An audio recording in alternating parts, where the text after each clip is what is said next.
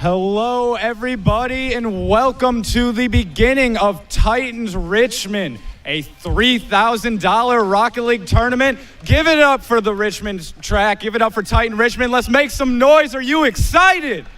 Let's go. Come on, we can get louder. Hype it up. These two teams are about to kick it off with some fantastic games. We got UNC Charlotte right here, Virginia Tech right here. Going to be a great first series. Let's get into the action for the beginning of the day by starting it off with Eastside Samurai and Hunted over in the casting booth, and they will let us begin. So go ahead, guys.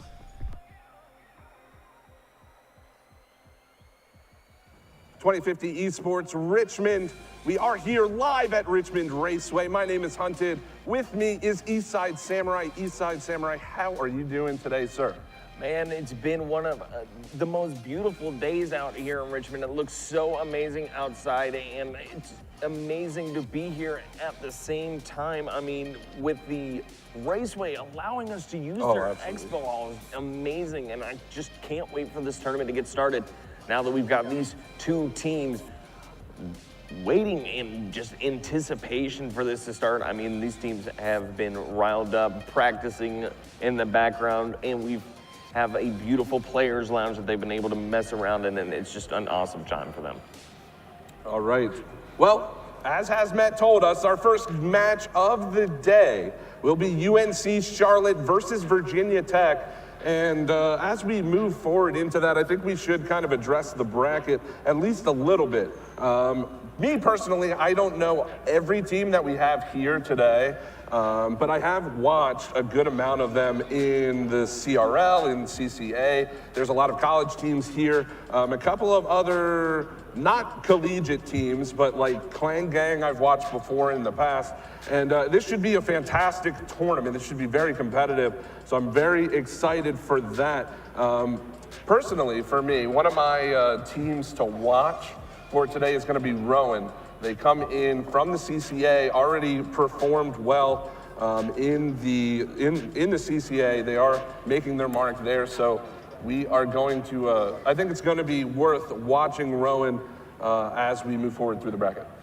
Well, I've always loved Clan Gang from the first time I started watching them, just to understanding their name and loving them. They're just an amazing group of guys, and I love seeing them able to do a tournament like this and come out here and shoot for a chance for $2,000 as the first place prize. That's insane. It's a crazy tournament that we are about to get started here. Hopefully the teams will be ready soon. We can get into the first game of that best of three again. It will be UNC Charlotte versus Virginia Tech. But yeah, I mean, being here at the Raceway, I mean, again, we are at Richmond Raceway. It is the Richmond Invitational.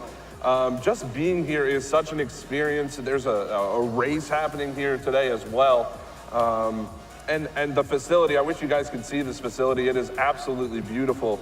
I definitely recommend you coming down if you ever get the chance. Well, if you're in Virginia, don't be afraid to swing by. I know parking still is not the best because of the race, but if you can get over here, you will have an amazing time. We have a couple of different areas set up for everybody to walk around and kind of check out a couple of the booths that we have here. And it's an amazing experience to come to an esports event. I mean, if you've never been to one, it kind of just gets you a little hyped up, able to see the game you love put up on a big screen. Yep. Oh, it's just the best. Every single time I go to one, I can't wait until the next. Yeah, and I think the cool part about these types of venues too is that it's small enough to where you can come and meet literally everyone. I mean, everybody is open. I mean, obviously when you and I are casting, we're not going to be saying hi to too many people, but the players, everybody's here. If you want to meet some of your favorite players, maybe you've seen them on other streams or what have you, this is a perfect place to do that. But enough about the venue. We should really start talking about these teams, what we expect out of this first match between UNC Charlotte and Virginia Tech. Well, it's going to be two teams fighting against each other extremely hard. We have an interesting roster on both of them. I mean, these teams look like they're all even ready to play as of this moment. I am just waiting for Yeah, we're about to get into the game, I believe. The teams are ready up, and it will we'll just take a minute. This is the first game of the day, so everything's kind of getting worked out, making sure that everything works and we bring you the best experience possible. But as we move through this tournament, most of the games will be best of threes. And best of threes in Rocket League, it's only 15 minutes. I mean, you get 15 minutes essentially, to win 10 of those 15 minutes. And when you're playing against teams that you don't necessarily know, you haven't played every week, day in, day out, that feeling out process is a little bit difficult. But we'll see how these teams do. We are going to get into game number 1 between UNC Charlotte and Virginia Tech. There they are readied up, and we should be throwing it into the game now. Game number 1. Starting right now, as the face-off will be taken in. The boys from the orange squad. Who is on orange? I can't tell. Virginia Tech. It is Virginia Tech, yes. Thank you very much for that. So yeah, Virginia Tech already applying the pressure here on the UNC half. We'll see if UNC can respond. Well, they've already started putting it towards each other's side of the field. They're definitely feeling each other out. I mean, these two teams have been waiting, but they haven't necessarily played against each other. So it's kind of, again, a feeling out process. And you're completely right. I mean, you have 3 games, essentially, if you can get to the 3rd game to really feel out a team and see where you're at when you go against them. So it's kind of difficult for these two teams to make good calls, if you will, or different calls, just on exact play styles of the other team. Absolutely. Well, we are underway. Just a minute gone by. No score yet. Spooky Face putting that towards the cage. It will be cleared away by the Virginia Tech squad. Back down into orange half. Now Dewis along the wall. Back towards the front. It will be eventually sitting in mid, so a kind of a slow start. I don't think anything out of the ordinary, especially for, as we mentioned, a best of 3. Yeah, these two teams are still getting there. Dewey's finally putting one on towards the net. These guys are getting closer and closer. They're starting to feel each other out and get closer. Oh my goodness, they're there. They just need to find the holes now in the defense for each other. I mean, you can see Blue finally making it down the field. This UNC squad able to get down there, doing a good job, and they're finally able to convert. Yeah, finally able to put one on the board. It's been all Blue all game, and Dewis will put that one in. A great pass by his teammate going up the wall, and it's just a perfect placement there. So 1-0, 2 minutes gone by in this game. Number 1, UNC Charlotte off to a hot start. We'll see if they can keep that up as Dewis will put it into the orange corner. It's going to be played away for Spooky Face to play this one down. But Wyme, though, is there, although he won't make the touch.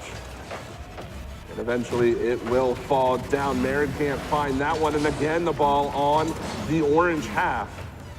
Funkadelic Kitten towards the goal. Wyme, though, can't make the save. And just like that, Virginia Tech ties it up.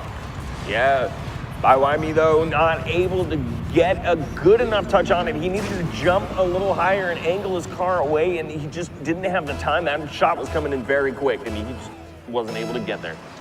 Oh, unfortunately, not able to find it. So we are tied 1-1, about 2:30 to go. As it will be played out of the blue end, KO will keep it in.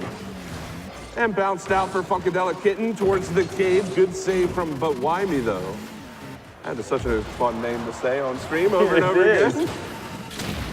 And now it will just reside in mid. Again, not a huge surprise from the first game between these teams. No team really wanting to overcommit or make that first mistake that leads to them being playing from behind for the final 2 minutes. Well, yeah, I mean, especially because it's a best of 3. So you've got essentially whoever sets or wins the first game is in the best advantageous position in this match. So it's kind of, you definitely want to play it safe on the first one because then you can do a couple more different things. You can be a little more risky because you won the first game. You can try to take more opportunities now that you're in a comfortable lead in the series. Absolutely, and that's a great shot from Spooky Face. As soon as we say that, with 1:35 to go, Spooky Face finding the pass from But Wymie though, and that is a beautiful shot. Right away from the defenders. Nobody can find the touch on that ball, and they are up 2-1. Game number 1 of this best of 3. We'll see if they can hold that lead, as now they're looking to add on, but Wymie though towards the cage. Funkadelic Kitten with the save. Touchdown from Spooky and the follow-up from Dewis, and they have a 2-goal lead now. That is an amazing use of just being up in the air, getting ready for it. You could see that Dewis had seen his teammate go up in the air and kind of pre-jump from the Orange defender, trying to clear that away, and it was just perfect timing by them, working together to send that down towards his teammate and toss that one in the back of the net. So they're going to take a commanding lead 3-1 so far with 1:20 left. And KO clearing that out, looking to get the touch. They do need to find a goal with time remaining, and that's going to be it. Bit of a mistake from the back wall defense of UNC will lead to VT with a chance now. Yeah, and you can see, unfortunately, just getting back in the UNCC half of the field were the defenders, and they were unfortunately were kind of caught a little bit off guard. One trying to go up the wall and wasn't able to get a good position for him to attack that ball as it went towards the net. But Wymie though able to score one as I speak bad about them. So. And again, just another poor touch from the defender. I see what he was trying to go for. He wanted to kill that ball and put it in the corner, but ends up tapping it with the wrong wheel, and it goes right out in front for UNC to put that in. So, minute to go. 2-goal lead, as Dewis probably wants to add on. I don't think they're quite happy with this 2-goal lead. If they can make it 3, it's pretty much the nail in the coffin, as KO's looking for his teammate. No touch on that. Merritt towards the cage. KO's there, can't find it, but it will go in. So a 1-goal lead with 45 to go. Yeah, unfortunately, it looks like Dewey's had to kind of get bumped perfectly out of the way by an Orange defender, which allowed that play to open up, and KO able to see that and quickly respond and throw it towards the net was what was able to allow them to get even closer now on the field. It's getting closer and closer to an opportunity for overtime. Oh, that one big save from Funkadelic Kitten, keeping the dream alive for them. Merritt cherry picking just a little bit. They need to get this offense rolling, but Wymie though will get bumped. It will be cleared away. Good shot, just off the mark. 30 seconds. Now still the blue team in orange half, however. This will be cleared away. 20 seconds. Can KO make this work? It's gonna pop out in front. Funkadelic Kitten, not the touch he wanted. It will get cleared back away. Funkadelic Kitten has to rotate for this one. 10 seconds remaining. Down towards the front of the cage. Cleared out by Merritt, and now with 5 seconds, can they keep this one towards the blue goal? Funkadelic Kitten out in front, but it's gonna get spiked down, and just like that, UNC Charlotte taking game number 1. They did an amazing job there holding them off, because you could definitely tell that the Virginia Tech team had stepped up near the end of that game. They were starting to score goals. They were starting to become consistent. And that is exactly what you need to do in the latter half of the first game in a best-of-3 series. You need to be able to figure out quickly what you need to do. And luckily, I mean, UNCC did an amazing job just holding them off. I mean, that's a difficult feat within itself when Virginia Tech started rolling. Yeah, Virginia Tech, when they looked on their game, it didn't look like UNC had much of a response. Fortunately for them, they did hold on. They did win by just a goal, and if you look at the shots, the shot count pretty even. 10 shots to the 7 of Virginia Tech, as it was a close game, closer than I think most of the game looked. If Virginia Tech can keep that up, they can possibly take this in reverse sweep fashion. Well, yeah, with the best-of-3, it'll be really wonderful to see, because again, you only have 3 games. Absolutely. And it's how you start out with those games that really defines the rest of it, and it happens so quick. Now, as we see all of the players joining up, getting ready for the second game, they want to get this done and over with. UNCC now with the chance to walk away with this best-of-3. Yep, and this is an important game for UNC. I don't think they want to drop this one. If they can take this series in 2 games, it obviously is ideal, but to give Virginia Tech that kind of momentum going into game 3, I don't think is a wise decision. So we'll see if they can end it in 2. Spooky Face, not going to be able to play that one. It will get cleared down the pitch. We are underway. It is a best of 3. UNC Charlotte up a game on Virginia Tech, as Merritt's going to get dunked on there, and the ball will end up in the orange half. Cleared away, and again, a slow start to this game. I don't think we've expected anything different. Virginia Tech have been putting on a lot of pressure early on. It looks like they might have an opportunity here, and unfortunately taken away from him by his own teammate. But they've been doing a good job throwing on this pressure early on, and it's kind of throwing UNCC off guard almost. Yeah, can they find the first goal? Merritt almost gets that touch. Just out of reach for him, and now Funkadelic Kitten has to rotate back. Playing that calmly, but it's going to come back down towards the orange goal. Cleared away, and now KO, around 1 defender, popping that up. Will get rejected now in mid. Nobody's scoring that first goal, but that's a shot on net, and UNC Charlotte will take advantage of the misrotation from VT. I don't think it was as much as a misrotation, and unfortunately Merritt got a really bad touch there. It looked like he touched it with his wheel when he intended to throw it towards his teammate, who was slightly pushed forward in the field, and it looks just, unfortunately, just bad placement by him on his car, and that one was able to be walked away by UNCC taking that goal early on in the game. So 3:40 to go. UNC up a goal. They're looking to make it more. It will be touched away by Virginia Tech, as Funkadelic Kitten, not the greatest touch. Lucky that Merritt did not run directly into that ball and put that one in his own net. It will be cleared away, and we'll see, can Virginia Tech get that pressure? Good shot, but a better save. It is still 1-goal game. This is a close one. I mean, we still have 3 minutes left, so Virginia Tech have plenty of time to unmount each other in the middle of the field and come up for an attack. So it's going to be amazing to see if they can keep up the pressure they did last game. I know it was later in the game, but able to put on that pressure either way kind of threw off UNCC, and they're able to throw it in right there. And a beautiful passing play. KO right to Funkadelic Kitten. Exactly what they need to do to break down this UNC defense. They have been trying the back wall play. It hasn't worked out for them. It's nice to see them connecting through mid. And they do put one on the board, so 2:53 is all that separates us from overtime. That is a lot of time in Rocket League, I'm sure, as you know, Samurai. Oh my goodness, 2 minutes and 45 seconds can feel like 8 hours, depending upon how many goals are scored in a certain amount of time. And it's just, oh, it's still, Rocket League is just such an amazing game. I love watching this game every single week. Oh, we've got plenty of it today as Dewis tries to put that one towards the cage. KO's going to make the play. Spooky Face getting rejected as well, and that's a good clear from Virginia Tech. 2 minutes, 20 seconds. Funkadelic Kitten. And now, but Wyme, though, towards the net. It's going to come off awkwardly. That one's just put wide, and they can't capitalize on the transition play. Oh, a little bit of a triple come in right there. We don't need to start seeing that from either team. Hopefully Virginia Tech doesn't do that one again. It was probably just a little bit of miscommunication, but it could have cost them dearly. Luckily, they were able to get away with it. But Merritt now with no boost. This one's not looking too good.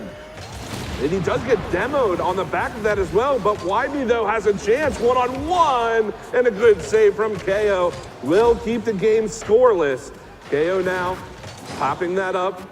Funkadelic Kitten will get the next touch, but Wyme, though, off the wall. And Funkadelic Kitten looking for the pass, but it's just off the mark. Both teams, good opportunities, just no finishing power. Unfortunately, that is exactly what they need. I mean, they're all getting close. They're setting up passes in the middle of the field, or but they're getting interrupted. Each team is seeing how they're attacking like that. I mean, you can just see how quickly he reacted to that play. He saw it coming up and was able to read it very well. And with everyone doing such a good job, as I say something, of course, that happens, and we're just going to ignore that one and move on. But 56 seconds left to go, and this is looking like an overtime opportunity. we're just gonna have to see how it pans out. Yeah, I'm not surprised that this game is so close with only 45 seconds to go. UNC trying to connect with the passing play. Spooky Face has to make a save.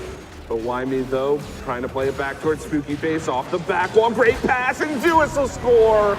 30 seconds to go. UNC trying to close it out. That was a beautiful passing play by the UNCC team, able to send that one straight back into Dewey's path just perfectly. He's allowed to put a bunch of pressure on it and send it away from any defender that was there in the goal. An amazing job done by the UNCC team. 30 to go. Merritt off the back wall. Won't get it past Wyme, though. Will get cleared away eventually, and this is a good opportunity. They've got to make this one work. Merritt can't find the touch. That's going to allow Spooky Face to get it beyond everyone, and he's going to waste so much time here. But Wyme, though, even adding on to that. 10 seconds now. KO across the net mouth. It's going to be put down, and only 5 seconds. Can they keep this ball up? They were in this position last time. 1 second now. They have to keep it up. Merritt's there, but he's not going to get the touch. And UNC Charlotte takes 2 one-goal games to beat Virginia Tech in this first round. Well, it was amazing. Both of these teams did a great job. I mean, Virginia Tech showing that they were definitely kicking butt and taking names. I mean, they kept it close the whole entire time. I mean, this game, they had more shots than UNCC. UNCC was just able to get there a little bit quicker, and that's unfortunately Virginia Tech's downfall there. I feel like they were a little slow to come and attack. Yeah, so congratulations to them. UNCC, as you said, taking this one. And yeah, it was a close game, but it never felt like Virginia Tech found their they never found their footing in this series, if you will. They always felt like they were playing from behind or trying to play catch up. And I think that kind of hurt them. If this series was a bit longer, maybe 5 games, I think we see Virginia Tech kind of get into that flow. And this is the first game they're playing in this tournament. So we'll see. They're not out of it yet. It is a double elimination, so they will fall to the loser's bracket. But yeah, we'll see as we move throughout the tournament if these teams can find their groove. Well, hopefully they do. I mean, Virginia Tech now having to fight their way through the loser's bracket to get a chance at that $2,000 first place prize. Some intense money being thrown there towards a grand prize. And, oh, man, I wish I was in the tournament. I know. Yeah, exactly. I wish I was good enough. How about that exactly. one? I would play, but we wouldn't get very far, I think, if we teamed up. But yeah. So a quick 2-0 from UNC Charlotte. They are going to have to wait for their next match a little bit, I think, as Levitate is taking on Redford right now. Oh, well, actually, I don't know if they're playing right now, but they will be waiting for the winner of that game. But yeah, so a wonderful series from both of these teams. We'll see if UNC Charlotte can keep up that. I'm not going to say it was domination, but they played a cohesive team game. And in Rocket League, especially 3v3, in Rocket League, that is so important. Well, definitely. I mean, being able to communicate with your team and send them the passes at the perfect time, like, because you want to send these passes quick, but you want to throw it at the same point to where the person who is taking the pass can actually put it somewhere. Right. If you just send a pass over there and they're just struggling to get to the ball, it's never going to work out. But when you throw it that fast, it really allows plays to set up. All right, well, guys, we have a little bit of an interview for you. Hazmat with the winners, UNC Charlotte. Take it away, Hazmat. Thank you so much for that, Hunted. I am here with Dewis from UNC Charlotte, who was just able to take that in the 2-game sweep. Fantastic performance by them. They came out early, they came out strong. How are you feeling about the competition this early in the tournament? We feel good. We think we have a good shot to go pretty far in this tournament. So I think first round showed that. Yeah, it definitely did. So we did see a little bit of a slow start to both teams really up on stage. Do you think that was land nerves, first game of the day, or just feeling each other out? I think it was a bit of both. I know Virginia Tech had just gotten here. I don't even think they had a chance to warm up. So it was definitely just kind of feeling them out, them feeling us out, and everybody trying to get their nerves together. Definitely. Well, I'm glad that they shook out and they worked out really well for you, and I hope you go far in this tournament. You guys have a great chance to do that. Up next, we are going to see Shenandoah versus Rowan Esports. So if they could come up to the stage, that'd be fantastic. But that's going to do it for us down at the interview section. So take it away, Hunted and Eastside. Thank you, Hazmat. We are back. But yeah, I'm actually pretty excited. We talked about Rowan, and it should be an exciting match. But before we do that, we are going to take just a quick break while the teams get ready for this next match.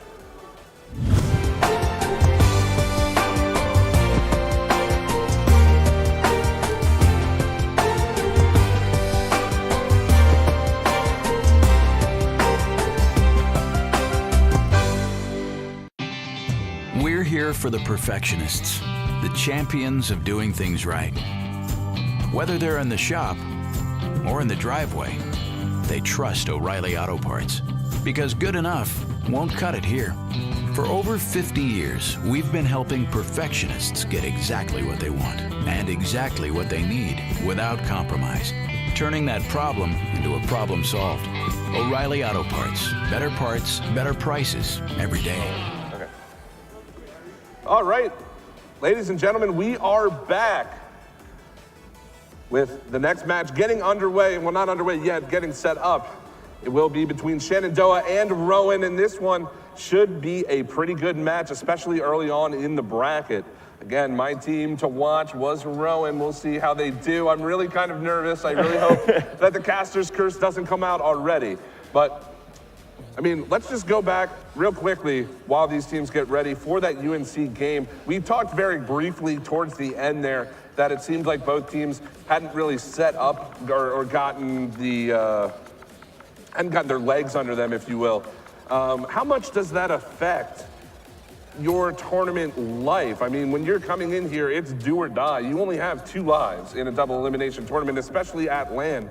So how does that affect when you come in here that first game trying to get your controller warmed up? Well, one of the biggest things is when you come to a LAN tournament, to be able to either have previously practiced together, either that day or even that morning right before you play, something like that. Basically knocking the dirt off of your shoulders when you join in to a match, because if you don't do that beforehand, it's kind of counterintuitive, because now you're warming up in your first game in a tournament. That's never good. You don't want to end up doing that. It just definitely throws off your opportunity, at least in the winner's bracket, because if you're not warm up in the winner's bracket and you move down to the loser's bracket, now you're warm. You've got a lot more people to fight to get to the end of the matches. Yeah, I certainly think that's a pretty big point. If you've never really played in a tournament this style, there are 16 teams here today. With it being double elimination, if you fall in that early stage, that round of 8 or round of 16, 8 matches, you fall into the loser's bracket early, there are so many games you have to play back to back just to make it to the loser's finals, let alone the grand finals. And just coming through that loser's bracket is not the easiest thing to do. We see some teams manage to do it sometimes, but with a tournament like this, you certainly want to stay through the winner's bracket as long as possible. Oh, definitely so. I mean, it's just every single time that you have to worry about, okay, if we lose this game, we're done. Right. Like, just having that worry on your mind in the first place going into a game is just not good. So being in the loser's bracket already is a slight, I feel like, for me at least, a handicap, because you're going in there and you're like, okay, we lost, but now you need to pick yourselves back up. Like, if you don't pick yourselves back up, it is so hard to get back into a tournament and make it further than you did, obviously, in the winners. Yeah, I think it's also worth noting that you might feel that way, but the enemy team that you're playing also feels that way from just falling in, especially when you get later. If a team were to drop in the winner's semis and you end up moving into them, you've probably won a game or two on the back of them just dropping a series. So the mind games kind of come out to play as we get later on in the tournament, but so far, it is okay. We will see as we move forward which teams will continue through the winner's bracket. As we have Clan Gang currently playing, I don't know the status update on that. Clan Gang is playing against Welcome to Chili's off stream, I wish we did have an update, but I think they might be moving closer to being done, so we'll see that soon. What an amazing name, though. I mean, come on. Welcome to Chili's. It's such a great name. I mean, it almost makes you want to go there. Wait. Can't say anything about that. We're not sponsored by them. Can't have anything like that popping up. It's just so great to see a team decide to turn their team into a legitimate meme for $2,000 chance. Like, it's awesome, man. Yeah, well, I don't know how they're going to do. I've never actually seen them play. So I'm very interested. That's why I'm so interested to see how that game goes against Kleingang, because at least I have history with them. I've watched them play before. So yeah, the bracket taking shape. We've only just begun here at Richmond Raceway. We have so much more Rocket League action. And we do have our next match currently getting set up again. It is going to be between Shenandoah Esports and the Rowan Professors. And Eastside Samurai, you and I had the pleasure of casting Rowan at CCA this past weekend.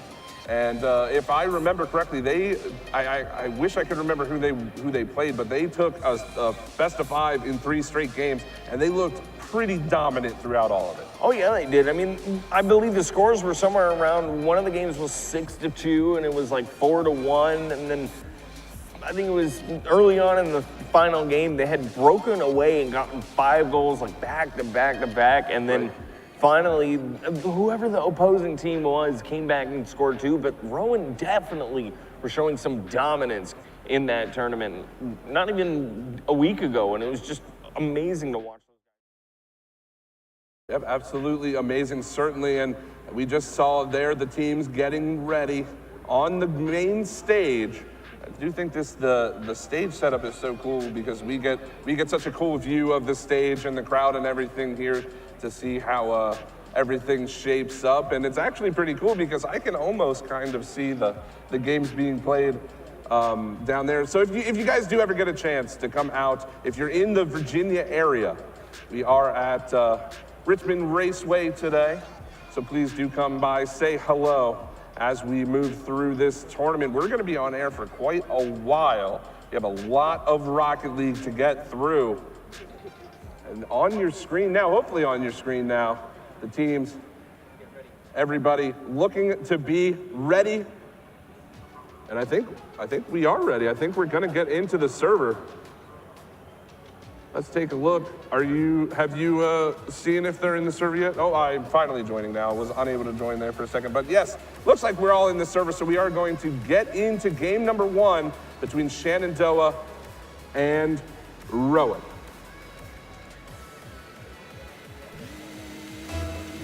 All right. These two teams going to start it off strong early on. I mean, Rowan being one of those teams that we know is going to kind of start it off quickly. In 3 seconds, they're already going to score. Yeah, Gary, beautiful shot by him. Getting that kickoff goal is important. And the first goal of the series, always very important, but more so here, I think, than anywhere else when you're in this LAN environment. Getting that momentum can carry you through a series as Gary wants to make it 2. He's just off the mark there. Professor Cab off the back wall, and it will eventually get cleared away.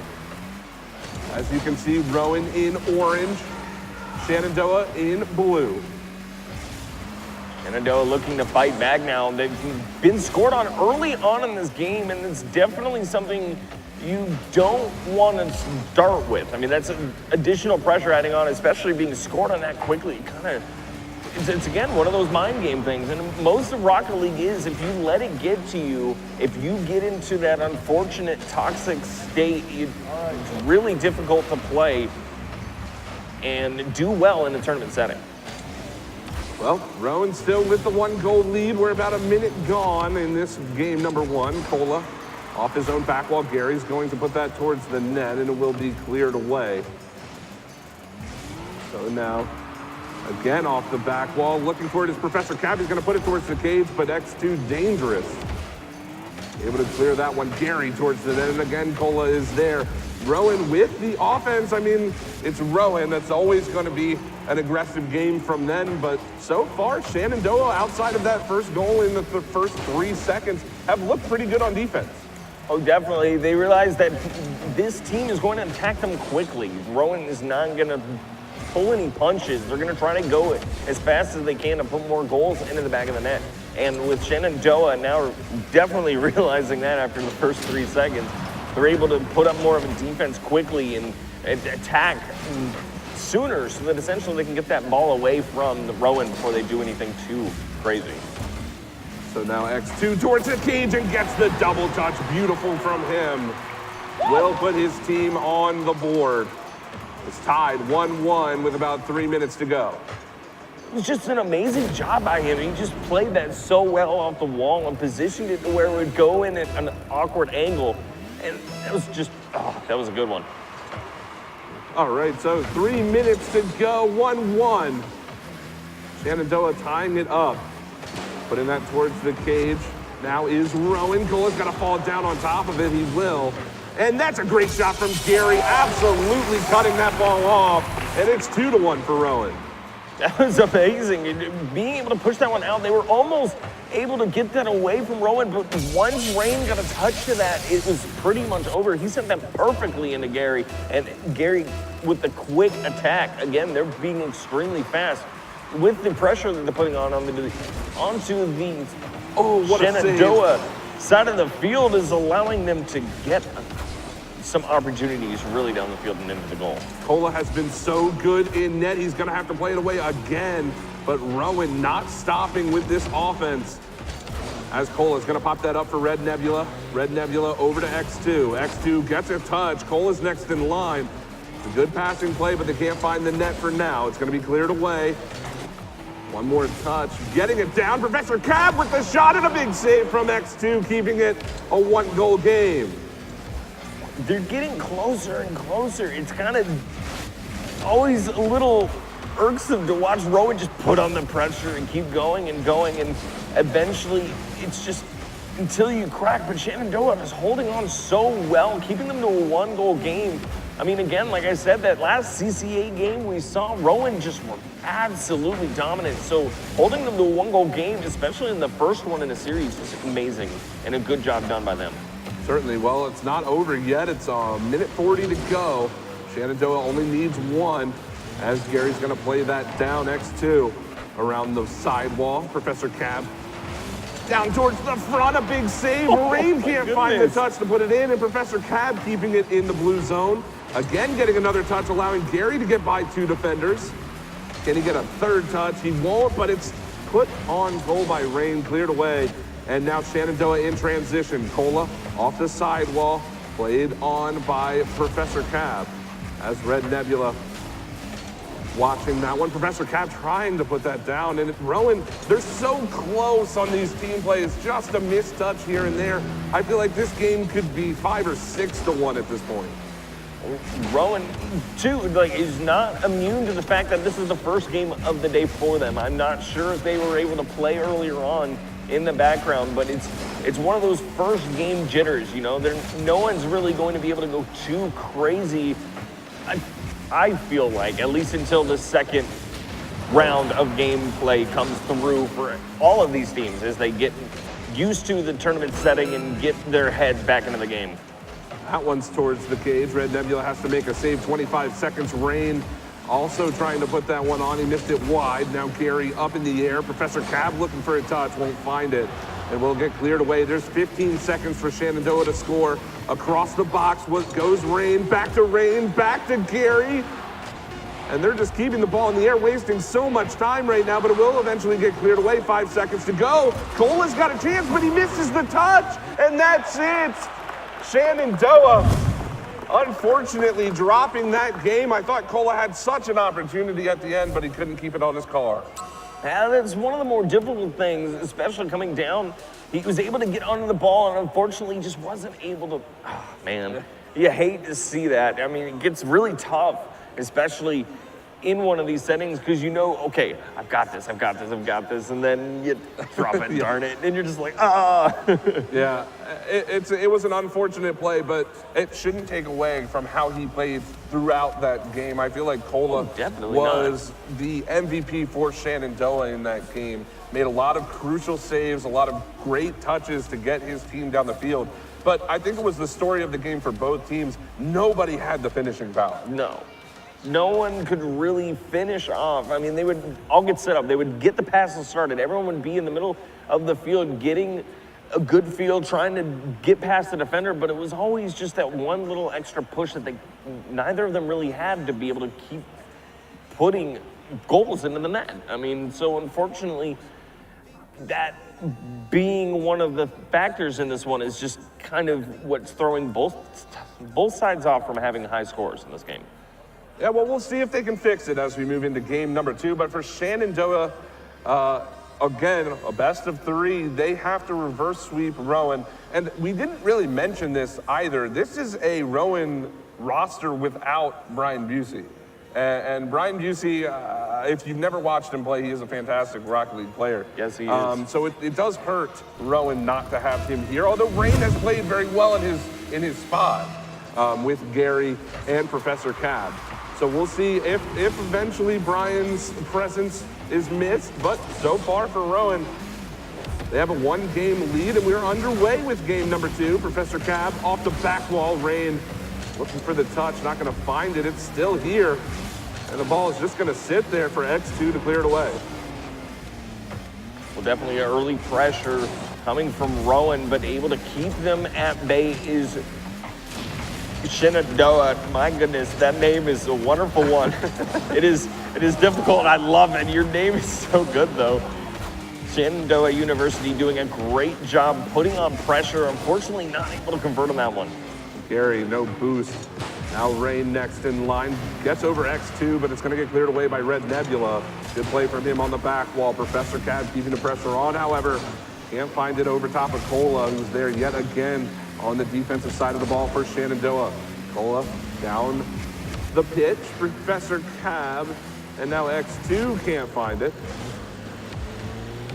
Cola over top of Gary, big shot from Rain. What a save from Red Nebula. The follow-up, and he'll score.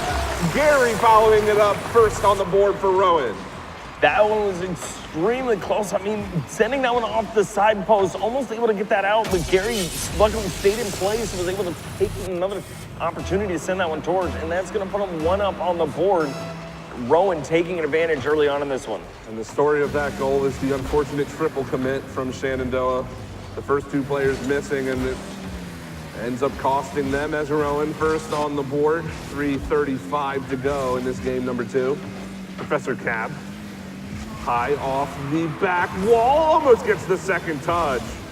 Close from him there, as Red Nebula will, with no boost, clear it back down. X2 getting fought there by Professor Cab. Now that's a shot from Kula, and he'll find the back of the net. A bit of a uncharacteristic defensive misplay from Rowan. Well, Shenandoah looks like they had a an attacker in the net, and when they had rotated around, Gary kind of punted them across the field, and you can't really do much once you get tangled up with another team. And it's just unfortunate, but the goal opened up perfectly, and they were able to put one on the board. Shenandoah did a great job there. The 1-1, 3:10 to go. Cola back flipping that one away. Gary just off the mark there. And again, I think you mentioned it, that this Shenandoah team is certainly playing Rowan as hard as you would expect. Rowan, certainly the aggressive team, but Shenandoah standing up to that aggression, and so far, their defense is holding strong as Rain will try to make the touch over top of Red Nebula. It's not going to happen. Another good play from the blue defense. Rain trying to make it rain from above and send it down into the middle of the net. Yes, I'm going to start with puns. I'm going to get a lot of groans from the crowd. I know it. I'm waiting for it, and I can't wait to savor it. But as we continue on in this game, both teams playing a perfect amount of pressure, almost a perfect touch there. just off the crossbar and down. One more touch, but a big save there from Cola in position. Rain still looking for more. Doesn't have boost, though. It will get cleared away by X2. Professor Cab can't find it. He's still here, though, looking for Rain. Rain's going to turn, but the ball takes an awkward bounce. Gary now towards the cage, and that one will fall in. Far and down from Gary. That was a beautiful pass by Professor Cab, able to send that one off the side, while Gary, seeing the angle he needed to take for that, how Shenandoah was coming around the net and was able to put it behind them, is perfect placement for that shot. So 2-1 now, 2 minutes to go. Rowan looking to end this series in the second game as Professor Cab puts that towards the net, but Cola's there. One more touch for Rain. Can he find another? No, just out of reach. Gary off the back wall, but X2 is there to clear it away. Can he find this touch? He won't be able to. Professor Cab now out of the blue corner. Rain is next in line. Again, this pressure is good, and Gary will find the touch again. And Samurai, I gotta say, it seems like Gary is just the cleanup man for Rowan right now. Oh, definitely. I mean, you've got passes coming to him left and right. He just sees where he needs to be each time, and he gets there. He's not hesitating about it. He's moving up the field and getting into those positions so that his teammates can give him those quick passes, and that really allows for big plays to show up. 3-1 with 1:28 left to go. Shenandoah got a little bit of work to do, but they can do it. That they can, but they need to do it right about now. They have no extra lives in this series. Rain with a good touch to keep it in. Gary again will throw that one off the back wall. Professor Cab looking for a touch, but he's going to opt to rotate back as Red Nebula tries to push him. X2 following this one up will get a touch. That's a bit far, although he has follow-up from Red Nebula. Oh my goodness! And what a beautiful goal from the boys in blue. Red Nebula coming up from up top and slamming that one down. Just a beautiful job, able to get that bounce in there to throw that over the orange defender for Rowan. I mean, it's a beautiful shot and a great play to come out from them. Now Shenandoah have an opportunity. It's how they come about in this next couple of minutes. Well, they do have just a singular minute, unfortunately, as Cola clearing that one away. Red Nebula gonna get challenged by Rain. There's Professor Cab, but he missed it. Uncharacteristic from Professor Cab, just wide on that, and this gives Shenandoah a chance as Cola's gonna keep it in the orange zone. Bit high there for Rain to try to play down. X2 out of the corner. Professor Cab with a good backboard defensive play there. Will allow now Cola to play it out of his own zone. But I don't think Rowan want this ball in the orange half anymore in this game. We'll see if Shenandoah can make a change. X2 underneath the defender. 15 seconds now. Cleared out by Professor Cab. Cola committing to this one a bit early. Now only 10 seconds. X2 is still there. 5 seconds now. And that's going to pass the defender. Red Nebula can't get there. And Rowan takes the second series of the day. Again, another 2-0 sweep. But this one, I think, was a little bit more what we expected. Well, Rowan, being a dominant team is, of course, one of the things that we have seen as casters, able to watch them do an amazing job. They know where they are. And again, kind of like our last stream game with UNCC, very cohesive, working together in a really good form. And that's exactly what you need to see from a team. And Shenandoah did an amazing job. Do not cut anyone out. Just because you're going to losers bracket doesn't mean you aren't one of those amazing teams that can break through everyone else, get to the end, and give whoever is in that winner spot a fight for the money. Yeah, Red Nebula, I mean, that shot from Red Nebula to score the second goal was nutty. I didn't think he even had the angle to make that work, and he underneath, I can't remember who that was, one of the Rowan defenders, but a beautiful shot from him. I would love to see him continue that play and try to carry Shenandoah through the losers bracket. But the whole team of Shenandoah looked like a cohesive unit. It's just Rowan with their experience and how much they've played in the highest level that they can get to. It just seems like a little bit much for them to overcome in those two games. Well, yeah, especially, I mean, how many times are we gonna have to reiterate it? Too many, I'm sure, but best of threes are very difficult to find your footing. I mean, with basically 2 games could just happen. It doesn't, you don't always make it to a 3. When you just have a chance for 2 games, I feel like it just gets you enough time to get situated, but to put a plan into action, it gets very difficult. Absolutely. And I do believe Hazmat is ready. We will have another interview this time with one of the members of Rowan. Take it away, Hazmat. Thank you so much. I am here with Gary, the clear star player of his team, MVP of that series, scoring, I believe, every single goal for your team. How does that feel to show up so hard? It feels great. I mean, that's kind of our role. We kind of just do whatever.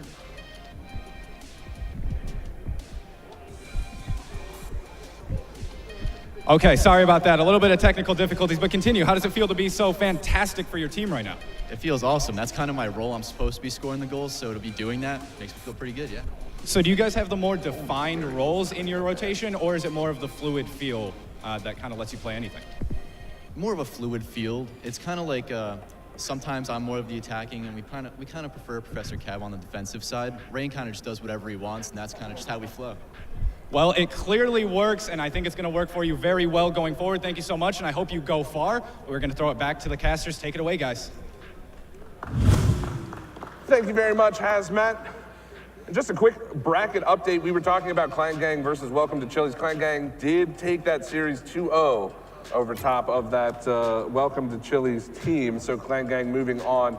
But we are going to take just a quick break while we get the next game set up for you here at Richmond Raceway.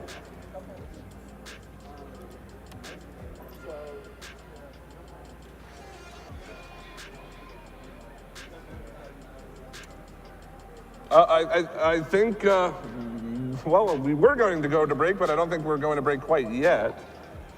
So yeah, well, I mean, I guess while we've got the time, why don't we discuss a bit more about that game? Shenandoah and Rowan. Oh, no, we are going to go to break. So sorry about that. We are going to break just now. We'll be back in a couple minutes.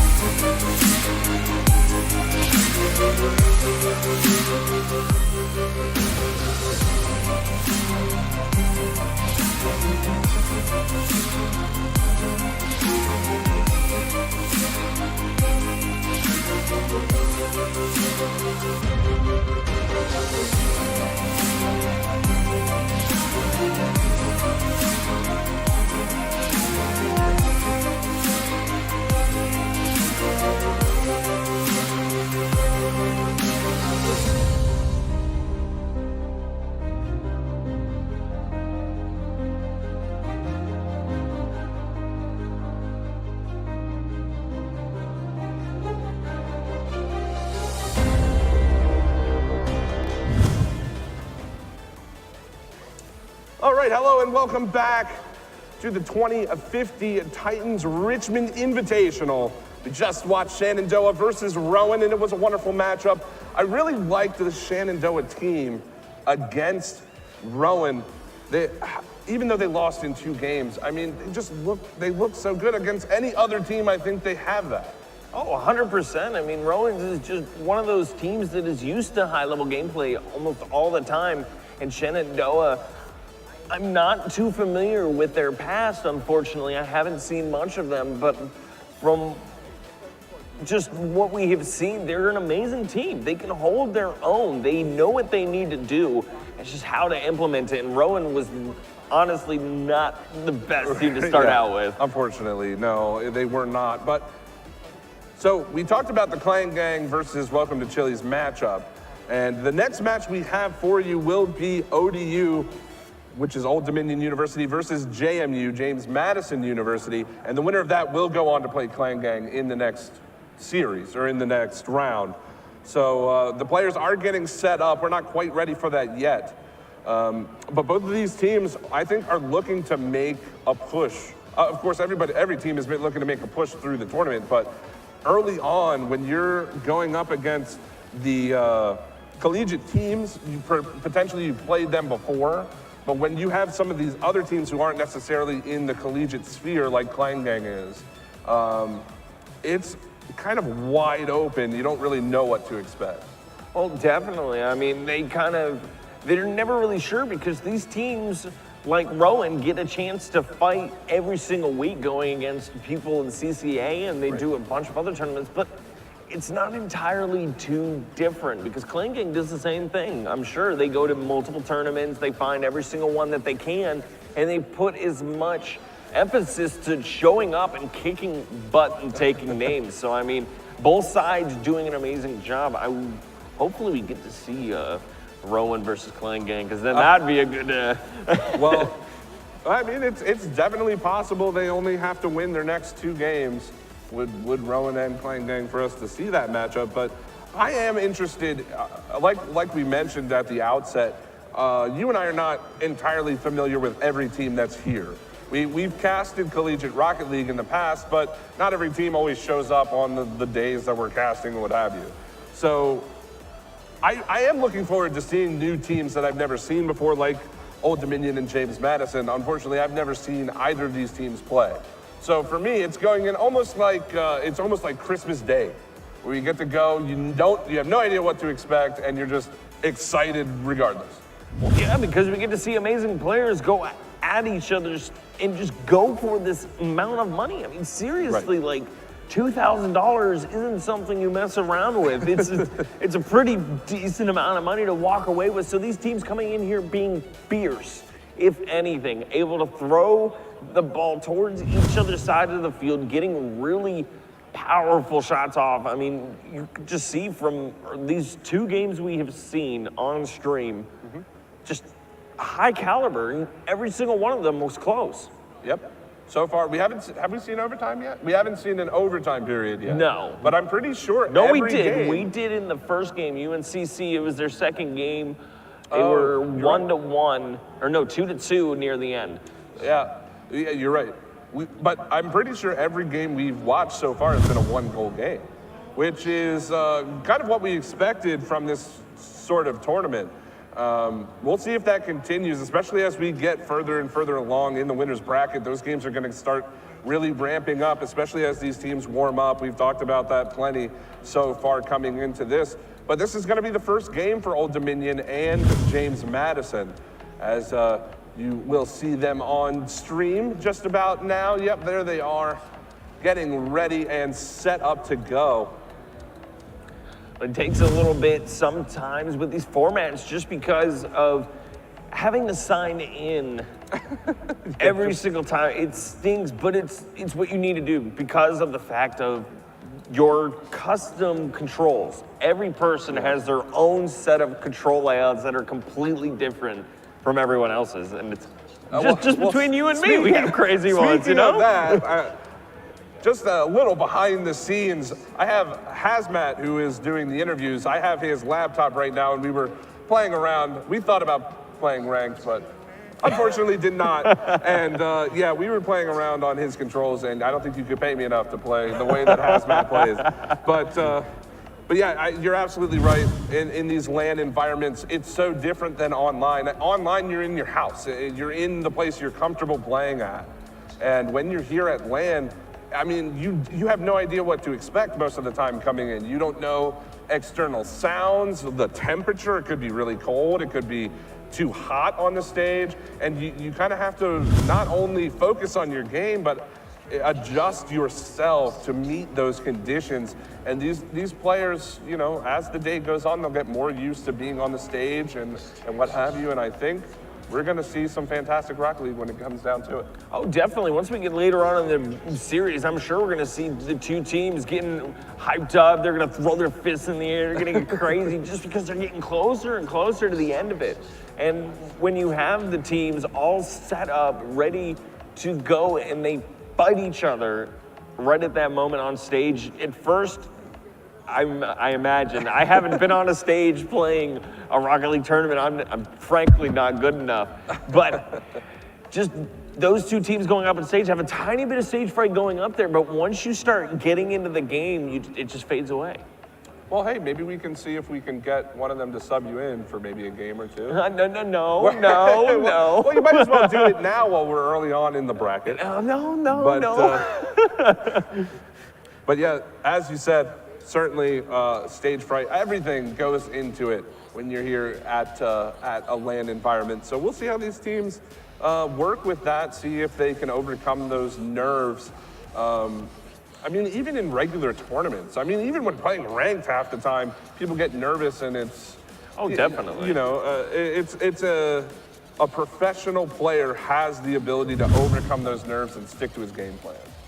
But it's definitely just one of those things where you, sometimes when you're solo queuing, for example, I mean, you come into a game and you're just like, I don't know what I'm messing with today. It's really, who's gonna do what? Am I gonna have to sit back and watch my teammates fly across the field, or am I gonna be able to do something in this match? And some of that doesn't really prepare you for something like this until you actually get to play with your team, and then with the lowest latency, because you're able to be right next to each other. You're able to play with your team right sitting next to each other, not having one person in California, one in New York, and then the other, say, in Texas. Like, Sure. It has everyone together in one plane, and it just makes it so much better to come at it. Yeah, I think in this situation, totally what you're saying is very true, but in this situation, we have collegiate teams.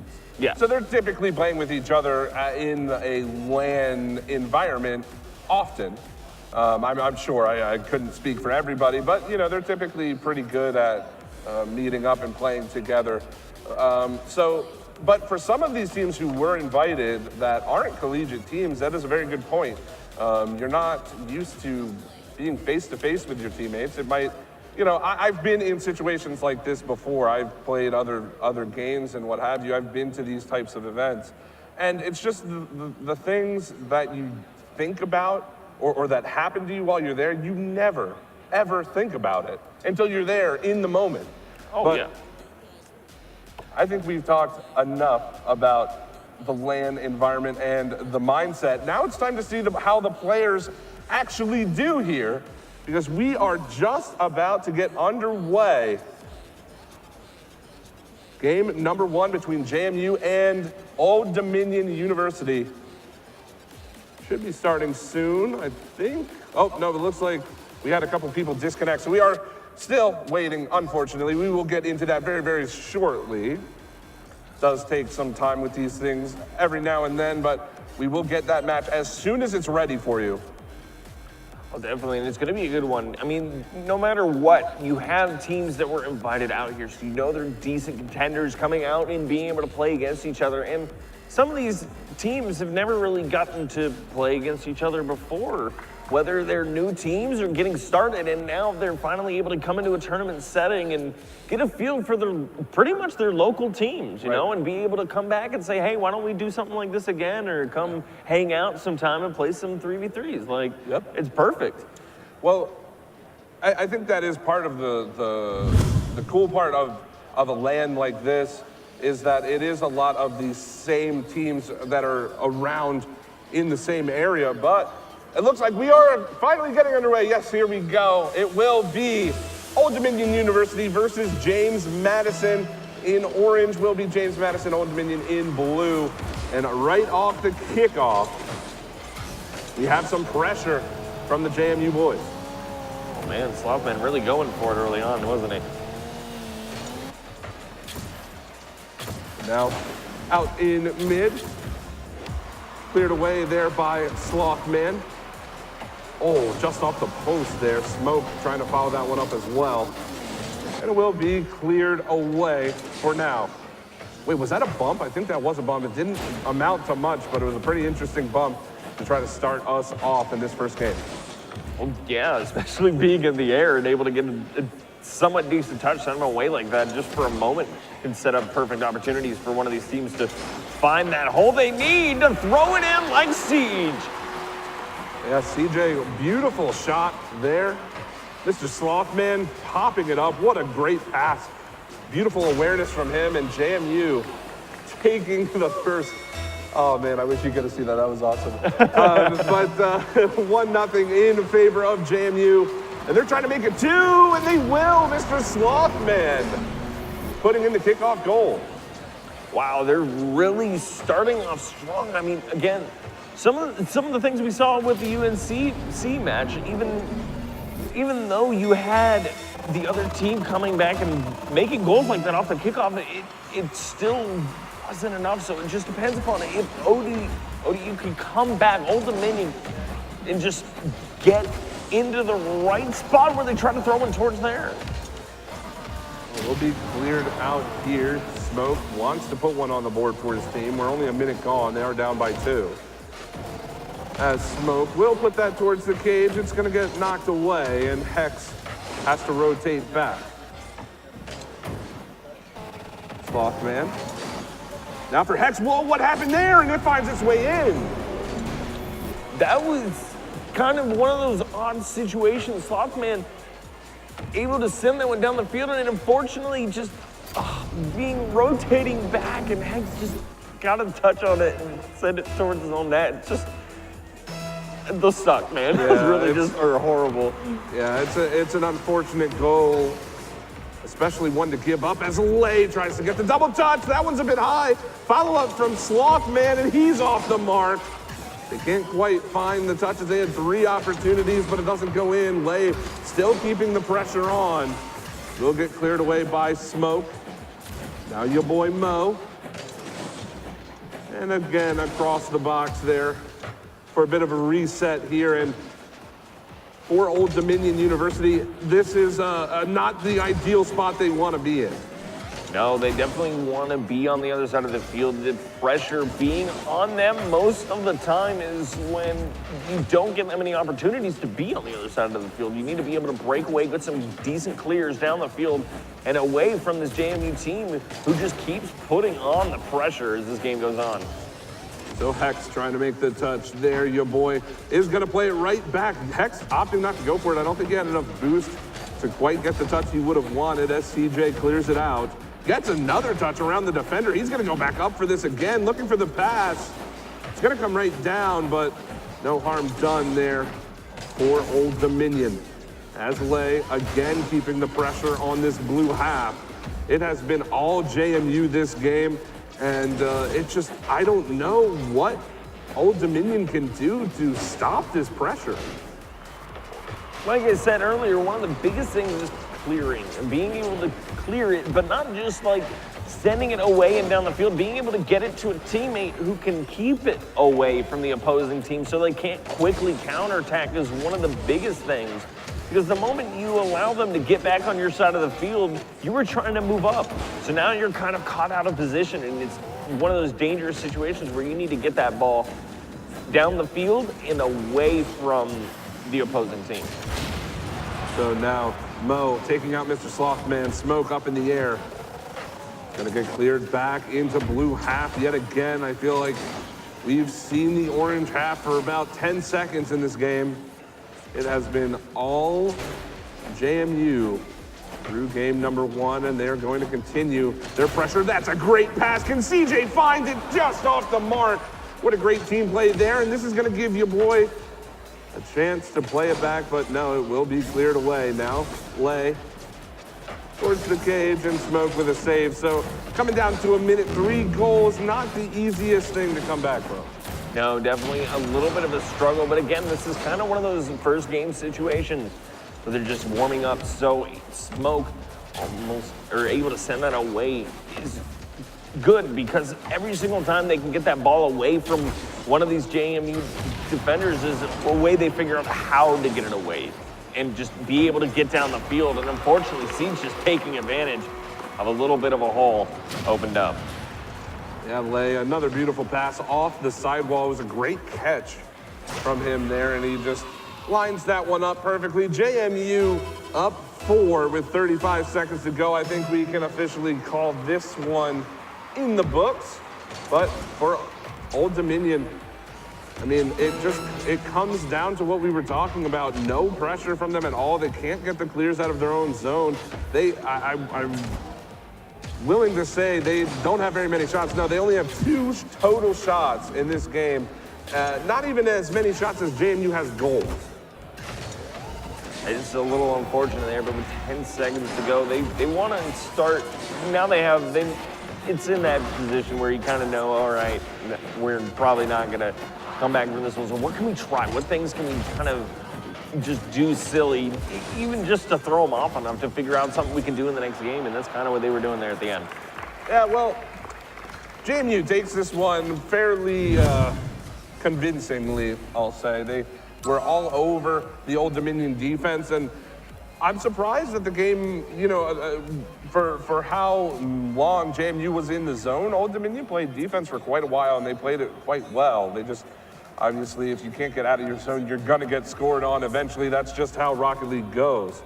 But if they can keep up that defense and like you said, change something, do something that JMU's not going to expect, they can potentially, if they can find just a goal or two with the defense that they're playing, it'll come down to the wire, I think, in game 2. Well, that's exactly what they need to do. I mean, something to throw everyone off, because the moment you do that, I mean, it's like, oh, okay, didn't expect that. All right, now all of our rotations are messed up, and we have a chance to score. It's just one of those things that you kind of have to do sometimes, just because if nothing else is working, why not? Sure. Well, we are about ready for game 2, loading in right now, and yeah, for Old Dominion, it's going to have to be something that they can figure out. They only have one game left to do it, as this is again a best of 3, I believe. It should be a best of 3. Yes, sir. It is a best of 3, so yeah, they need to figure out something against this JMU squad. We'll see what that is as we get underway with game 2. The kickoff will happen between your boy Mo and I believe that was Mr. Slothman. Yes, it was. So we are underway, game number 2, 10 seconds in, and not a whole lot of rotational stuff happening quite yet. Lay already starting the offense here for JMU, but Smoke trying to find a touchdown to his teammate. A little bit of a double commit there. That's not something you want to see early on. What a block in front of the net. Is it enough? Able to get that one away down the field for a moment. It looks like Old Dominion is going to hold on for a couple more minutes. Mr. Slothman putting that towards the cage. JMU want this first goal. Smoke popping it up. But now Mr. Slothman keeping it in. Pass across, there's Lay, but he hits that way wide there. TJ next in line. It's going to come down for Slothman to score, and the JMU offense keeps on rolling. Oh, yes, they do. They find an opportunity sending that one off the backboard. They noticed that Old Dominion wasn't too backboard defending. I don't know how to put that. They weren't really good on the backboard defense, and it essentially kind of showed near there. So last game, when they made one off the back, they noticed no one went for it. So unfortunately, it's going to be another opportunity that they just capitalize on. So now, out of the corner, X just clearing that away, wants to keep possession. But again, Lay is just all over the blue half. He has been such an instigator for them throughout these first 2 games. And that's a triple commit on a ball in mid, and that's going to find its way in. You can't be doing that if you want to come back against this JMU squad. No, unfortunately, that was an extremely bad call. I mean, all of them were in the same exact spot in the air at the same time. That is unfortunate and something you want to stray away from as much as possible. Fortunately for him, now Smoke will win the kickoff, and again, it's just been on the blue half for so long.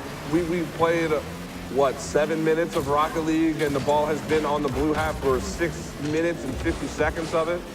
And it's just, I'm not sure what Old Dominion needs to do to change up against this JMU squad, but they don't have a lot of time to do it. One of the biggest things is they need to start connecting each other. When they do get those small breakaway moments down the field, they need to connect quickly, because it just seems like JMU is kind of trying to cover everything. They always have someone in a perfect rotational spot, and Slothman showing that that's exactly what they're looking for. Yep, another great rotation from them. They're always lurking like sharks in the water there. Always looking for that touch to get the ball through, and they find it yet again. We're about halfway gone, and JMU with 3 on the board. Old Dominion haven't scored a goal in this series yet.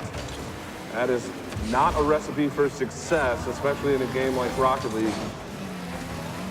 As CJ wants to make it 4, it will get cleared away by Smoke. Oh, he might have this shot. Oh, there he goes. Smoke able to put one towards there. Is going to put them on the board.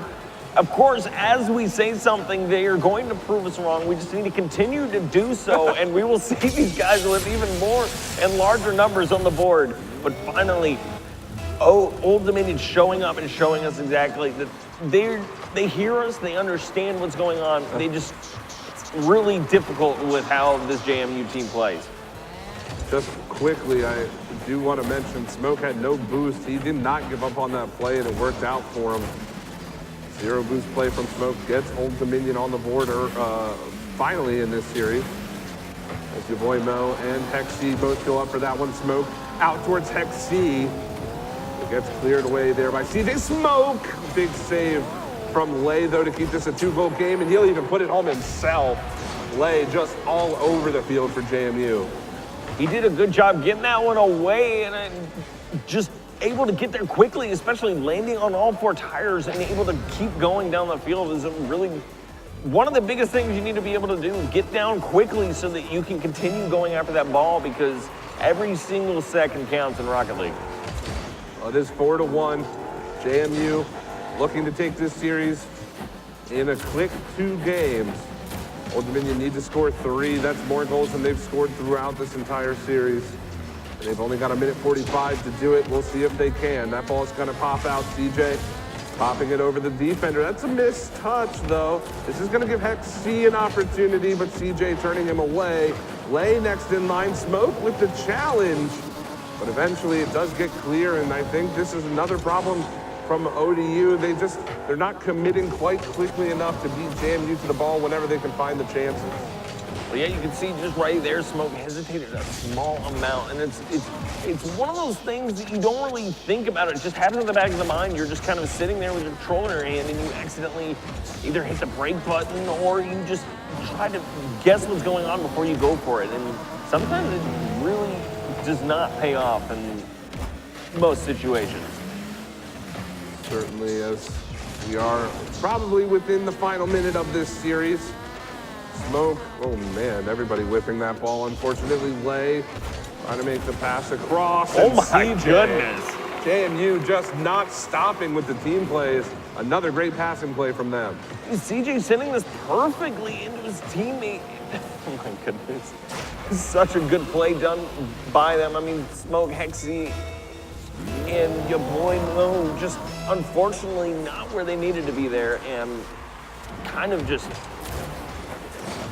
oh my goodness, I can't even, that was a good play. That was a beautiful play, sending that to each other so quickly. Yep, a great play, and JMU has looked so good throughout this first series. They will take this one, I think, just about over 25 seconds. Now, kind of a formality, just got to play the remainder of the game, but for Old Dominion University, it's not over for them. Again, we are playing double elimination. Another great pass. Can they follow it up just a bit high? So they will fall down to the loser's bracket, have a chance to play back through that. But for JMU, they look really, really strong, and they have to go up against Clan Gang next.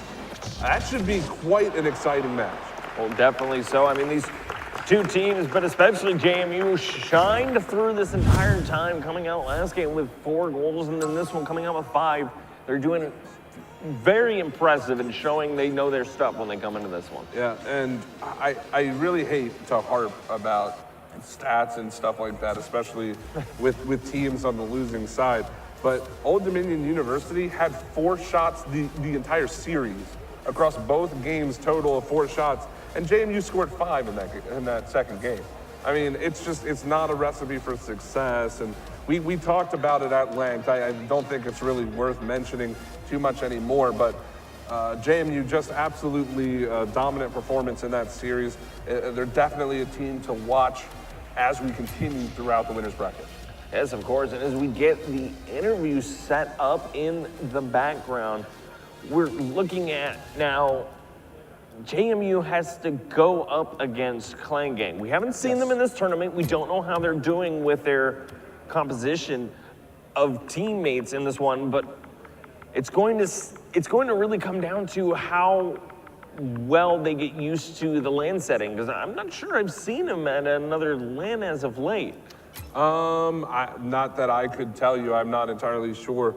But they do play quite a bit on in the online spectrum. I've certainly seen Clan Gang around in multiple tournaments, but yeah, it should be very interesting to see those teams play. I'm not sure if they will be on stream, if they're going to be off stream, but regardless, the winner of that match certainly one of the favorites, I think, to win the whole thing. So yeah, another great game, another great series. I'm not entirely sure what our next match is going to be, but just looking here at the bracket, it does look like Low Boost did take down the Patrick Henry Patriots 2-0. That's a name. That's a name. It is. That it is, but Patrick Henry Patriots, that is a long one. And an interesting name. Now I kind of want to know where that comes from, where that stems from. It just kind of interests me a little bit. But it looks like we have the interview ready, so we're going to throw this over to Hazmat for the interview. All right, I am back, and this time I am here with Siege from JMU. A fantastic performance from the whole team. We could really tell that I think you guys have been playing together for just an insane amount of time, as your communication seemed perfect. I saw almost no double commits, and every single touch had a clear purpose. Have you guys, has this been something you've really focused on, is this communication and ensuring you know where each other are? I think we just spend a lot of time playing ranked together, and that helps a lot. And a lot of times without comms, so we kind of get a feel. We have to get a feel for how we play and where we're going to be. And I think we have a good rotation scheme that Leo taught us from his times with Loaf Bread Sports. And yeah, I think it's more about a good scheme and that we know how to follow it. Yeah, definitely, 100% agree. And that scheme really helped set up some incredible passing plays that we saw on the offense. And personally, I think that's probably your biggest strength right now is just those fantastic passes. But what are your thoughts for the teams who have to prepare to fight you? What should they be most scared of? I think that we're a pretty chill team, and we have that going for us is that we don't get too stressed out about anything, so we're never down and out about it. So I think that that's the thing that people should worry about the most is that we have fun with it.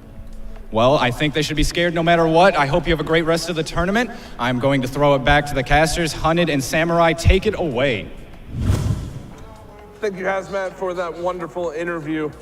And again, just to recap, that was a 2-0 series by JMU over top of Old Dominion. They will move on to play Clan Gang in the quarterfinals, the winners quarterfinals.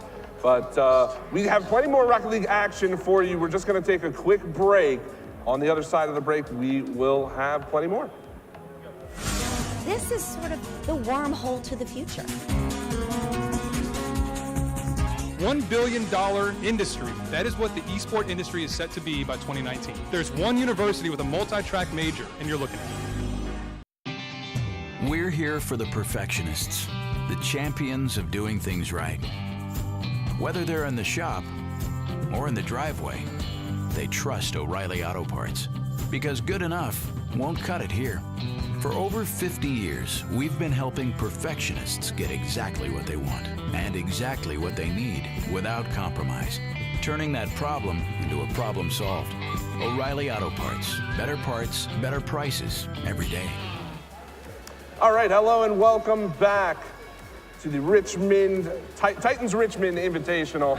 I almost forgot there. We will have another match upcoming here very, very shortly. It will be the Bulligans, the Bulligans, I just got the name, I crossed the names. The Bulligans versus VCU is next on our bracket. That is, again, a best of three, as that is in the first round. So again, these teams playing their first match. And what are you expecting to see out of that one?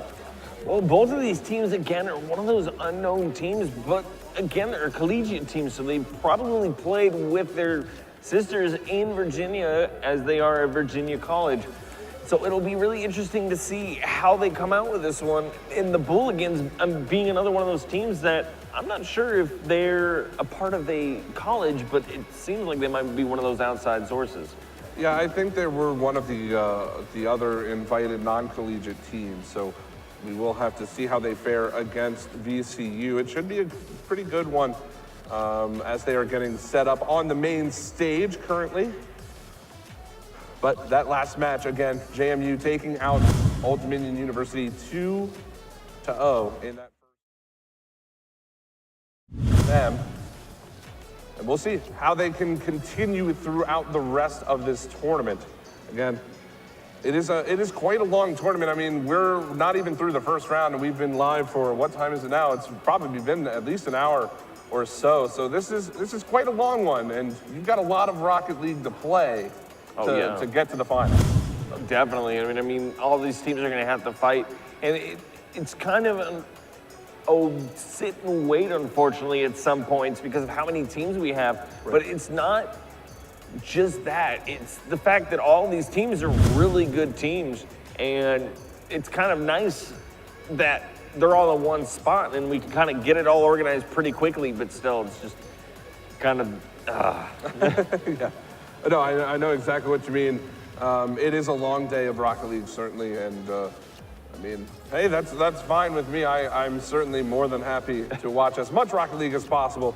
It has been fun so far, but this will be, I think, the final on-stream match of the first round. I think we have the other one currently being played between Levitate and Radford, I believe. I think they are off-stream, so we'll be moving swiftly through the bracket here once we get beyond this one. But again, for these teams, now it is interesting. I don't know when these teams arrived to practice. I'm sure they've been here for a pretty decent amount of time. But you know, if you're in the shoes of VCU or the Bulligans, you've watched some teams on stage already, or at least you know that they've been up there, and the atmosphere is kind of going. So you're not the first on the stage to play. It's not, you know, the unknown, but at least there's kind of like the vibe of the land that they have in their favor this time.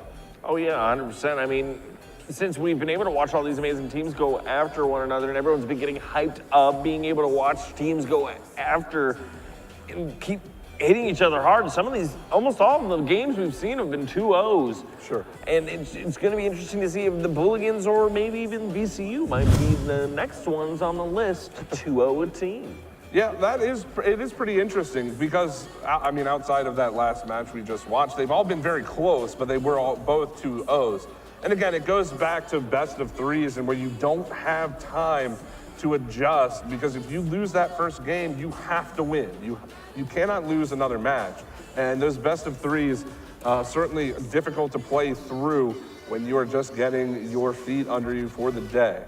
So we are pretty much going to be moving out of best of threes shortly to more longer series and what have you. So good to see those, and especially with these teams already getting their wheels under them, if you will, warming up a bit more.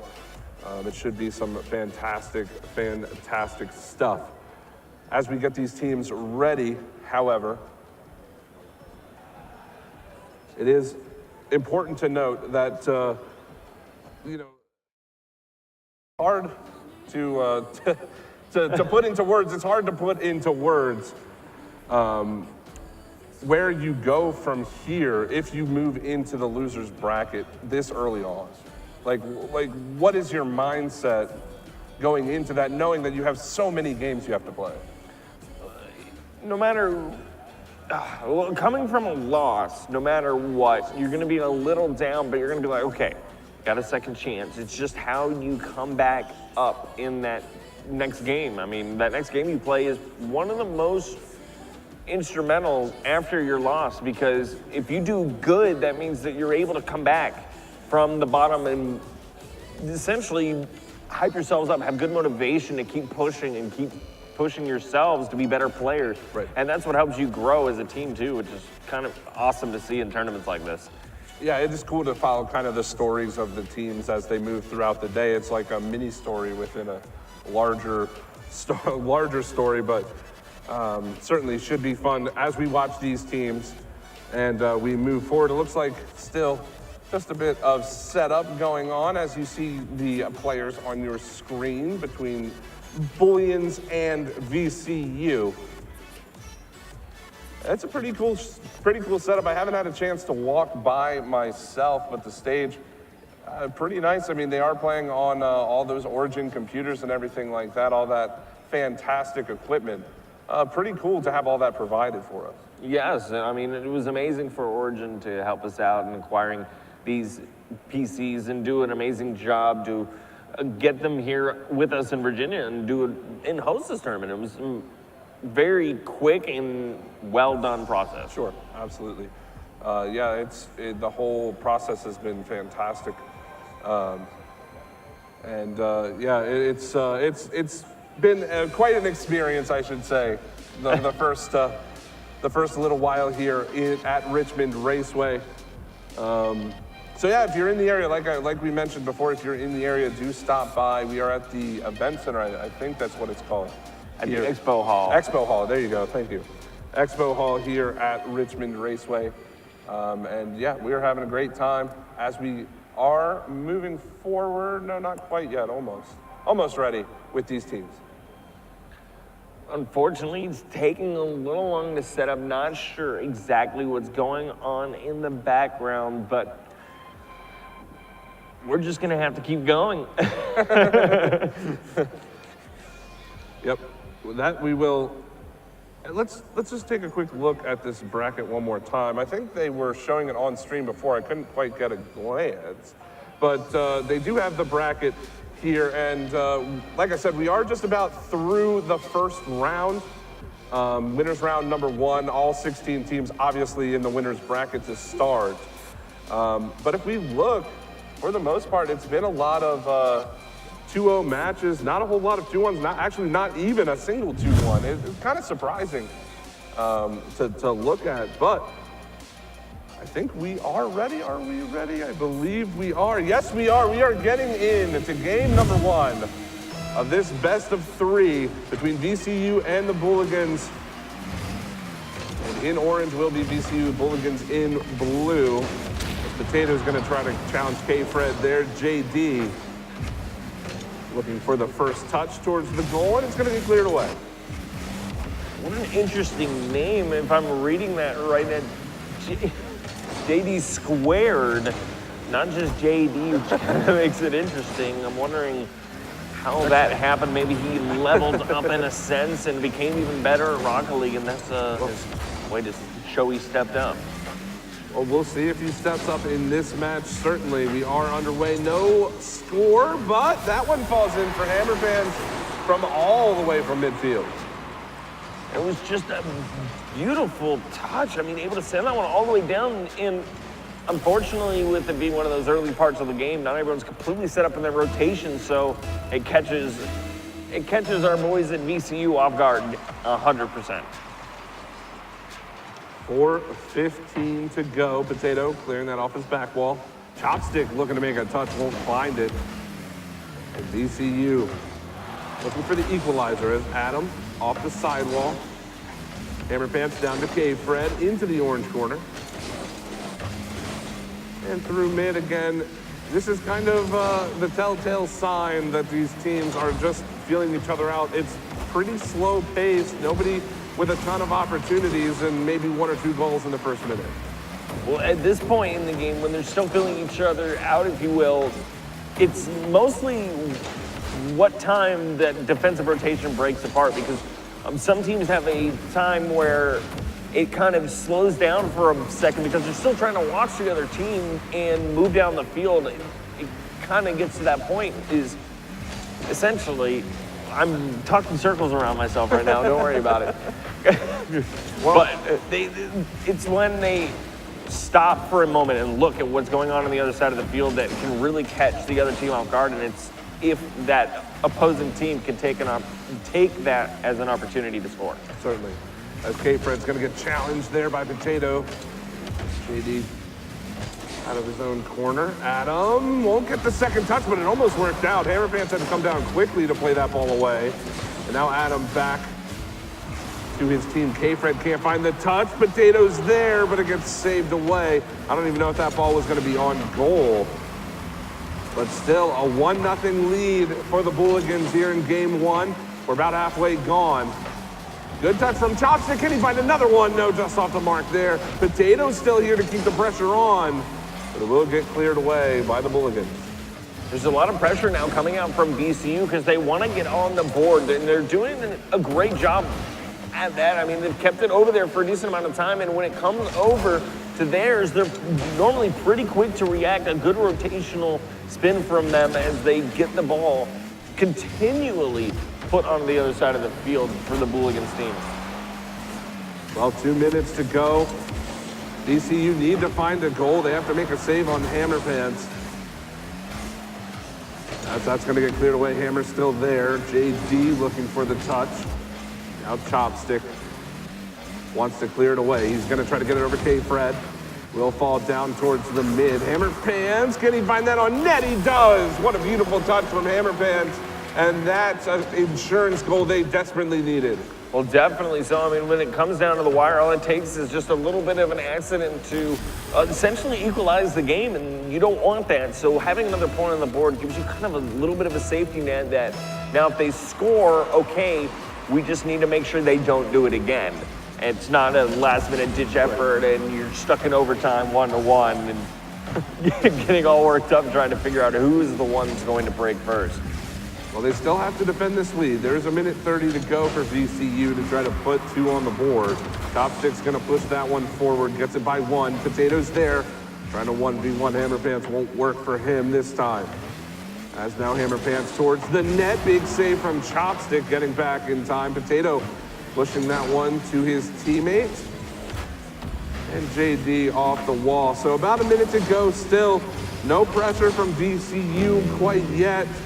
They do need to find a goal with at least time remaining, as Potato's gonna get it beyond both defenders there. JD, awkward touch towards the net, but cleared away with 45 seconds to go. Unfortunately, a little bit out of rotation gets that goal opportunity taken away. But it looks like one's gonna come from K-Fred, and he's gonna throw it in the top right. Good shot from K-Fred. Adam wants to play it off the back wall. Not the greatest touch. He didn't have boost to follow it up either or get the 50. So K-Fred just going up early, grabbing that one, and it's a 3-goal game now for the Bulligans. For VCU, I don't think it's really possible for them to come back, but this is a good opportunity for them to reset and kind of analyze this game as we move into game number 2. If anything, it definitely allows them to take some risks moving down the field and kind of just go, you know what, we're 3 down, why not go throw the ball in the net as many times as we can and see if it goes in. And I kind of like that part of it because, oh, whatever, all right, fine, let's just go see if we can do something. Right. Well, they haven't been able to do anything yet in this game, and it will end with a Bulligans victory, and that one falls for Hammer Pants. I think that was his hat trick, it was. So Hammer Pants with the hat trick in game number 1. The Bulligans will take it 4-0. And this is eerily similar to the last series we saw with the final score. Old Dominion not able to score against JMU. VCU hasn't found the net yet. But I don't think it was nearly as lopsided as our last series. I think they had their opportunities, they just couldn't score. Yeah, it just seemed like whenever JMU broke away, they definitely scored. It was 100% every single time. And Old Dominion, unfortunately, when they would break away, would have to struggle to keep the ball in their possession. Right. And in this one, it looks like it's kind of repeating itself. And it's where the Bulligans keep attacking right before they can really get everything ready for an attack. VCU is just being held off really well. That they are. We'll see if the Bulligans can keep up the defense. VCU, again, scoreless throughout the first game. We are getting into game number 2 now. 5 minutes on the board as Adam's going to go up the side wall. K-Fred there. And Potato. Good shot towards the net from Chopstick, but JD in good position to keep that one clear. That's K-Fred towards the goal, and there it is for the Bulligans, 15 seconds in. We're doing a good job starting this one off early with a goal is going to kind of, again, just throw off your VCU team just because they lost by 4 points last game. It's kind of brutal. So starting it off early kind of gets them back down to that same mindset from last game. Well, they do have a goal due the Bulligans, and yeah, as you said, the boys from VCU in the same situation they were in last game. We'll see if they can change their fortunes here in game 2. 40 seconds gone. K-Fred looking for a pass. He's still here looking for a play for Hammer Pants. Hammer gets it over 2 defenders. That was a triple commit. Nobody able to touch the ball, but it doesn't hurt them for now, as we're about a minute gone in this game 2. Ooh, what a shot coming out from VCU, though. They're definitely not out of it yet. They're fighting as hard as they can. With 4 minutes left in the game, they've got plenty of time. It's just if they can come back and hopefully get this game tied up, because the more you allow, obviously, the other team to score, it's going to be kind of hard to come back. Absolutely. And I mean, that's kind of how most sports work, right? You know, you don't want the enemy team to score and you want to score yourself. But yeah, it's been the story of this game. They're finding the pressure. I mean, we're in the blue half for a good amount of time as Potato's going to look down, and there it is, finally. VCU on the board with Adam getting that beautiful pass. That ball came perfectly into the hands of Potato, and he sent it right to Adam, able to throw that off just enough so that K-Fred couldn't touch that ball at all, and it just goes into the back of the net flawlessly. Tied up now with 3:27 left. And Potato wants to tack one on. He just missed it wide there. As this is good pressure from VCU now, forcing the game to be played in the blue half. Oh, Adam almost got the pass again, but Hammerpants there to reject him this time. And he will chip that pass. Chopstick. Chopstick's got to be careful. He's going to get challenged. But Adam's there to handle that for his team. JD now. Off his own side wall. Potato clearing that away. K-Fred towards the net, but Chopstick, the final man back, making the touch.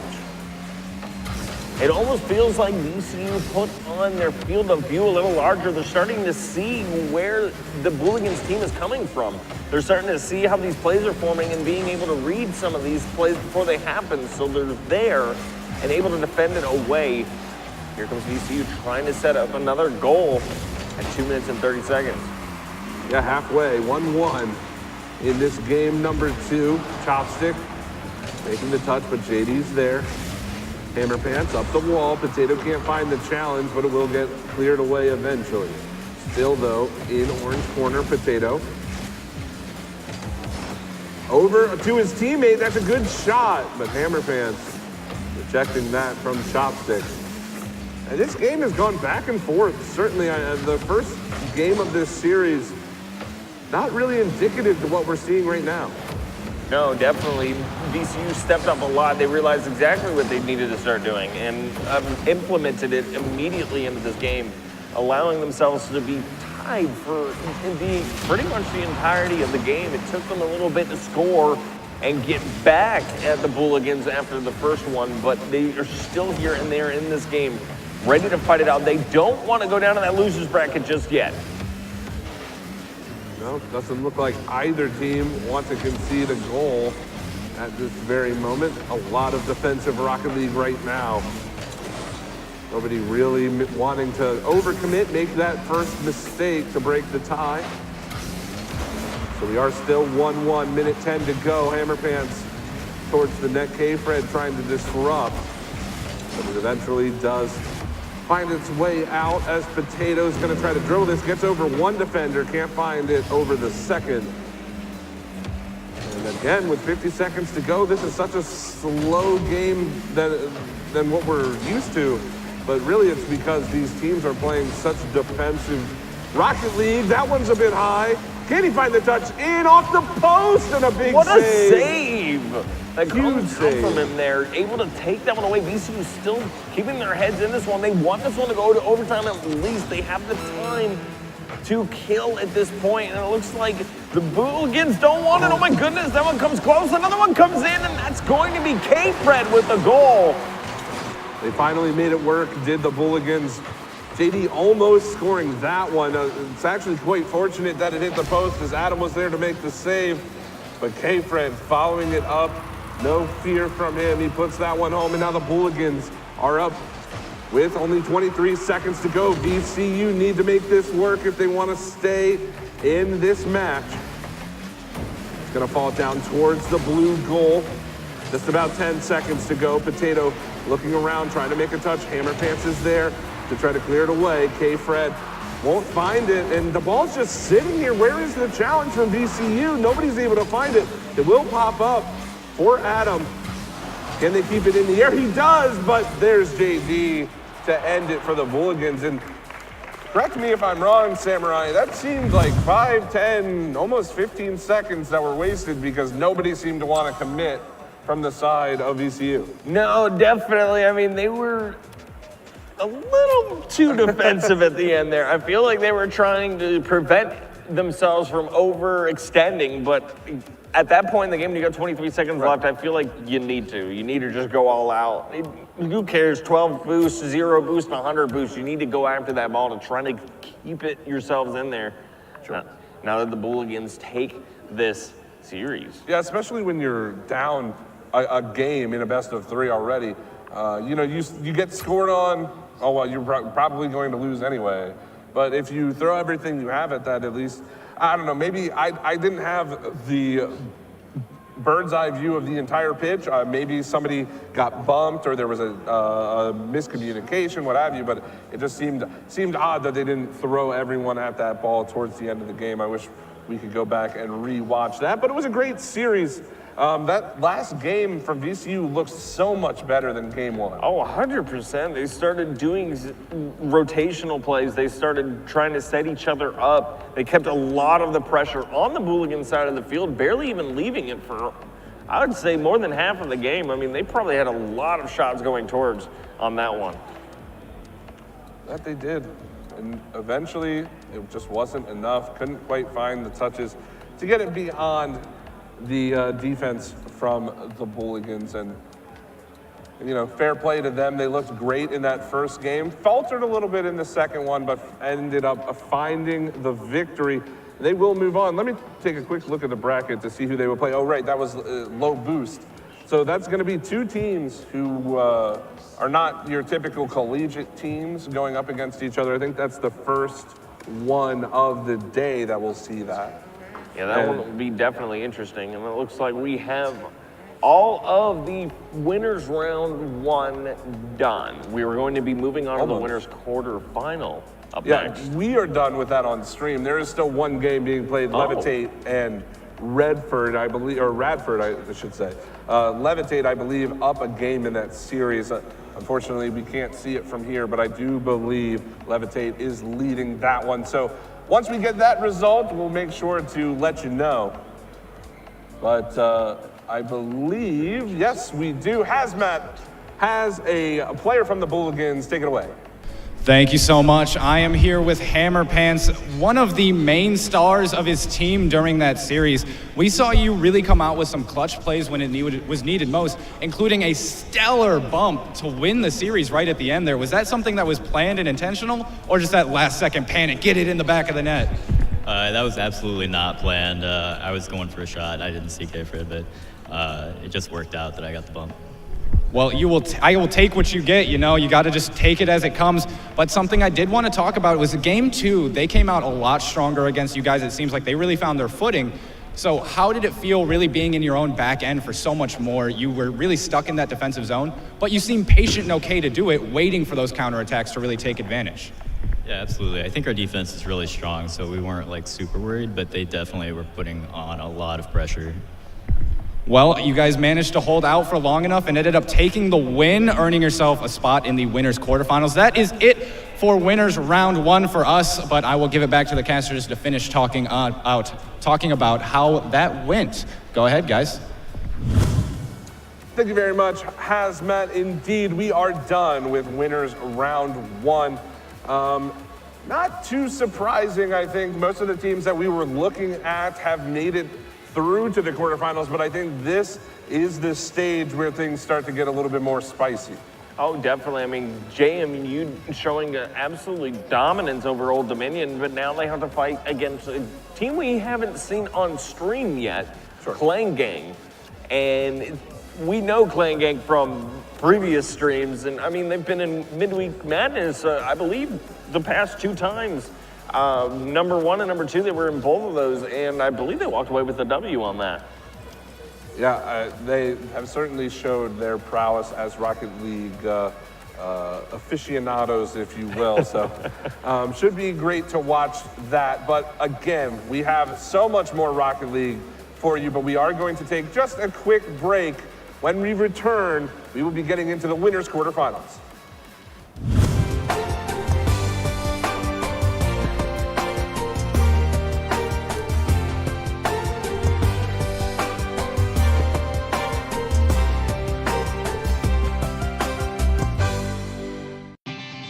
We're here for the perfectionists, the champions of doing things right.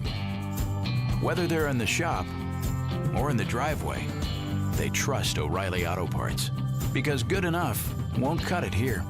For over 50 years, we've been helping perfectionists get exactly what they want and exactly what they need without compromise, turning that problem into a problem solved.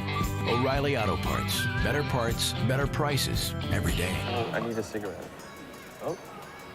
Okay, hello everyone. We are going to take a quick break from the action just because we have a couple surprises for you. But first of all, I want to know who here thinks they drove the farthest to get here. Throw your hands up if you think you drove the farthest. And I'm not saying what it is, but we do have surprises for the people who think they got it. So I see one right there, and that is the second hand. So if you both want to come up here real quick, and we'll see who is the true farthest entry over here. All right, so don't tell me yet. We're gonna wait. We're gonna go on 3. Ready? You're both gonna yell it out. All right, just the time. Sounds good? Yeah. I'll give you a second to think about it. No, okay, pick your own time. Whatever you think. Are you guys ready? State works. Let's do state. All right, ready? 3, 2, 1. New Jersey. Oh, I think the Michigan has it. I'm also inclined to side with the Michigan because I drove from Michigan. So thank you very much. Well, don't go anywhere yet. We do have one thing for you. So, do you play games yourself? Okay, well, you have a son who does. Thank you for driving him here. I'm sure he has not said it enough yet, so I'll say it for him.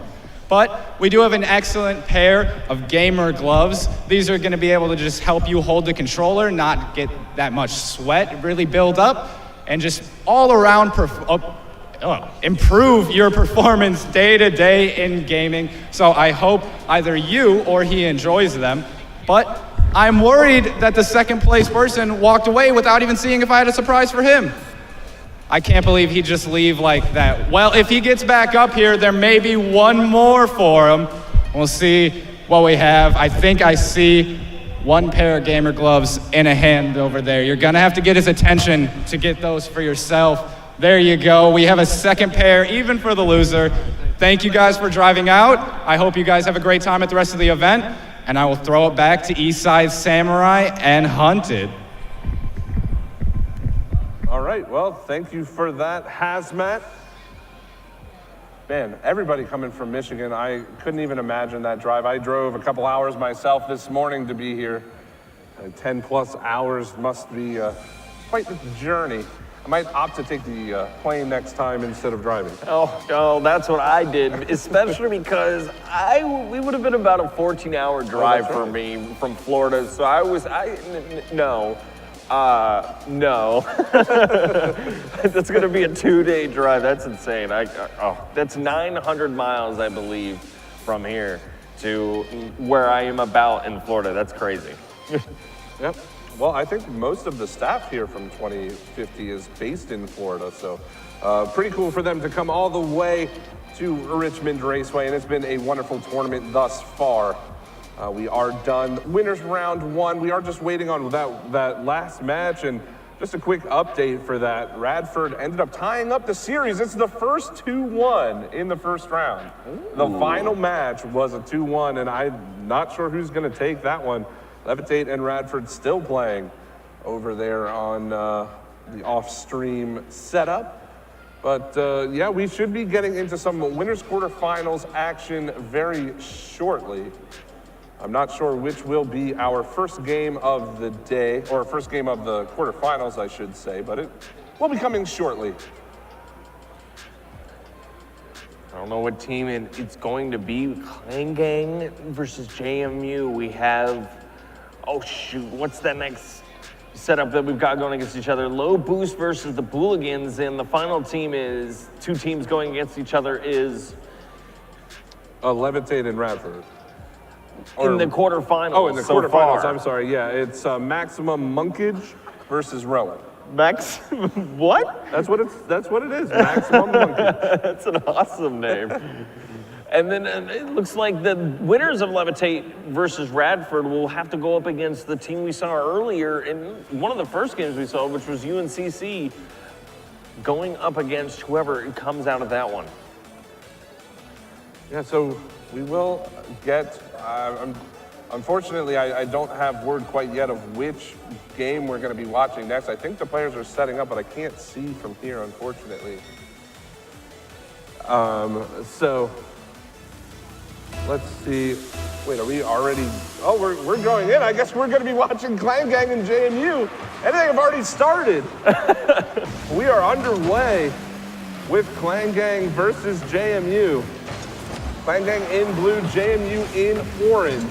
This is a winner's quarterfinal match. As that ball will be played towards the orange side. Gonna get cleared out by Slothman, and this is the matchup we've been asking for, Samurai. What are your thoughts so far? Well, Clan Gang is doing a good job keeping the pressure away from JMU. JMU seem to be starting out pretty strong in this one and ready to throw it to the man, essentially. I mean, Clan Gang kind of on a back foot in their own half for most of this beginning of the game. That they are, but still scoreless. Slothman up in the air. He's gonna put that towards the mid, and it's gonna get cleared away there. Now Slothman kicking it out. As Lay is gonna go up the sidewall. No real opportunities from either of these teams quite yet, as Lay's looking to make the pass. That was a double commit. This could be dangerous, but no, Lay, another good touch to keep it away. JMU is doing a great job. I mean, you could see that Clan Gang had them separated for a moment, did a really good job pulling them out of the defensive side of the half, but still able to hold on JMU, not allowing them to get very far with any of these opportunities that have opened up. So Siege towards the net there. It's gonna be cleared away by Hefty. Lay again with a touch. And Lay, we saw when they were playing against Old Dominion, Lay was all over the place, setting up opportunities, playing defense. I think he is one to watch in this match, as he's gonna boom that down with that Dominus. And up in the air is Slothman looking for Siege, but it will get cleared away eventually by the blue defense. They've been trying to get away. These teams fighting each other very dominantly, but they're spending pretty much the same amount of time in each side of the field. I mean, no team has really had a more amount of pressure on either side. They've been really doing a good job kind of allowing each other to really work each other's defense, find any holes that they can, and no one has been shown any so far. Yeah, I mean, no goals have been scored and we're halfway gone. As both teams still looking for that all-important first goal of the series. A little bit of a misplay in the goal as they bump each other, but it won't affect them a bit. Here comes JMU. They got a big opportunity here, and it's going to come off the top of the goal. Not go very far, but it looks like OG Joey is going to be the one to knock this one away for a moment. Yep, and this is the first game of this best of three between Clan Gang and JMU, as Lay making the clear away, and that will be Siege now for Mr. Slothman. Can he find the touch? No. Turned away by Hefty in the follow-up, not there. Either that's going to give Clavin a chance, but he misses that one wide. And now he's got to try to make the play to his teammate. And what a double touch from Joey. He is popping off in the background. I don't know if you guys caught that, but Joey certainly hyped for that double touch. Oh, that was a beautiful double touch. Coming off the backboard like that, able to set his car up in the right position and behind the orange defender, JMU, not able to do anything after Joey touched that ball. A beautiful goal from him, starting us off with the scoring. And we've only got 1:20 to go. Hefty towards the net, and he'll find a second one. So Clang Gang up 2 goals with about 1:15. One after the other. It's hard to stop Clang Gang once they get going, and it looks like Hefty's gonna be helped out by OD on that one. And Joey doing a great job getting it to him down the field. I mean, just off a kickoff, that's 2 goals in less than 30 seconds. That's not something you want to see as a JMU team member. Well, JMU, yes, we'll see if they can try to come back in this game. They've got a minute, need to score 2. Joey across, has Clavin. It won't matter as it's going to get turned away by Lay and pushed forward. That's a great pass, but Siege just couldn't find the touch, and now Hefty with a little bit of a flick, won't get it past Lay, and Siege is next in line. They need to find a goal, and I think they need to find it soon if they want to come back in this game number 1. Hefty wants to make it 3. He's going to go up looking for the touch. It's going to fall back down. Clavin can't find it. Or I'm sorry, that wasn't Clavin. I believe that was Hefty. Clavin now pushing that into the corner. In 30 seconds to go, they're wasting so much time here for JMU. It just doesn't look good. With only 20 seconds and they need 2 goals. I mean, Siege was sitting there for a little bit, and it looks like he was just waiting for a boost when the ball was right in front of him. He had to give away his team a little bit for that. Even for him to get full boost, it's not something you want to see in the beginning of the game. But, I mean, 2-0, and it looks like we're going to have Clang Gang take this one away for the first in the series. That they will. So Clang Gang winning game number 1.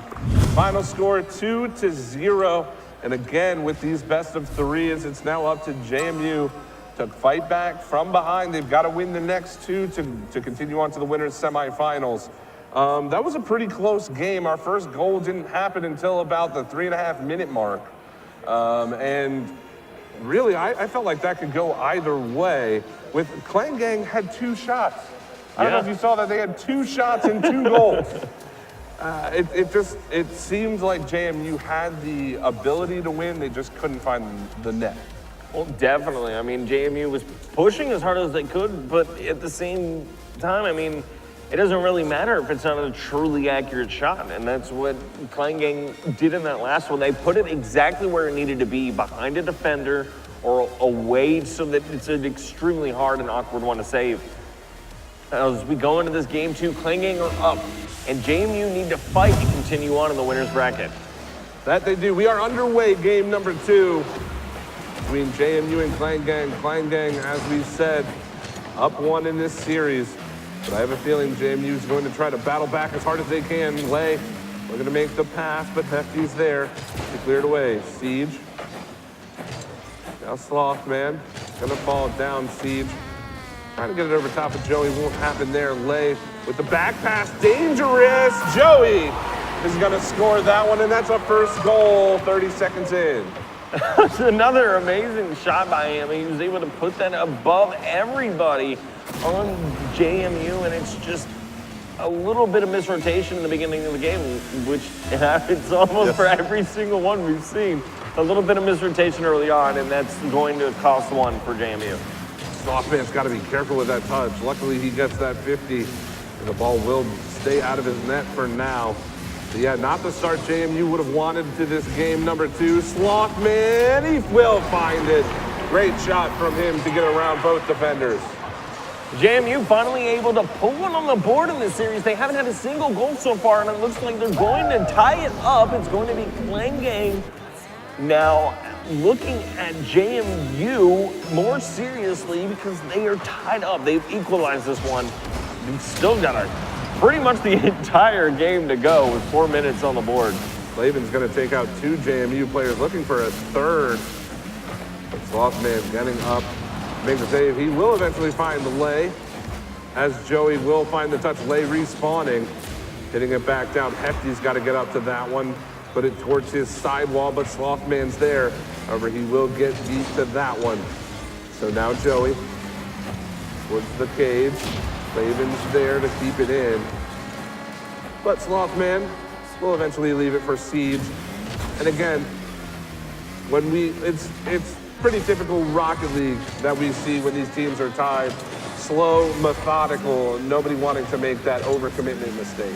Oh, definitely. You don't want to put that third man too far forward at the wrong time, because once you throw him forward, it could be bad. And there we go. Siege is going to score this one away. JMU going up for the first time in the series.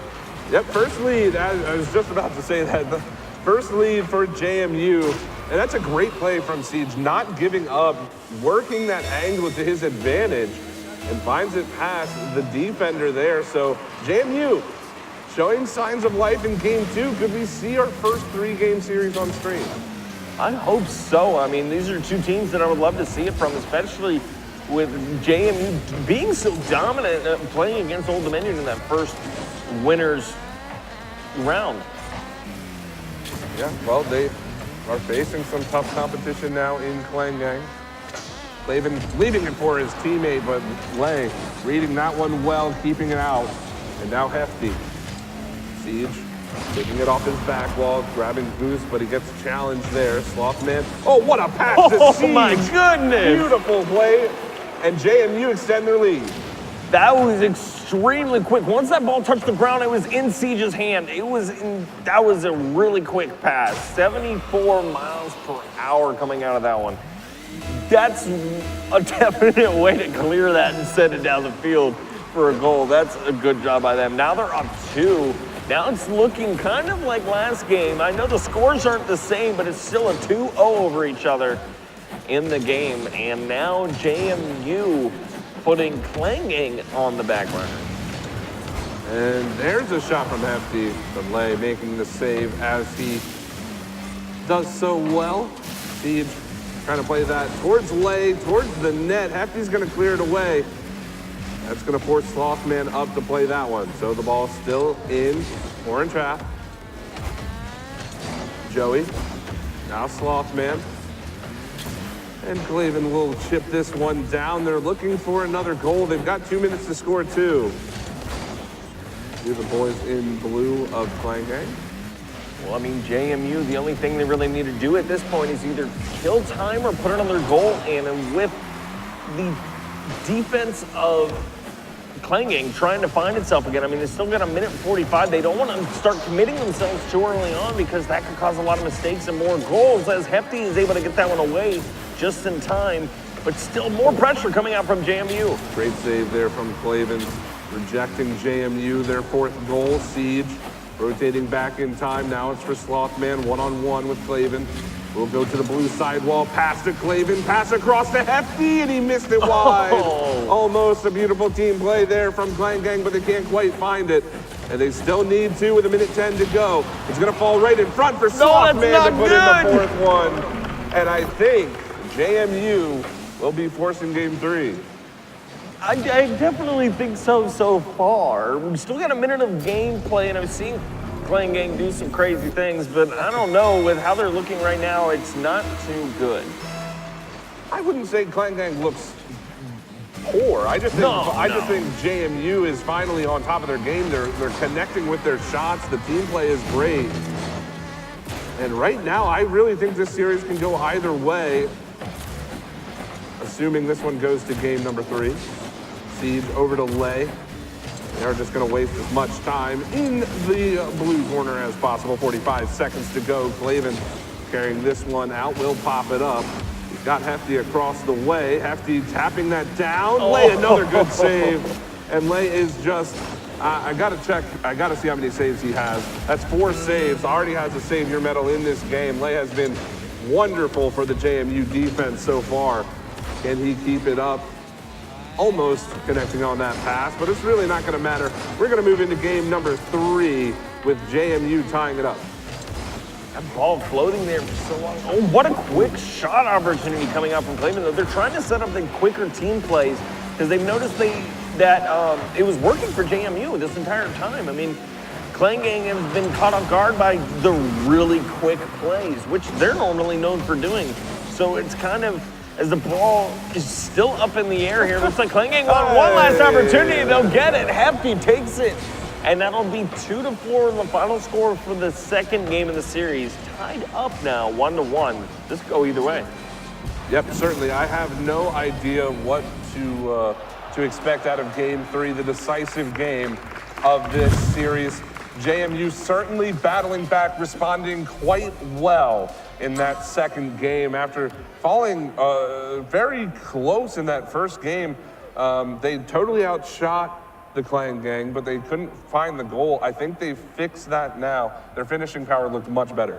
I mean, you just telling them last time around, hey, you need to convert those. I feel like that just immediately they were like, well, we could stop hitting the crossbar. That might help. And start throwing them then.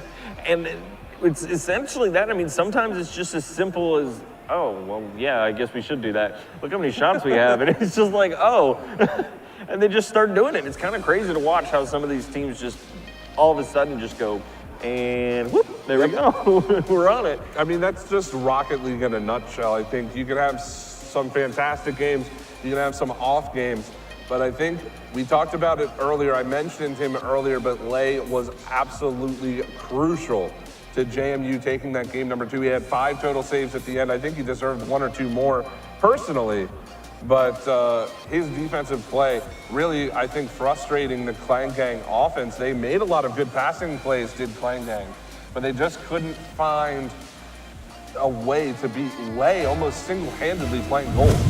I mean, yeah, he was in front of that thing the entire time and not allowing almost anything through. I mean, at the end there, obviously, it's one of those goals, but Hefty's going to attack pretty quickly in this one. Yep, and it's just a kickoff goal to start things off for the Klangang. That's a great kickoff win, and Hefty getting underneath that ball to get around both defenders. Great play from him, and it's a 1-goal lead now for Klangang. Again, 3 seconds in. Those kind of goals can be pretty demoralizing, but at the same time, you have to kind of put it out of your mind, almost as sort of a fluky way to start the game. Oh yeah, because I mean, shoot, you play ones, you know that every single time it's a kickoff goal, so it's definitely a fluke. It's never, never intended. As we continue on, this is looking like an opportunity that goes off the side. Oh, it's not something you want to see, but it's still got plenty of time. But knowing that you can get there is a big step towards putting more on the side of the Klangang. Yeah, it was another team play from the boys of JMU, almost working out, getting their first goal. Klangang has had such a hard time disrupting the passes of JMU. If they can keep that up, they'll certainly find the cage. As now Hefty's gonna try to hem them into their own zone, extend their lead. That's off the back wall, way over the head of the attacker there. Hefty can't find the touch. Clavin rotating back now. He's gonna try to turn on this one. Back pass from Siege. And Hefty, can he find his teammate just off the mark? A good idea of a pass, but just a bit too hard.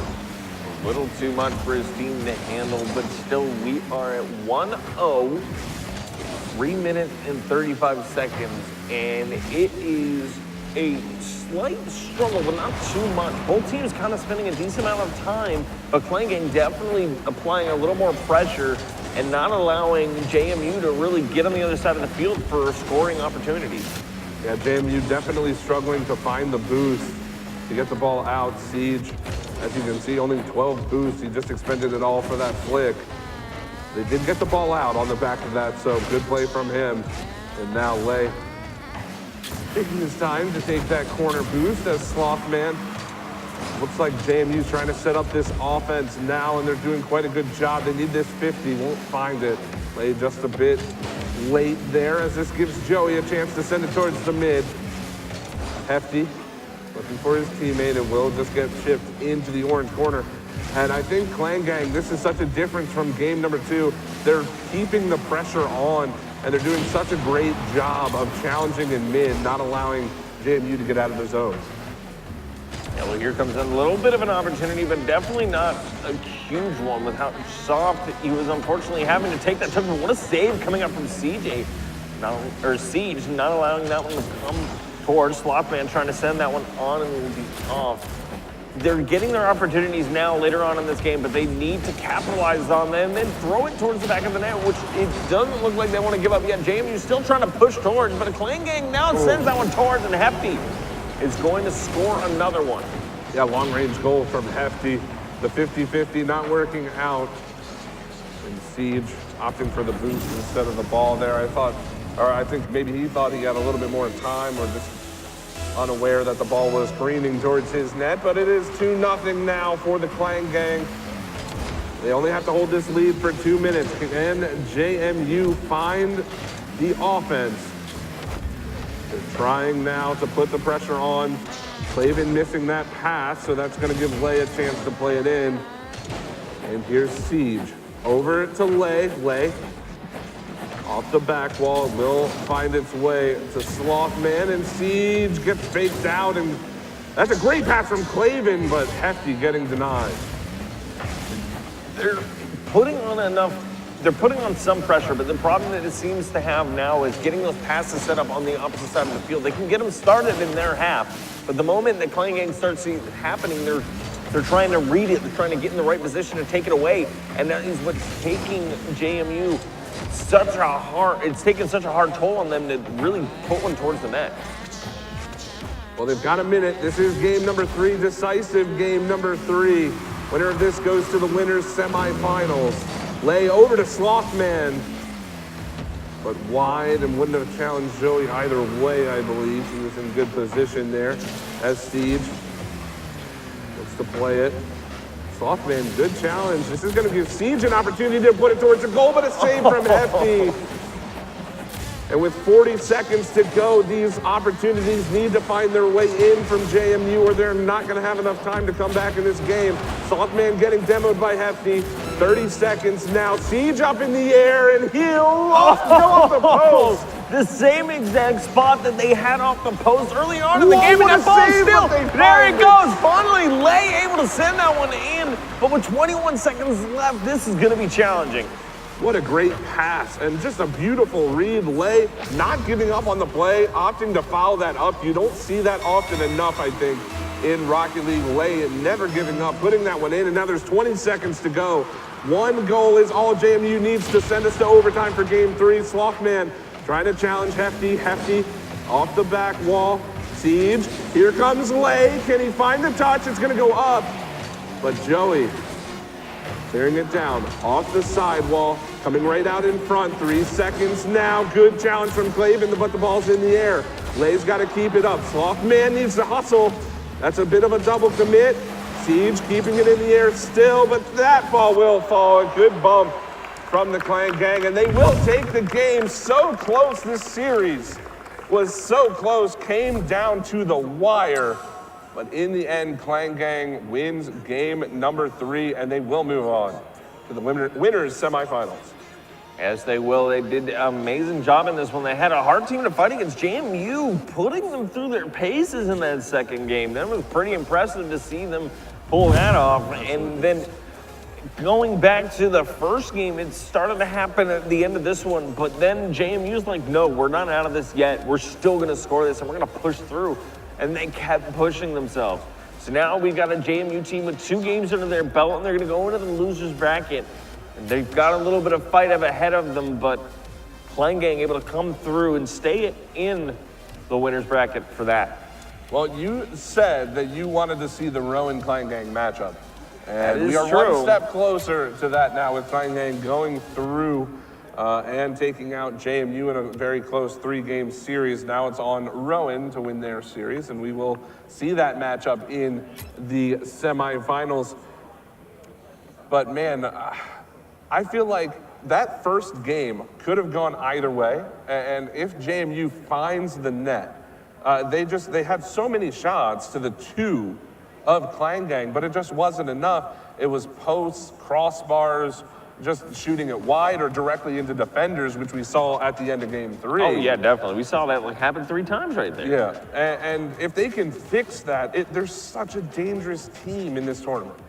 Oh, 100%. I mean, they definitely showed it early on going against Old Dominion and quite frankly, giving them a little bit of a thrashing early on in this series. Well, guys, we do have another interview for you. Hazmat has a member of the Clan Gang. Take it away. Thank you so much. I am here with OD Joey of Clan Gang, the hype man himself. You may have heard him screaming throughout that entire series. He was trying his best to ensure that his team stayed positive. Is this something that really works for you guys? Is that level of energy and that excitement? Yeah, so usually we focus on a lot of excitement because we notice that it improves our play a lot. Usually Nate or Hefty's the loud one, so I decided to step it up here at LAN just because we needed a little bit extra oomph, so I decided to be louder. There you go. Well, it worked very, very well. But there in game 2, it did look a little rough for a second. You guys ended up dropping game 2. I think the first time we haven't seen a sweep on stream today. No offense to you guys, of course. You still put up a phenomenal job, but it seemed like the rotations just fell apart. The passes would get there, but the shots were just always blocked. They had your defensive number. What did you guys change going into game 3 to really ensure that that wasn't happening again? Yeah, so JMU's a fantastic team. They brought out a lot of demos into game 2. So we just started to adapt to the demos, knowing we had to dodge those, and then we started working together as a team, incorporating more passes, incorporating kickoff goals. As you saw, the very first goal was a kickoff goal, and yeah, we just played the game how we wanted to play. Fantastic. Well, there in game 3, you managed to pull it off anyways, and I saw you guys hugging after the game. I was very happy to see that. Last, one more question before you go. Can you speak to that mentality of going to a game 3 where it's one game in between you and the losers bracket at a LAN event like this when there's so much money on the line? How do you stay positive in a situation like that and stay relaxed to play your game? So we came off a decently hard loss, game 2. JMU popped off. So we decided, well, let's play our game. Let's reform, go back to basics, rotations, passing plays, and just kickoffs. That's just what we focused on. Well, it clearly worked, but that's going to do it for us, so I will throw it back to Hunted and Samurai. Thank you so much, guys. Take it away. No, thank you, Hazmat, for that wonderful interview with Joey. Yeah, absolutely. We could definitely hear him from the casting table. Yes. Popping off there in that series. He played wonderfully, as did the rest of his team. Should be that shot. It was a fantastic shot, but it should be a wonderful tournament for them as they continue on into the semifinals. But we've got more quarterfinals action for you just after this break, so don't go anywhere. We're live here at Richmond Raceway.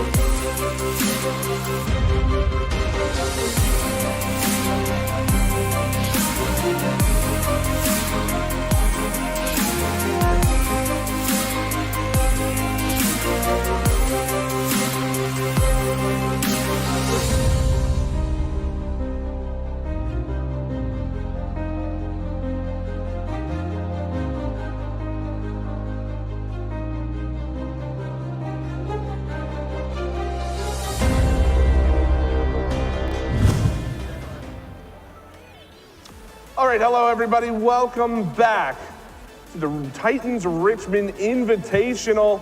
We have more quarterfinal action. It will be UMD versus Rowan. And I gotta say, you know, I know that we're supposed to be pretty unbiased here and everything as casters, but I've got a bit of a soft spot in my heart for UMD. So we'll see if they can take it to Rowan, but that should be a fantastic series. We do, I believe, have a little bit of an announcement. Hazmat, do you have something to say, sir? Not yet. There we go. Now I have something to say. We are going to be giving away a little more bit of those gloves. I think we have 2 more pairs. But this time, rather than farthest drive, we want to see most team support. So if you came here as a spectator, you're supporting your friend, boyfriend, girlfriend, husband, daughter, mom, whoever you're here to support, get hyped, show your energy, show your support, and the people who make the biggest noise are gonna be able to get some of those gamer gloves. So everybody ready? 3, 2, 1, get excited, let's go! Let's go! Let's go! All right, I'm digging the excitement. Who are you guys here to support right here? Rowan? All right, let me get one of you guys up here. I know I heard somebody else getting hype over on this side. Who was it? Let me hear it again. Oh, they're not paying attention now. They're missing out, man. We need a little bit more hype. We need one more. We got another pair of gloves to give away. I heard it on the right side. Get excited. Let's go. 3, 2, 1, go! That's what I like to hear right there. The whistle. Come on up. Let's get it. So we are going to be giving you guys away a pair of gloves. I believe I don't have some right now. Oh, here we go. Here are the two. So we got one for you, one for you. They will help you with the stickiness on the controller. You can put them on, keep your hands cool, make sure you can grip the controller the whole time through those long gaming sessions. It's gonna be a good time. I hope you guys like them. Yeah, have a good day. And I will throw it back to them over there at the casting booth. Guys, take it away. Man, Hazmat, have you considered changing your profession to hype man? Because that was pretty awesome. I really appreciated that. But yeah, we are back, and we do have more quarterfinal action, winners quarterfinal action, I should say, upcoming here, and it's going to be UMD versus Rowan. I think if there's going to be a game to watch in the quarterfinals, this is probably going to be it. But what about the last one we just watched? Oh, of course. All right, fine. Every game is a game to watch, but specifically, my eye is on this one.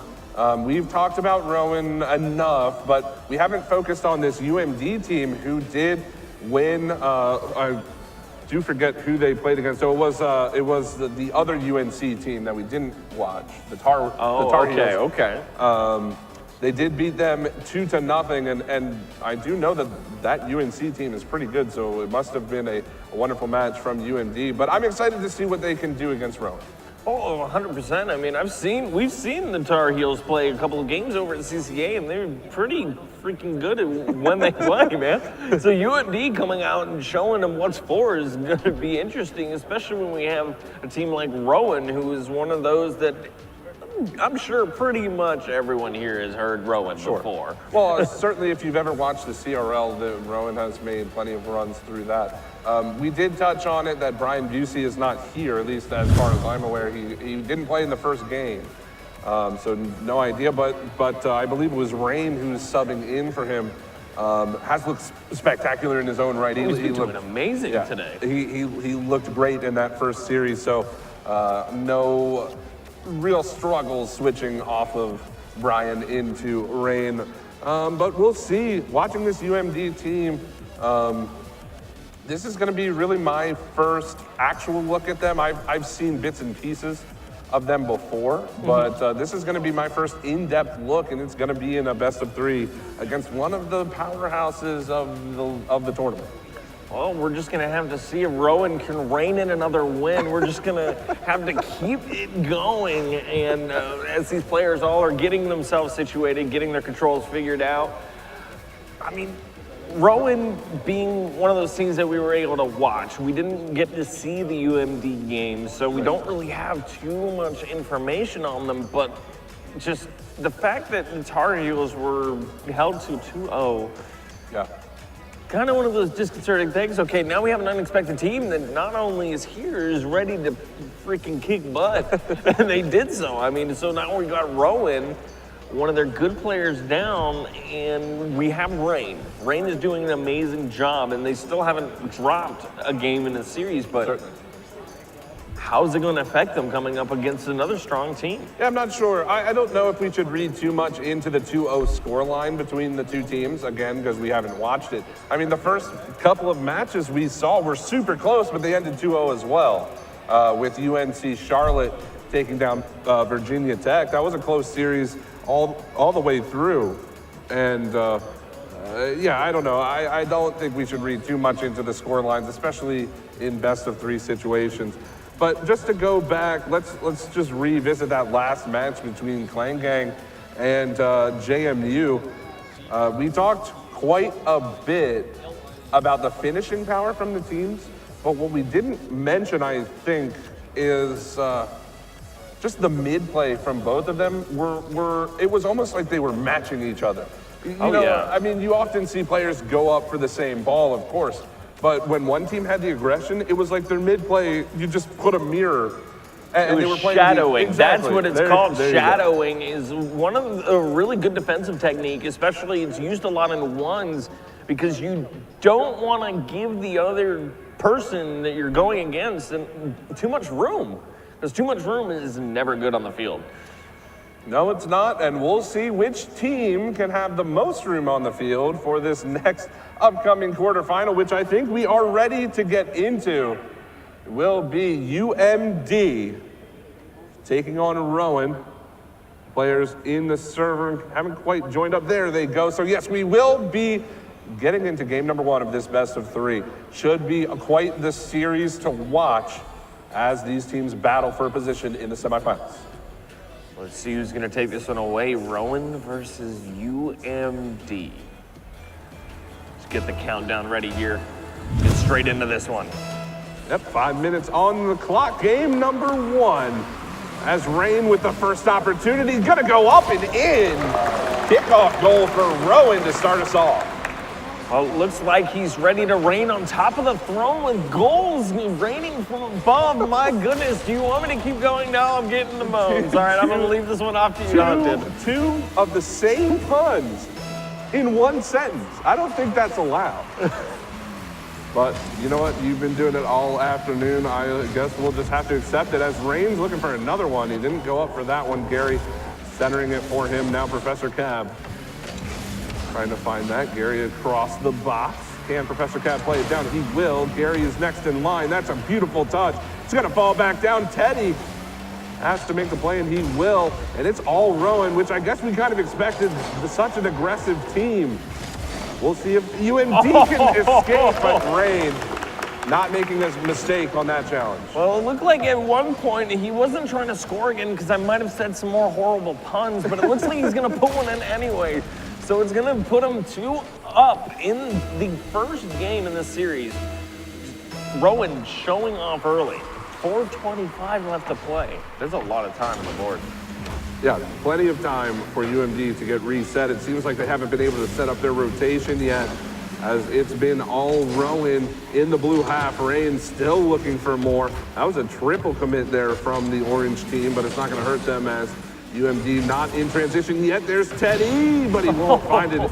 Ends up demoing Professor Cab. Now Preet towards the goal off the post. Goodness. And Gary clears it away, so UMD missed chances already. Oh man, that was so close, and it's just like the previous game we have seen. Going off the post or hitting that top crossbar. Seriously, I want a count from Psionic seeing how many times the crossbar has saved goals during the tournament, because that, I feel like that would be a big one. Just during tournaments, how many times people have hit crossbars? We need a crossbar count. It makes you think as Teddy, there we go, Teddy getting the first goal there for UMD. Great deflection from him, reading that ball perfectly. He is able to pull them within 1, and that's good. The transition play, I think, when you're playing against a team like Rowan, who is so aggressive, the transition play is so important. If you can bait them out and get that singular pass to perhaps a cherry-picking player or somebody who activates, you can certainly score goals against this team. Oh yes, 100%. I mean, UMD showing that they can put something towards Rowan's half. It's just if they can convert some more, they got to get over there first as they're fighting to get to the other side of the field, and a nice opportunity for them to break away for a moment. So that ball will be played back down. And UMD still down a goal, but they've got 2:50 to go. Preet playing it across, great pass. There's Teddy, but a good save from Gary in good defensive position. Creo finding that touch. Now Gary next in line. It's going to go off the sidewall, but cleared away. Now Rain. And he put this towards the blue net. No, Preet rejecting him there. Professor Cab keeping it hemmed in for now. And it will be cleared away. So again, we're back to this slow style of Rocket League. We've seen it in just about every series. These teams not wanting to make the defensive mistakes, but Professor Cab goes off the post. Another post comes out during this game. We have these two teams fighting each other, and now, and it looks like UMD finally able to break out. A lot of pressure had been coming out from Rowan just a moment ago, about 30 seconds to a minute straight. Rowan were on the opposite side of the field, giving UMD a run for their money, and UMD doing a great job to hold them off as that one comes off the crossbar. Yeah, just off the crossbar. Oh, no! That one goes in for Rain. He gets his hat trick, but the backflip, I believe that was Creo. Yes, it was. It's a smart idea, just didn't quite work out for him. It ends up going into the back of his own net. It's one of those more reaction or, just how you're going to react in that situation. One of those systematic things that you do sometimes. Well, it is 3-1, and now UMD has to score 2 in the next minute 35. Teddy Zeal, what a fake! And he'll score that one, getting his team back within 1. Good job by him. He fakes out the Rowan defender so well and just takes that to the man. 2-3 now with a minute 32. This is definitely possible. Now it's just if UMD can come back and make it tied up, if we'll see possibly some overtime in the first game. Yeah, we'll have to see. UMD looking a little bit better now, but they're still getting pressured by Rowan. Preet, good play there, and I think it's worth noting again, Samurai, that both of the UMD goals have come on these transition plays. They're making it work for them now, but they need to do it one more time. Preet playing that off of Professor Cab. Can't get it over top of Creo. Will find its way to the corner, and Gary will boom it all the way back down. Although Preet is there to try to turn towards the goal, I would have liked to see him control that a little bit better as Gary gets a nice touch, but it's just a bit high. They're sending them towards Rowan is starting to get a little more comfortable again. It looks like they're back in the half. They're ready to start up these passing plays and get them going. But again, UMD doing a great job on defense, holding them back here. Professor Cab will score that one between two UMD defenders. And just like that, they've got their 2-goal lead back. Great patience from him. And he just threads the needle between both UMD defenders. Well, they've got plenty of time still. I think if UMD really goes for it, they can get this. They've got 36 seconds, 18 seconds of goal maximum. It's possible. It's just if they can pull it off, because Rowan is going to keep the heat coming. He just missed it, did Professor Cab. That probably would have put a dagger in this game. Although Gary keeping it hemmed into their zone, wasting a lot of time for UMD. And Professor Cab clearing it back down. 15 seconds to go. Can't get it over top of Rain. And now with 10 seconds, they need to score a goal on this next push. It's going to get popped up. Can they find it towards the cage? Creo's there, but a save from Professor Cab, and that's going to do it. Game number 1 will go to Rowan. Final score, 4-2. That was a really good game. They gave Rowan a run for their money. UMD are doing a great job in this one. I mean, the shot ratio is pretty close. We have 8 goals to 5. So they're all within 8 shots to 5. 8 to 5 8 to 5, yes, my apologies. But 4-2, the final score, and at the end of the game, it was extremely close for a long time. UMD got what it takes. It's just they need to figure out, I'm guessing a little more accuracy, because they hit the post a couple of times, but so did Rowan. It's kind of something they both, I felt like, had a problem with in that last game. Yeah, it kind of goes both ways. I mean, that's just how Rocket League can be sometimes, but you're certainly right. The post definitely playing a factor in that game, the crossbar as well, getting in on that action. But we talked about Rain before the series. He had 3 goals in that game. Hat trick for him. We mentioned that during the match, but he was all over the pitch. It looks like we're watching Brian play, but he's just under a different username. It's actually quite comical how well he fits in with his team with Brian out. It's almost like Over Zero fit in so well with G2 in the first RLCS ever. Coming out with the win on that one. That was an exciting start to the esports scene. now. We are getting into game number 2 here between Rowan and UMD. And UMD need to win this one, obviously. It is a best of 3, and they are down 1. As Rain plays it into the UMD corner. Gary off the back wall, good clear from Creo. He's looking for Teddy Zio, who will put that down.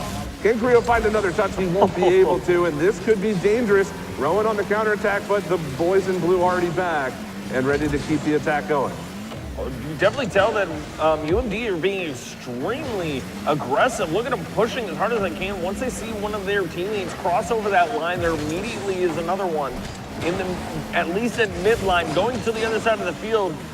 And it's definitely amazing to see because you need that. You need to have that much pressure coming at them. And Rowan is kind of on the back foot, it seems like, at least for the beginning part of that game. Well, Preet clears that away. We are just about 1 minute and 10 seconds into this game number 2. Nothing doing as far as scoring. No teams really with a majority of the chances either. But UMD with a lot of pressure. It's not used to seeing Rowan on the back foot so early on in these games, but UMD taking it to them, as you mentioned. We'll see if it turns into something tangible as Priest tries to play that towards the goal. Teddy off the sidewall. Gary's going to carry this one. Throwing that towards the cage. Professor Cab looking for a touch, and that's just off the mark.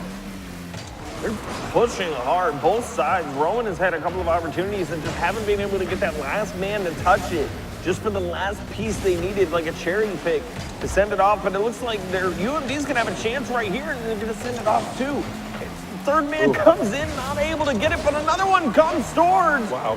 Wow, so many shots happening in a couple of seconds, and they still are coming towards the Rowan net. Not able to take much of a break there for a solid 30 seconds. UMD just sending shot after shot towards their net. Yeah, it's if UMD doesn't find this first goal, it's not for lack of trying, certainly. They just can't find the touch that beats the Rowan defense. And I think that's due in part to just almost kind of awkward touches. But there's Gary. Can he put that in? He will. And just like that, UMD with all of the pressure, it doesn't matter. Rowan takes goal 1. They did a great job of doing so. Gary saw the hole in the defense and was able to drop it down and in. And that is going to put them up in this series. Rowan now with a little bit of pressure on their off their shoulders, but they still have to deal with UMD, who looks really strong in this game.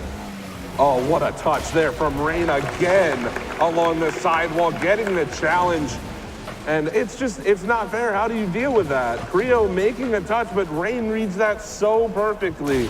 He puts that into the back of the into the back of the UMD net, and Rowan just up by 2.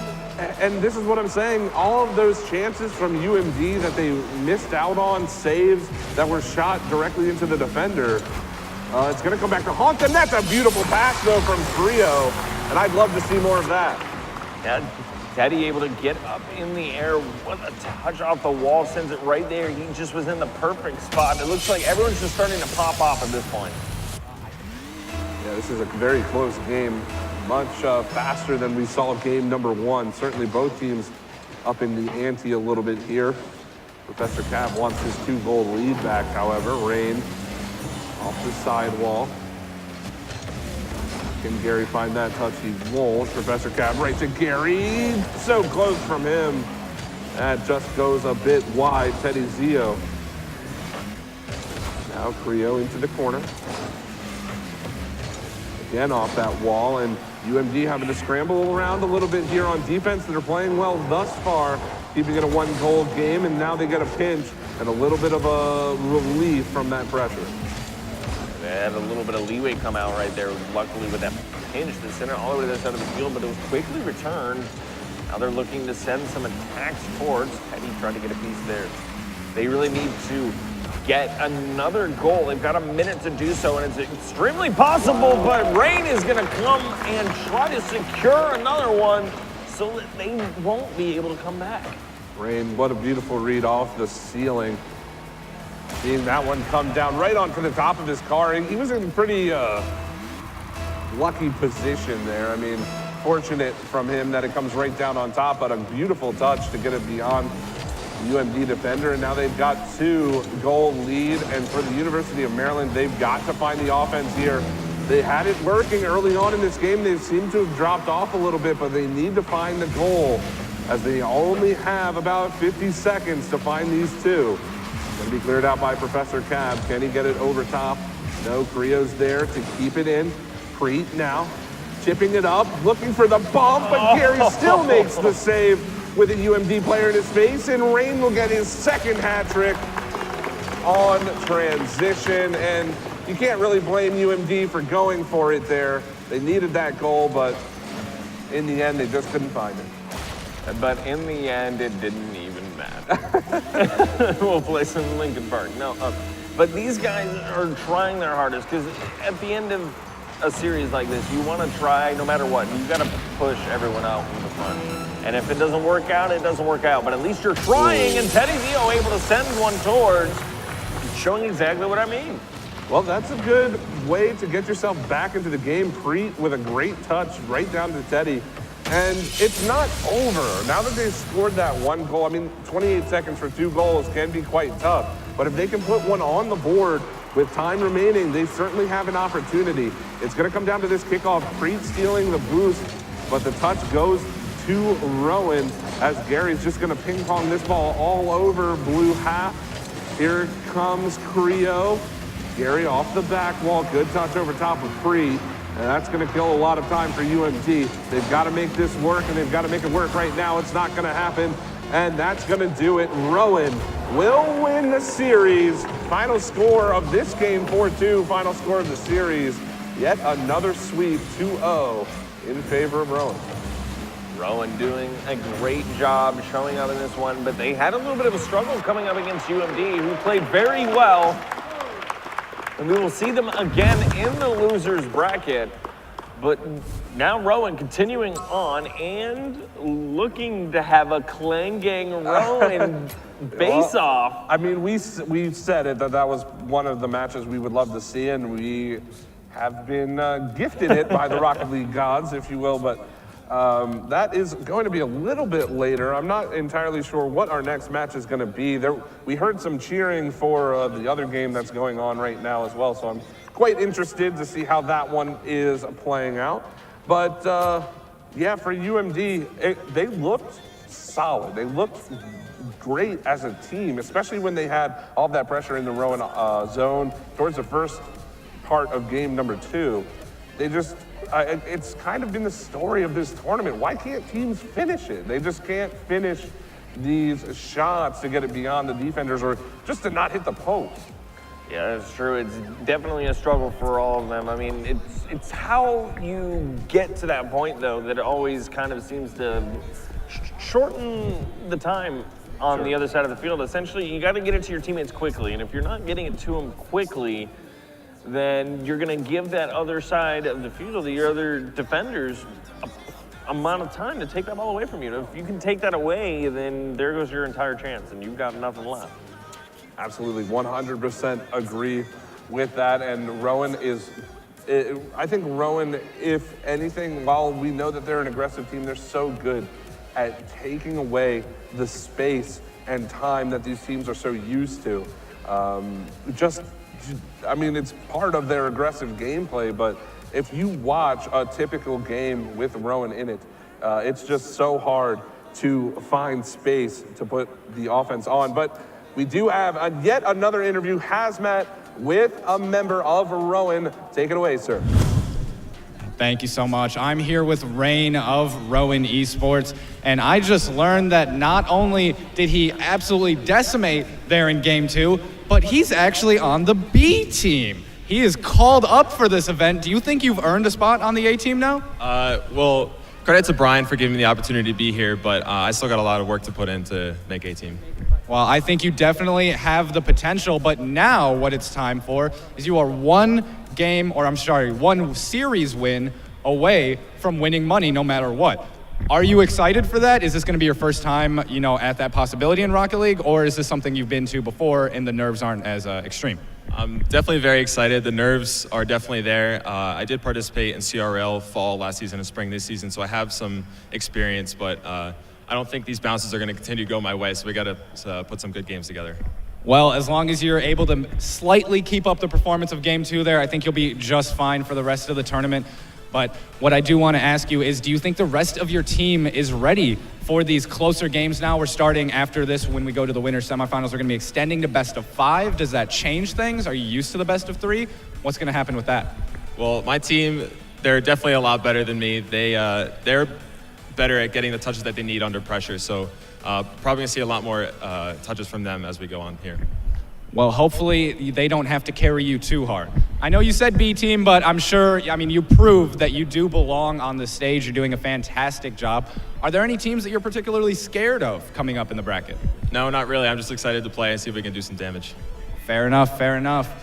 Well, I hear your team cheering for you, so damage I'm sure they will do. But I think we are going to go to a break right now, so we will see you back in just a couple of minutes. Thank you so much for tuning in, everybody. We'll see you soon. This is sort of the wormhole to the future.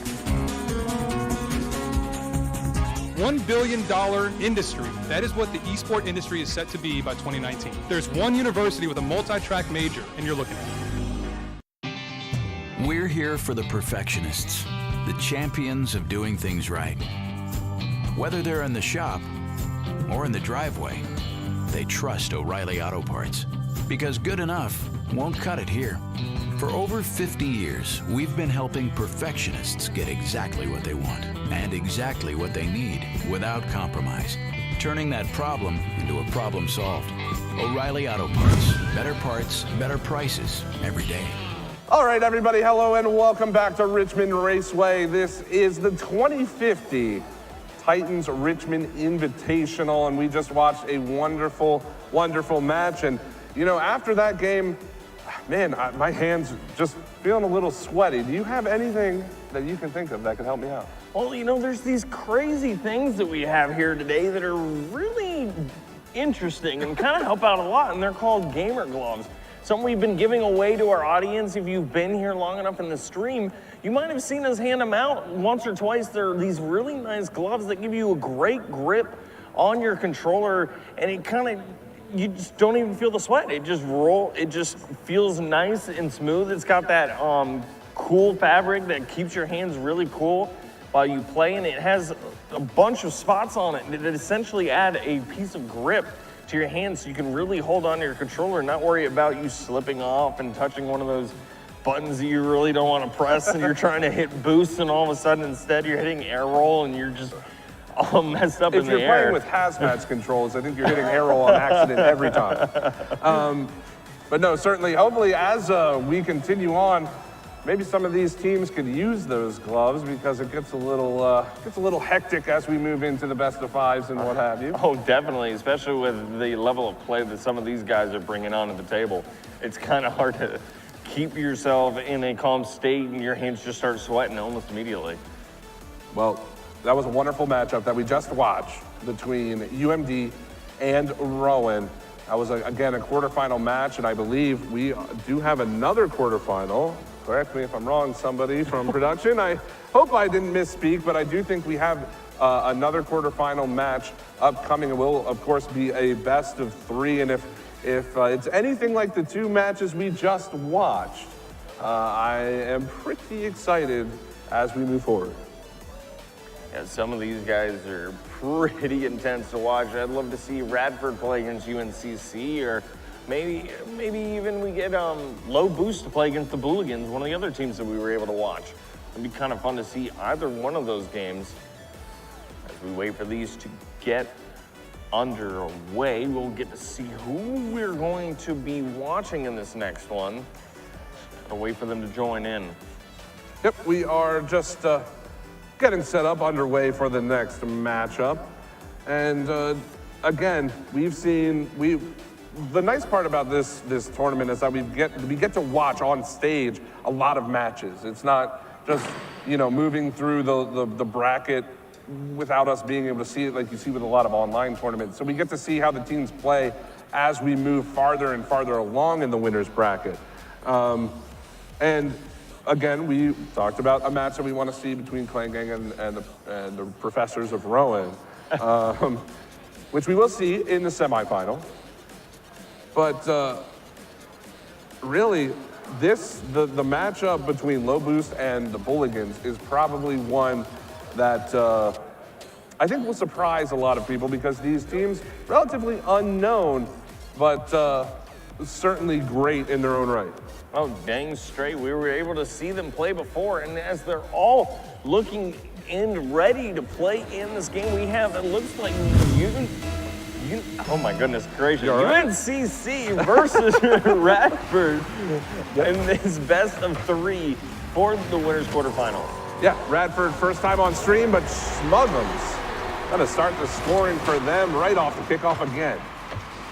That was a quick one. He was able to get up into the air right after his teammate sent someone towards the orange half of the field, and UNCC couldn't do anything to really ascertain a good spot to hit that ball.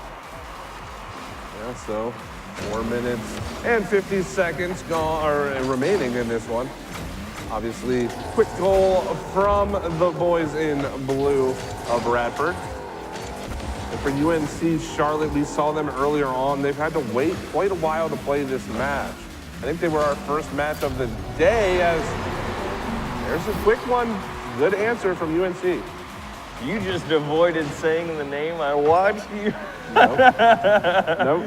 He's doing an amazing job sending that one towards and putting one on the board. 2 quick scores early on in this game. This might be a high-scoring one with 4 minutes and 30 seconds still left on the board. We're tied up. Yeah, this should be quite an interesting match. Unfortunately, we hadn't seen Radford until right now. So they are starting strong, and that is a great clear there. And again, it's just going to reside. We saw some early goals, but not a whole lot of action thus far. I mean, 2 kind of fluky goals to start this game. Well, as they continue to fight in the middle of the field, we have just a lot of back and forth momentum. Kind of one will stay on one half for a couple of seconds and it'll move to the other. It's quick ping pong, but we get a couple of seconds of pressure for each side of the field, so no one has really figured out how to keep it away from the defense long enough to create pressure.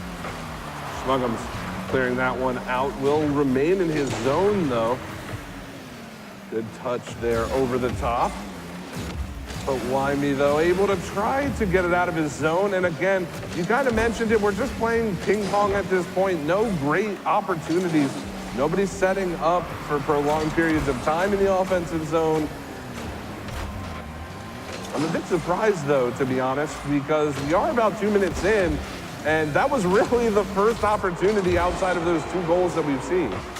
Yeah, and no one was able to really convert on it. Now there comes another one, of course, as we say it, because that's how it is as casters. But they are feeling each other out still, because UNCC and Radford, I don't know if they've played each other before. I have no idea. Could not speak to that.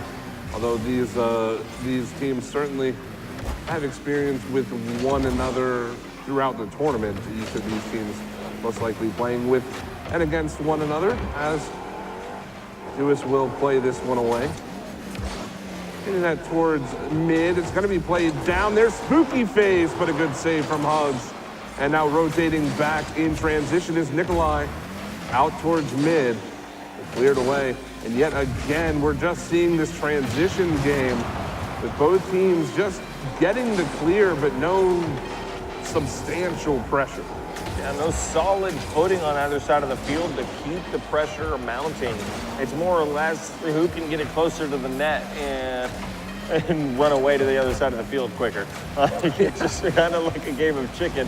How long will you stay over here before we come to your side of the field? Well, at the very least, it's very good defensive rotation for both of these teams. They always seem to be in position when they need to be. As Nikolai's going to challenge that one, it's going to fall just a bit beyond that orange net. Hugs out towards mid. Can they get a follow-up? Won't happen. As now Dewis into the corner. Popped up, played, but why me though? And what a bump! I'm not sure who got that bump, but it set that play up, and UNC take the lead. Yeah, it was a beautiful demo in the middle of the field. Set that one up entirely. It was Spooky Face. It looked like Spooky Face that popped up on the screen there for a millisecond as he took out the defender, allowing that whole entire defense to crumble apart in that one moment. UNCC taking the lead for the first time in this game. So now, one goal is all that separates these teams, and only 1 minute to get that one back or defend it, depending on which team you are cheering for today. Muggums getting rejected there. Nikolai towards the cage. Spooky Face with a good save. They've got to try to keep this ball hemmed in. Nikolai can't find the touch. Now with 40 seconds to go, some time wasting happening by UNC. Oh, definitely. I'd do it at this point too. When you got a close game like this, you want to keep it away from your half of the field as much as possible. Keep slight pressure on, just enough to where you can quickly respond to something if it's sent your way.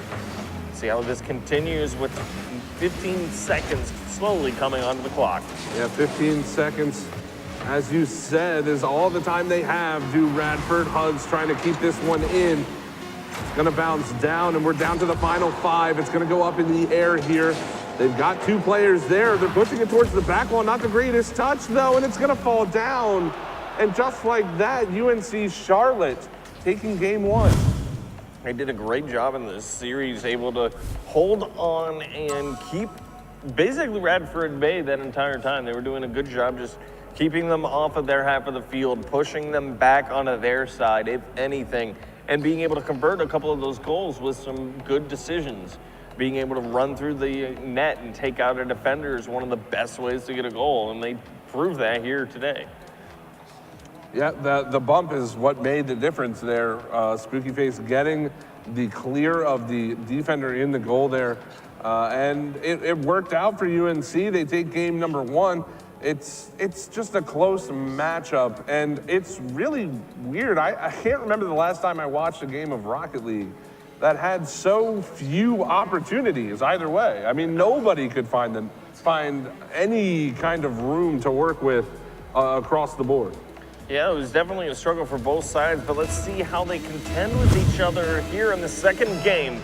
5 minutes on the clock. Yep, game number 2 underway now.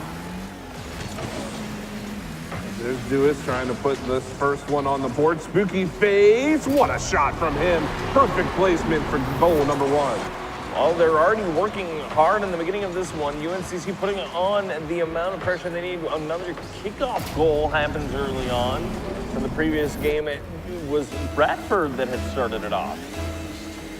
And Hugs trying to get there, but the shot placement was so good from Spooky Face that he's just unable to do anything, as Dewis almost making it 2 there. Now Nikolai in transition, looking down. Spooky Face gets the challenge on Smuggums as well. Good defensive play by him. He was able to get that one away and towards the other side of the field. All basically UNCC needs to do now is kind of play what they did last game. Keep it away from them, but score if needed. Because, I mean, that was one of those goals where they had decided, okay, let's commit, and they took someone around and took out a defender. It's going to take something like that for Radford to really put themselves in this one. Yeah, Radford not able to find the offense quite as they wish, I'm sure. Quite on the back foot right now, as, again, UNC applying the pressure. They're not able to find any kind of touch out of this. It's kind of been the story of this series so far. Pressure, but no real good opportunities. We mentioned that briefly as we transitioned into game 2. Schmuggums takes that one away. But why me though? Can't get it past Nikolai. And again, just a little bit of back and forth, clearing the ball, chasing the other team for a minute, and just kind of resetting. Yeah, it's one of those slower games where they've kind of figured each other out now, so they're just seeing how long it takes to, and how creative you have to be able to send towards that back of the net.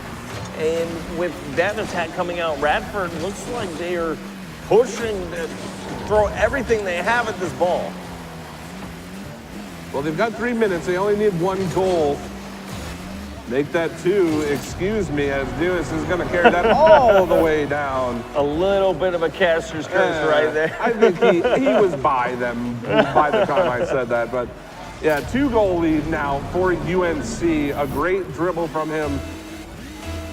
Able to put them up with only 3 minutes to go. And they're looking to take this series in 2 straight games yet again. This is getting more and more difficult for Radford. They've got a little more than they need to do, and it looks like, just from what at least we are seeing, that UNCC has a pretty good hold on both sides of the field. They kind of seem comfortable being able to get back in time and then throw options towards the net for their team to kind of pick up and try to throw in.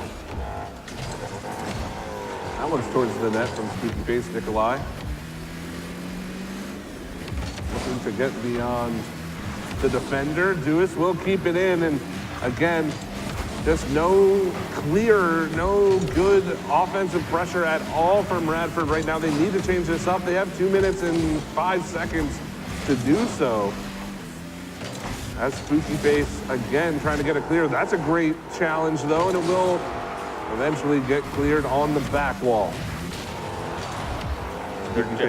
They're trying to split the defense now. They're trying to do everything they can, getting above the net, going off the backboard, trying the solid in the middle of the field passes, and none of them seem to be working against this UNCC team. So Radford's starting to go to the extremes with demos and everything else. We'll see if they can pull this off. They've got 1:30, plenty of time to put 2 in the back of the net. That ball's gonna fall down here. Dewis hitting it across the box. Good play there. It will just trickle its way all the way across again. They just can't seem to get set up. Spooky Face is gonna hit that back. That's dangerous as Schmuggums puts it there, but Uggs gets demoed before he can put a touch on that ball, and it's 1 minute to go. Still need 2 goals. They just can't get the ball on net. They have the pressure, but not the touch. It's, you know, you make the 1 touch to get around the first defender, look for a pass or a shot and a rebound opportunity. They're not getting that.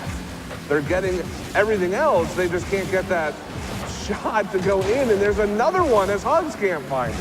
Well, he was a little late on that one. The rotation was a little too wide for that play to follow through correctly. They were still trying to play a little too cautious, which might have cost him another goal. Oh my goodness, almost a beautiful shot coming out from Dewey. And of course, as I try to hand it off, Spooky Face with a beautiful pinch. I believe this was a pinch. Nope, just a shot. No, just a shot. All right. Well, a good shot coming out from him. It sends it to the other side of the field. I guess I won't call you Cookster then. Yeah, Spooky Face, great play from him, and that, I think, is just going to do it for the series. Unfortunately, for Radford, just not the pressure or not the opportunities they needed to come back in this series. It will be another sweep for UNC Charlotte. 2-0 over Radford, and they will move on to the winners semifinals. Well, 2 seconds left on the board. Are they going to try to put anything towards? No, it looks like UNCC will be moving on, and Radford will be moving to the lower bracket. That they will. That they will. It was a good series from both teams, but it just looked like UNC, their defense was just on point for the most part. Yeah, I'm interested because it didn't look like that was the pinnacle of Radford's team. No, it seemed weird. It almost seemed like a highly defensive match. Like everything was about defense. They were all moving after each other, and it was just kind of like an odd match to watch, honestly. It was very, very defensive, very tactical over stylish, if you will, that everyone else tries to go for. Yeah, I can't remember the last time I've seen a series quite like that one. I think you hit the nail on the head. Very tactical, very defensive series, and ultimately UNC Charlotte comes out on top of that, and they move into the winners semifinals.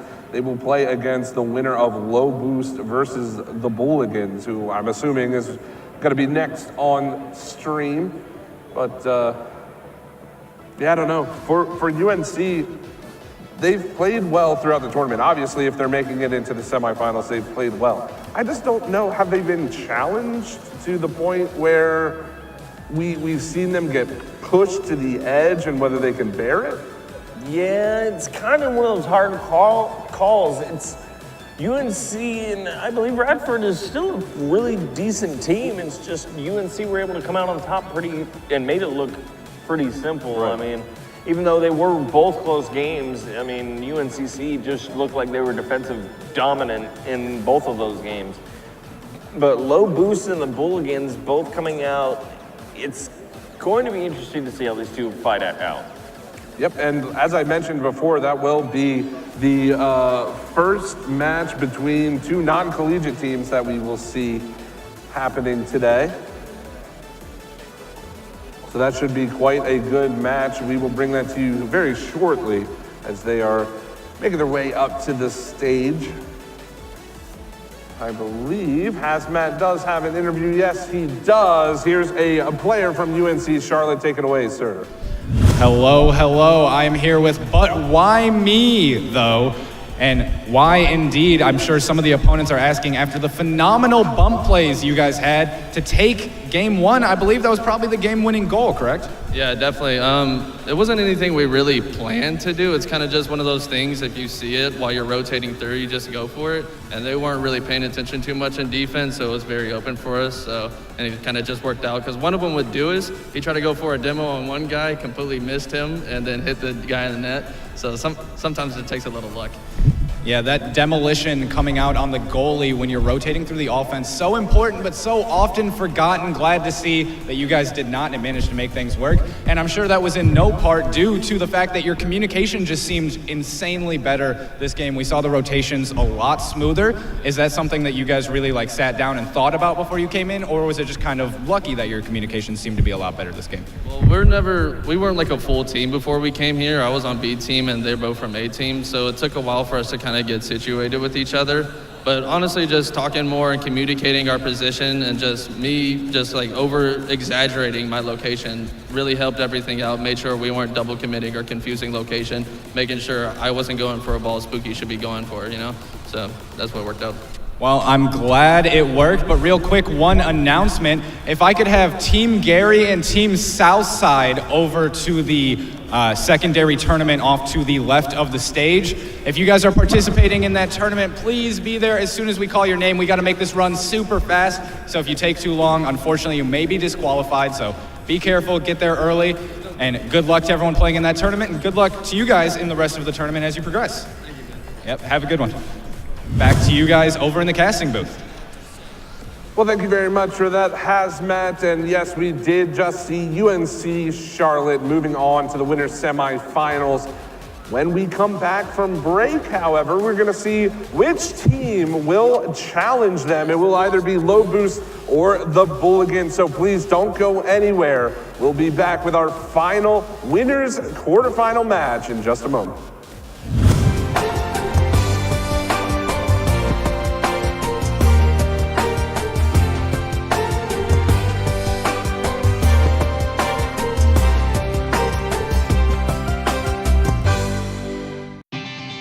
We're here for the perfectionists, the champions of doing things right. Whether they're in the shop or in the driveway, they trust O'Reilly Auto Parts, because good enough won't cut it here. For over 50 years, we've been helping perfectionists get exactly what they want and exactly what they need without compromise, turning that problem into a problem solved. O'Reilly Auto Parts, better prices every day. All right, everybody, welcome back. to the Titans Richmond Invitational here from Richmond Raceway. It has been a wonderful day thus far. My name is Hunted.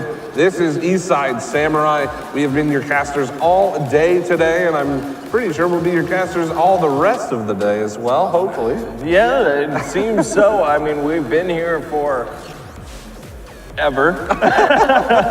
So we're just gonna have to continue on. We're waiting now for the two teams that are not part of the collegiate scene to go against each other in this best of 3.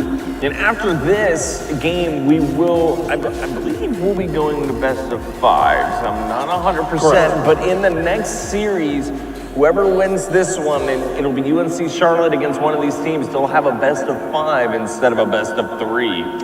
Yep, as we move into the winners semifinals, they will all be best of 5 matches, so we will see our final best of 3 for the evening. It is going to be between Low Boost and the Booleans, as we mentioned earlier. They will go on to play UNC Charlotte, whoever is able to win that match.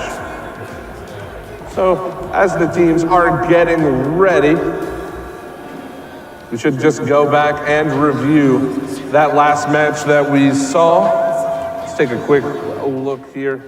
And again, we talked about it briefly. We kind of got a bit sidetracked with the interview and everything like that, but UNC Charlotte went through Radford Esports and Virginia Tech.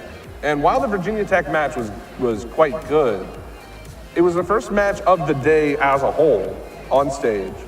And UNC made it through, but do you think that they were pushed to the brink of their playing ability? I'm not 100%. I feel like since they have legitimately been sitting there for, I'd say, 2 hours waiting for another match, it's pretty brutal within itself. I feel like they just were so out of shape from waiting so long that it kind of was like a slow starting game for them. Because once they started to figure out exactly what they needed to do, especially in the second game, they started to show it. Certainly, yeah. As we get farther through, though, the games start coming a little bit faster. I mean, we had so many games to get through in the first 2 rounds. While the losers bracket is actually being played off stream, we're now at the point where we're streaming every game in the winners bracket. But as we shrink and the teams remaining in the winners bracket, their games start coming up a little bit faster. So anyways, with that, I don't think we're gonna waste any more time. We're gonna get into the game between the Low Boost. Oh, they are ready. And the Booligans, they are ready. We are in for our final best of 3 of the evening. Our final winners quarterfinal is now underway. And we have not seen Low Boost play quite yet. We'll see how they fare against the Booleans as K-Fred's gonna push that off the wall down towards the net. However, will be played back towards mid. And K-Fred booming that one across. Hammer Pants there, trying to make the touch. He won't be able to get past Hoodie, but that's a great challenge from K-Fred, keeping it in the blue zone.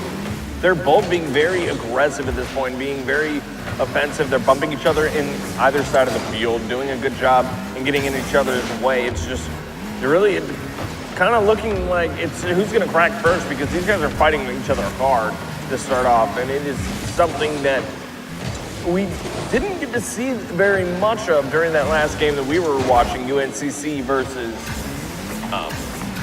Radford Electric. Radford University. My goodness. Well, still starting no goals through the first minute 15. As Crowflin puts that towards the cage, and there's the first one. Low Boost on the board. I mean, just looking at that one, it was legitimately a setup. It was perfect. The moment you said it, it was like, oh, the ball's right in front of me. Let me just put this away. Yeah, beautiful from him. Getting his team on the board, 3:35 to go. And I think it is worth mentioning, Crokland, it is his birthday today. Birthday boy on the board first on his first streamed game. So happy birthday to him, gets his goal. We'll see if his team can turn that into a victory in this game number 1. They've got a decent amount to fight against. This team is looking strong, though. It's going to be almost, it seems like, who's more aggressive in this one? Because they're both pushing pretty aggressively. I mean, they're not slowing down. They're trying to play really fast gameplay. And it's who's going to be, honestly, the faster one. I mean, just whoever's going to be the fastest one and send a pass towards the middle of the field is going to get that goal. Yeah, certainly speed is a factor. Oh my goodness, as I say it, it happens. I haven't seen that one go before. Yeah, great shot from him there. I mean, this is as far back post as you can go. Completely dodging the defenders of Bulligans there, and Venerators putting his team on the board 2-0 for Low Boost in this game number 1. And I do just want to compound on what you were saying about speed. It's really important in a game like Rocket League that while speed is so important, but Crokland not going to let me finish. Putting that one on the board, and just missed defensive touch there, I think, from the Bulligans. Well, Venator was able to get around him no problem, so Crokland just basically had to tap that in because Venator's a little far away from the ball to be able to put that into the back of the net. Well, if I can finish my thought, hopefully they won't score in the next 15 seconds. All I'm saying is that speed is very important in Rocket League, but so is control. You don't want to go too fast that you can't control the ball and keep possession. It is kind of a double-edged sword. But both of these teams have shown that they can play at a high rate of speed. For right now, Low Boost. Oh my goodness, almost a beautiful pass across the goal mouth there. It's not going to happen. As now the Bulligans trying to make it a push into the blue hat. JD. Gonna get turned away. Venator's over to Crokland, and that's another one. Low Boost absolutely styling now. Low Boost is doing a great job. Their aggressiveness is definitely shown. I mean, they've come out on top on the more aggressive team, obviously, after 4 goals. Because once they started going, it was going. Right. They weren't stopping. And so far, they're up 4 already. It's just how are the Bulligans going to essentially deal with how quickly they're attacking? Are they going to slow down, or are they going to go faster and try to match them? It's really up to the Bulligans. They have a lot of options. It's just, what are they going to do for this game to see if they can even fight back? Sure, I'd like to see them, again, focus a bit more on control. Some of their clears haven't been the best. They've gone right to the waiting defenders of Low Boost. And it just seems like the team cohesion right now for Low Boost is a little bit better. They're finding the touches, and they're finding each other, and they're maintaining possession whenever they get the opportunity. That one's just off the mark, and still the Bulligans scoreless in game 1. Not very good to see. We want the Bulligans, obviously, to have a little more presence on the field at the end of this game. They want to be able to prove they can score by the end of this, at least for themselves, if nothing else. But Low Boost kind of trampling on them on this one. So that ball getting played back. Venator's towards the front, but it's, again, just a clear, and there's no control over the ball. Maybe they thought they could get that in rotation or in transition, but eventually it comes back to their own end, and Low Boost on the board yet again. It goes back to my point that speed is important, but control is just as important in a game like Rocket League. And the Bulligans they're just not controlling the ball right now. They're definitely missing more than they should be right now. I mean, easy opportunities is that one comes really close to going in, but it's just, they're missing easy opportunities because they're trying to compensate by the fast gameplay that is being pushed and pointed out by Low Boost. Like, they're doing a great job just kind of throwing off the entirety of the Bulligans roster right now. So that is what's giving them advantage up in this one. as they win the first game 5-0. Yep. Not what I Dominating. expected. I mean, not what I expected. The Bulligans not being able to get on the board at all in that game. They had a fair amount of opportunities, but if you look at the stats, they had 3 shots.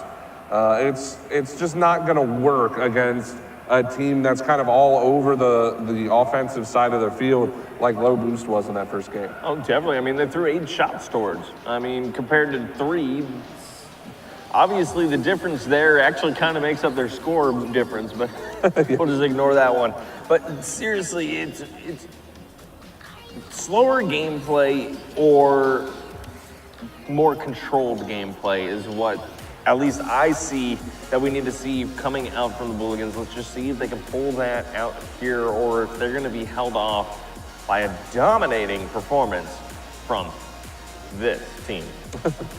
Yeah, Low Boost on top, 1-0. They are moving in to try to take this series. Game number 2 underway as Hoodie collecting that ball off the face-off, trying to fake out JD. It's not going to happen.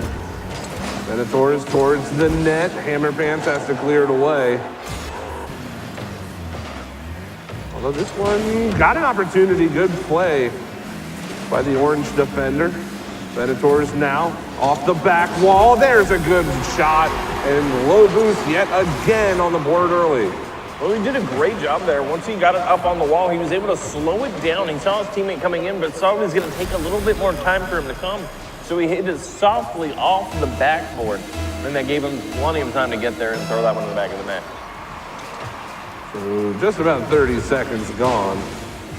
1-0 for Low Boost. Still nothing doing by way of the offensive Bulligans. We'll see if they can turn it around. That ball all the way across. Croflin for Hoodie.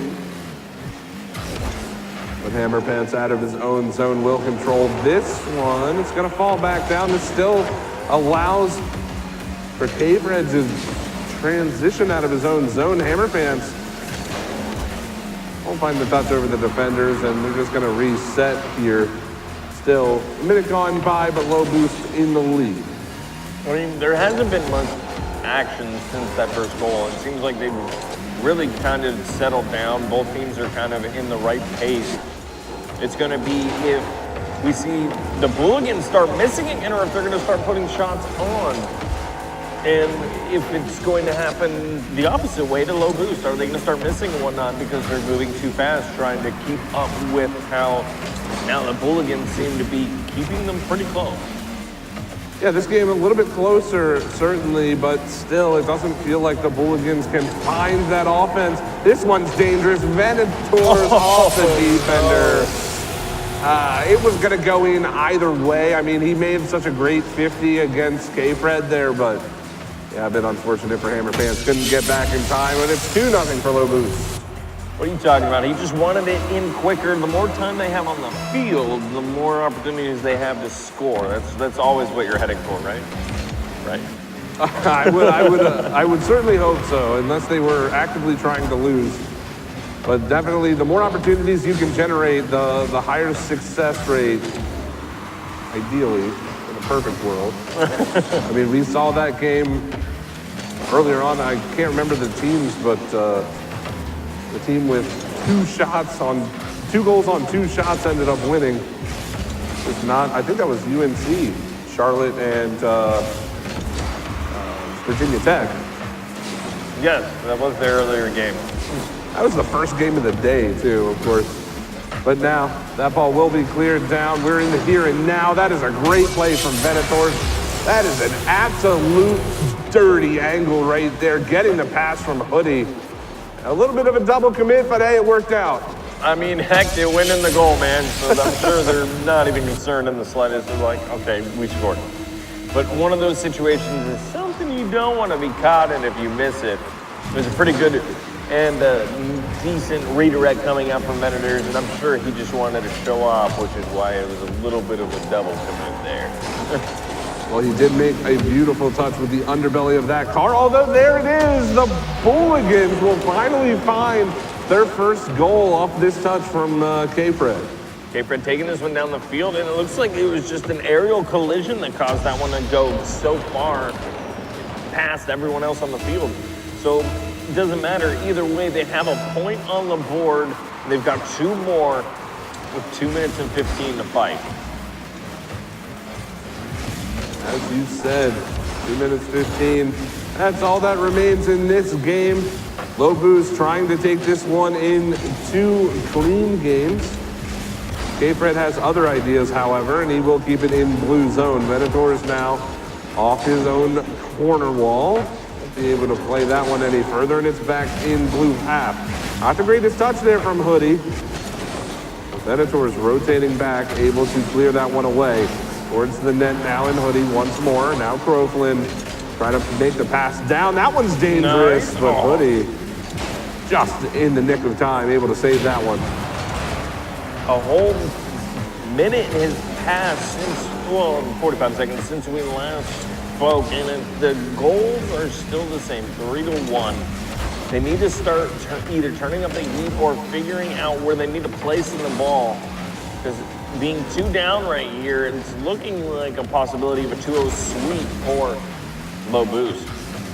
Hoodie off the back wall. That one's just a bit high from Venators.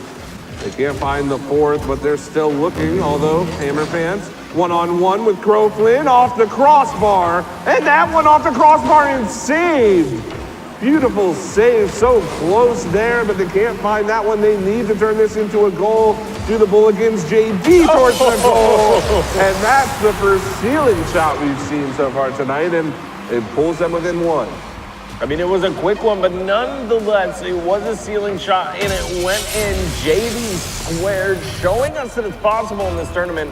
Kind of styling a little bit. We may be down, but at least we can score a goal with a little bit of fashion sense. Well, they've got 40 seconds. They need to score pretty much 1 more of those. If they can do that, we'll go into overtime.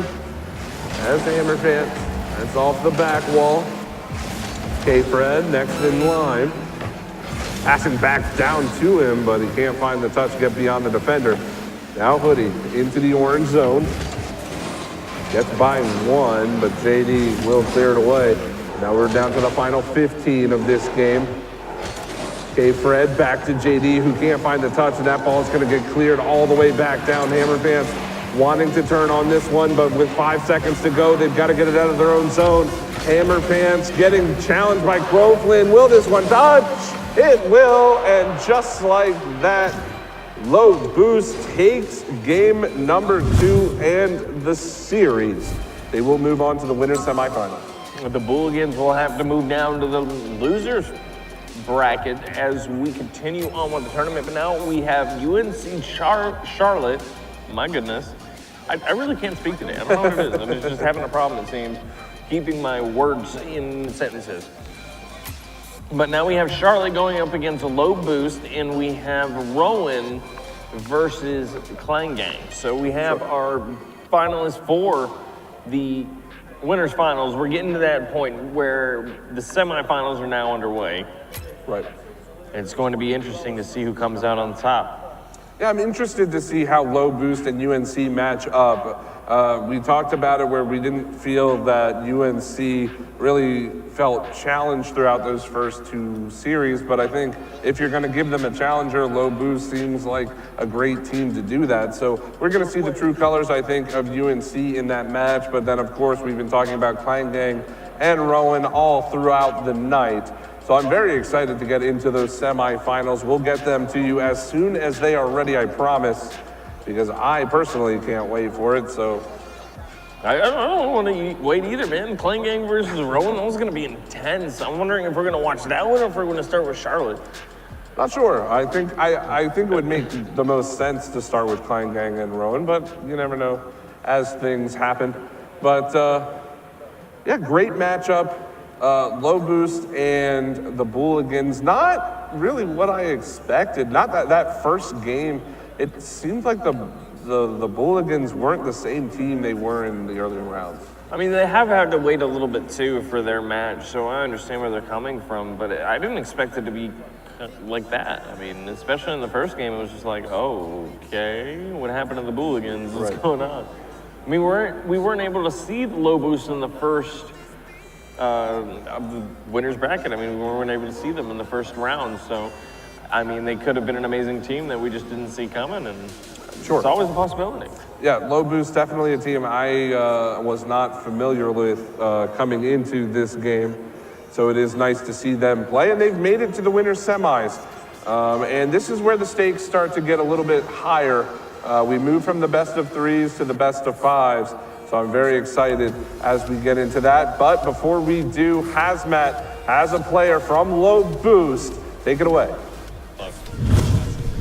Thank you so much. I was a little distracted and I apologize for that, but I was just wishing our good friend Crofin here a happy birthday, and he promptly told me that that is a blatant lie.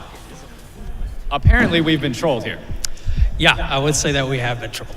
Well, just to keep it up, I hope that everybody who is here, if you see him passing by, you wish him a deep and meaningful happy birthday anyways, and sing to him, because why not? Everyone deserves the spirit, just in case. But let's talk about your team's performance for now. So in game one, we saw a lot of intense pressure. I believe we only saw 3 shots from your opponents throughout that entire game. And then in game 2, you kept that up. It was a little bit, more balanced down in game 2, but game 1 was just an absolute powerhouse domination from you guys. How are you feeling going into game 2 after that? So for game 1, we had that, like you said, we had that great pressure and we were feeling really good coming off of it. And then in game 2, they adapted a bit, and that's kind of why you saw it was a closer game overall. But I think we still played really well on defense because they had more opportunities than that shot in the first one. Yeah, no, the defensive prowess of your team is very clear as we were looking at those games. I mean, just kind of constant pressure. It felt like, well, I wouldn't say constant, but when there was pressure on you guys, it didn't ever feel like you were drowning too much.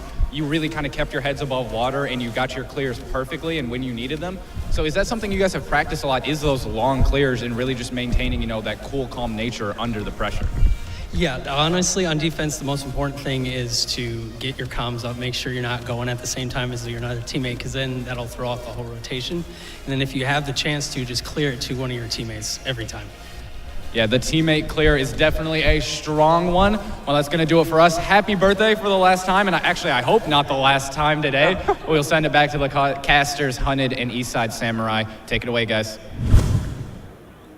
Well, first off, happy birthday to you, and I hope to get to see you around here more and more throughout the day. It'll be fun to see the birthday boy running around the place. And don't go too crazy now. Well, yeah, and we're finally moving into getting out of the best of threes. I mentioned that earlier, where we're getting into best of fives, and now these series are going to start counting for a whole lot more. But I do want to talk about that just a little bit later. We are going to take a quick break, so please don't go anywhere as we get into the winners semifinals here at Richmond Raceway.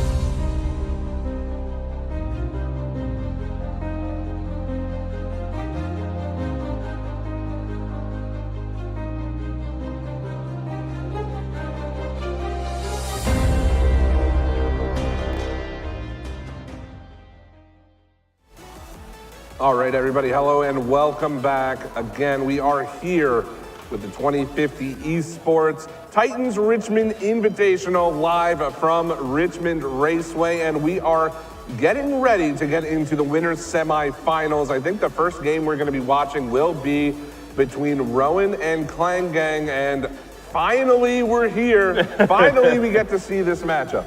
Well, these two teams we've been kind of waiting on because you and I know them both pretty well from our casting days. No matter where we've been, we've heard of these guys. We've worked with them Shoot, Clavin's name was one of the first ones that I had ever mispronunciated in a wonderful series. So I can't wait for this to get underway because I know these guys for a long time. Well, I think we are just going to get right on into it. I think these players are ready, and we are ready to get this best of 5 winners semifinal started again between Team Rowan and the Clang Gang. The players are here. They are ready to go. We're going to throw it into the Rocket League now as we start this game number 1. And off the kickoff, Rain almost keeping his goal-scoring ways going. This is pretty fast coming off the pace. Jeez, they're moving really quick across the field. Clavin was trying to make a really fast break towards the other side of the field already. It looks like Hefty's there to follow up and help him out. Professor Cab now clearing it into the corner. It's going to come back out. Here's Rain to try to play this one. Professor Cab can't find the touch downward.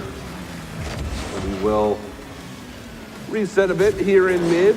Rain actually faking out Clavin, and then he gets bumped into it. This might turn into an opportunity, but he couldn't get there in time. Didn't have the boost. And I think this first goal here, Samurai, is probably going to be one of the most important of the series. Oh, definitely. Now that we're in a best of 5, it also gives you a kind of extra edge on the field, just having that one up. Okay, now we can sacrifice one if we want to try to figure out some different ways to fight against the rest of this matchup that we have together. So it's kind of who's going to take it out on top, as we have 2 very powerful teams, at least in our opinions, as the casters doing a good job sending this ball to either side of the field. Yep, we'll find out which team can crack the defense of the other as we are moving into the final 3:30 to go in this one. Playing a weak shot towards the net, no problem there for the blue defense. As Gary's going to try to rotate back, get that challenge. Good play from him, but Joey on net, and a good save from Gary to start the game. And Gary already showing his prowess on defense. We talked about him earlier. He was the cleanup man for Rowan. I think he even said it himself in an interview with Hazmat. We'll see if he can keep up those goal-scoring ways. He just has a way with kicking the net. Well, we've got a decent amount of fans for Rowan, so it's going to be more of if Clang Gang can convert some of those fans. We're just going to have to see by the end of this game who's going to come out on top. So far, scoreless, and we've got half of the game over. Yep, as you said, we are just about halfway. As Gary now going to get challenged by Hefty. That's a ball off the top. Professor Cab's there to follow it up. Oh, he hits the crossbar, and it doesn't go in. Clavin with a good chance to clear it away, but the boys from Rowan still keeping the pressure on. Rain towards the net, but Hefty's up. Professor Cab getting rejected again by Hefty. And Clavin making the pass. Hefty's there towards the net, up and in for Clavin. And Clang Gang first on the board, but Hefty making that work. Oh my goodness, that was a beautiful pass done by him. Unfortunately, he couldn't get enough on that ball. Gary could not send it to the other side of the net quick enough. And it looks like they are going to take a lead in this game. Clang Gang 1 up so far in this first game. 2 minutes, 5 seconds to go. 1-0, as we said. Clang Gang in the lead. Rain making a save on Hefty. There's Joey to push it towards the cage, but will be turned away. As now Professor Cab just underneath of that one. And Hefty with a bit of a free clear, although it goes right to Gary. Clavin meeting him in the air to keep it away. Wait, that one finds its way in. A bit of a surprise goal there from Professor Cab. I didn't expect no one to be there, honestly, for our boys in blue. Just kind of thrown off guard. They didn't expect such a straight-on shot coming out from Rowan. So Clang Gang got caught trying to get off guard there, and that will be a tie game. Equalizer early on, and it looks like Clavin's going to be quick to respond with another goal on the board. Yep, just like that. Clavin putting their lead back to 1. Minute 35 to go for Rowan. A bit of a fluky goal to give up there. Not the greatest kickoff strategy there, tied 1-1, but we're going to see what they can do. Rain cheating up on that one, but Hefty's going to be the next one to touch it, and it's going to go back down into the blue half. Clavin trying to get this one away. It's going to stay in the blue zone and kicked all the way back down. We're Clavin to get another touch towards the net, but Rain denying Joey on that. So still 1-goal deficit for Rowan, but they've got time as Professor Cab gets around one. He's got a one-on-one with a teammate, but he can't find the pass. And now this could be dangerous going back the other way. Rain has to turn it around, and he calmly does play it into the corner. He wastes some time there, allowing his teammate to respawn and get a little bit of boost, if anything, and get back into rotation so that Clangang can't take advantage of the slight power play that they had amassed at that point in time. Now it's just if you can get this Rowan team to throw another one towards the back of the Clangang net. They'll be tied up. There comes one. That was a good shot from Professor Cab. It's going to force Clavin to go back up for it, and somehow he beats out everybody from Rowan as Professor Cab keeping it in. But now it's pinging around a little bit in mid-rain to Gary. Can Gary find another touch? He's going to grab the boost, and the ball is going to fly back towards his team's half. Now Professor Cab to Gary. Gary can't find the pass. And we're in the final 7 seconds now. Rowan still needs a goal. Hefty up, looking for the touch. He's going to pinch that one high. That's going to give Rain a chance to clear it, but there's the dunk. And Clangang are going to take game number 1 of this 5-game series. It's going to be more interesting now that we finally have a 5-game series because you get a lot more time to understand what the other team is doing that you need to fix. If your defensive rotation isn't as tight, if it's a little too open, or maybe it's too tight, you guys are too close together, now you're double committing and having problems. It allows you to see where you need to change because you have 3 games now that you have to lose 3 games in a row or at least win 1 and come back.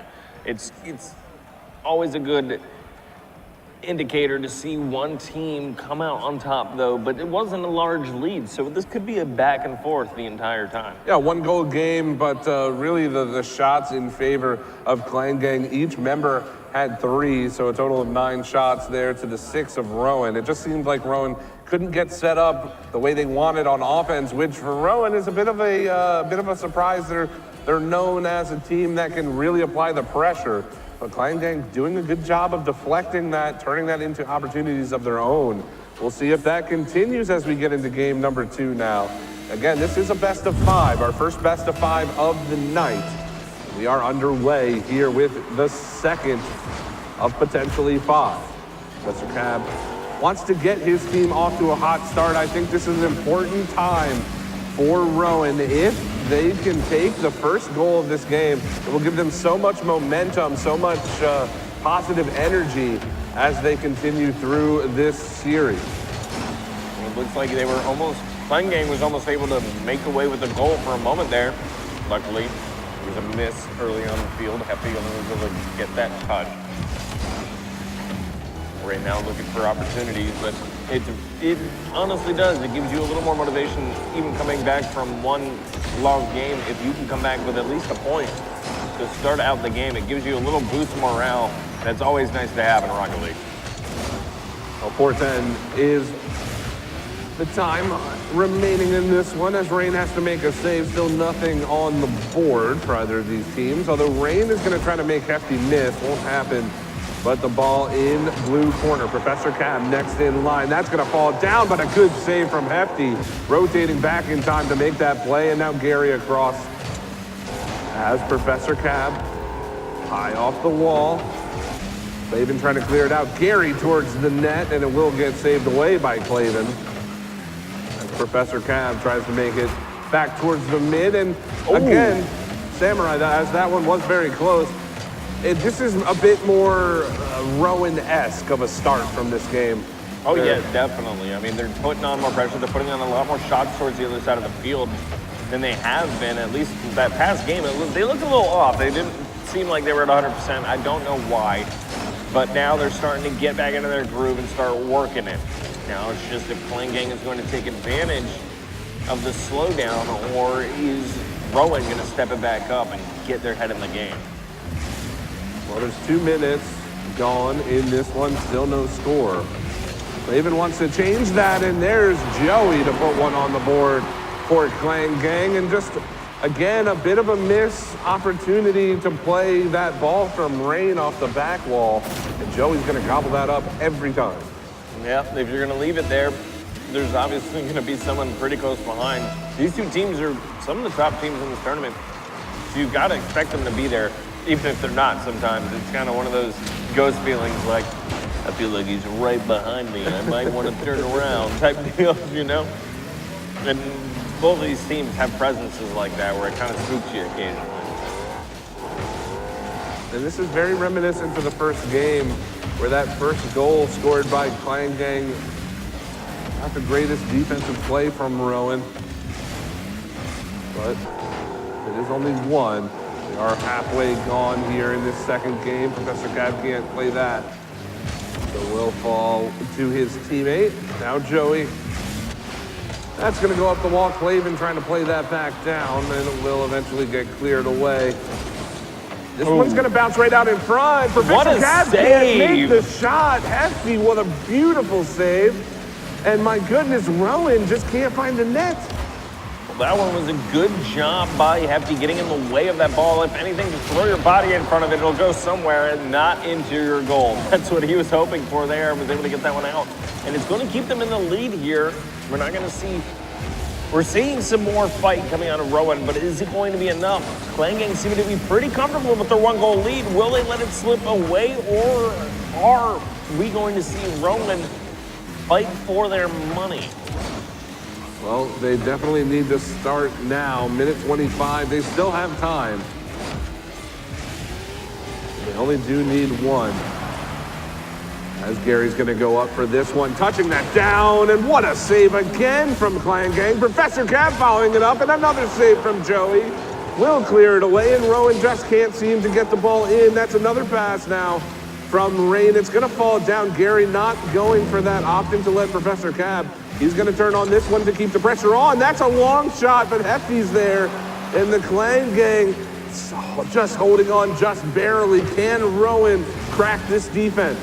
That is a solid defensive rotation I'm seeing coming out from the Clan Gang. They're doing an amazing job just keeping this ball even at least 2 to 3 seconds of time. Like, it feels like that they can get to that ball. Like, they've legitimately put themselves in such a well-rounded rotation, and it almost gave them another goal right there.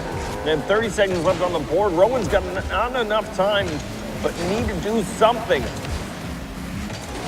Well, they've got 20 seconds now. Professor Cab passing that down to Gary. He's gonna come out to mid, trying to get the challenge, but Professor Cab has to chase this one back. So 12 seconds, 1 goal separating these teams.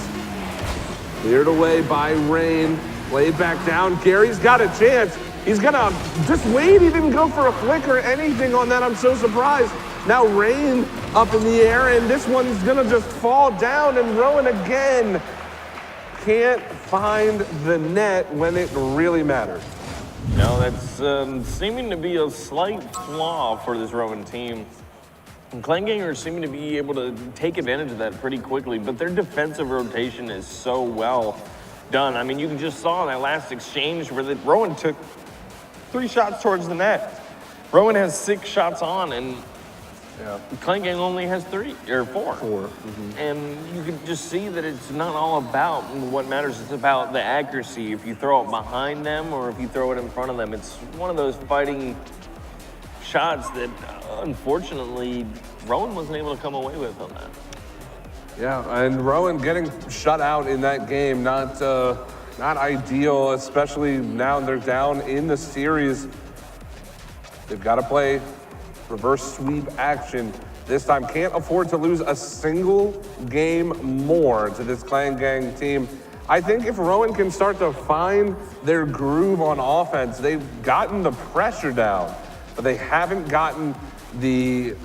solved this defense from Clan Gang. They just can't get that touch that just beats the defender. Yeah, they're just a little too fast for him, if anything. They might need to find a way to either slow down one defender. Let's see if they can do it here with 5 minutes on the board. Yes, we are underway. Game 3, Clavin already trying to put his team in the lead, but Professor Cab rejecting that one and then pinching that out towards Rain, who will get demoed for his trouble.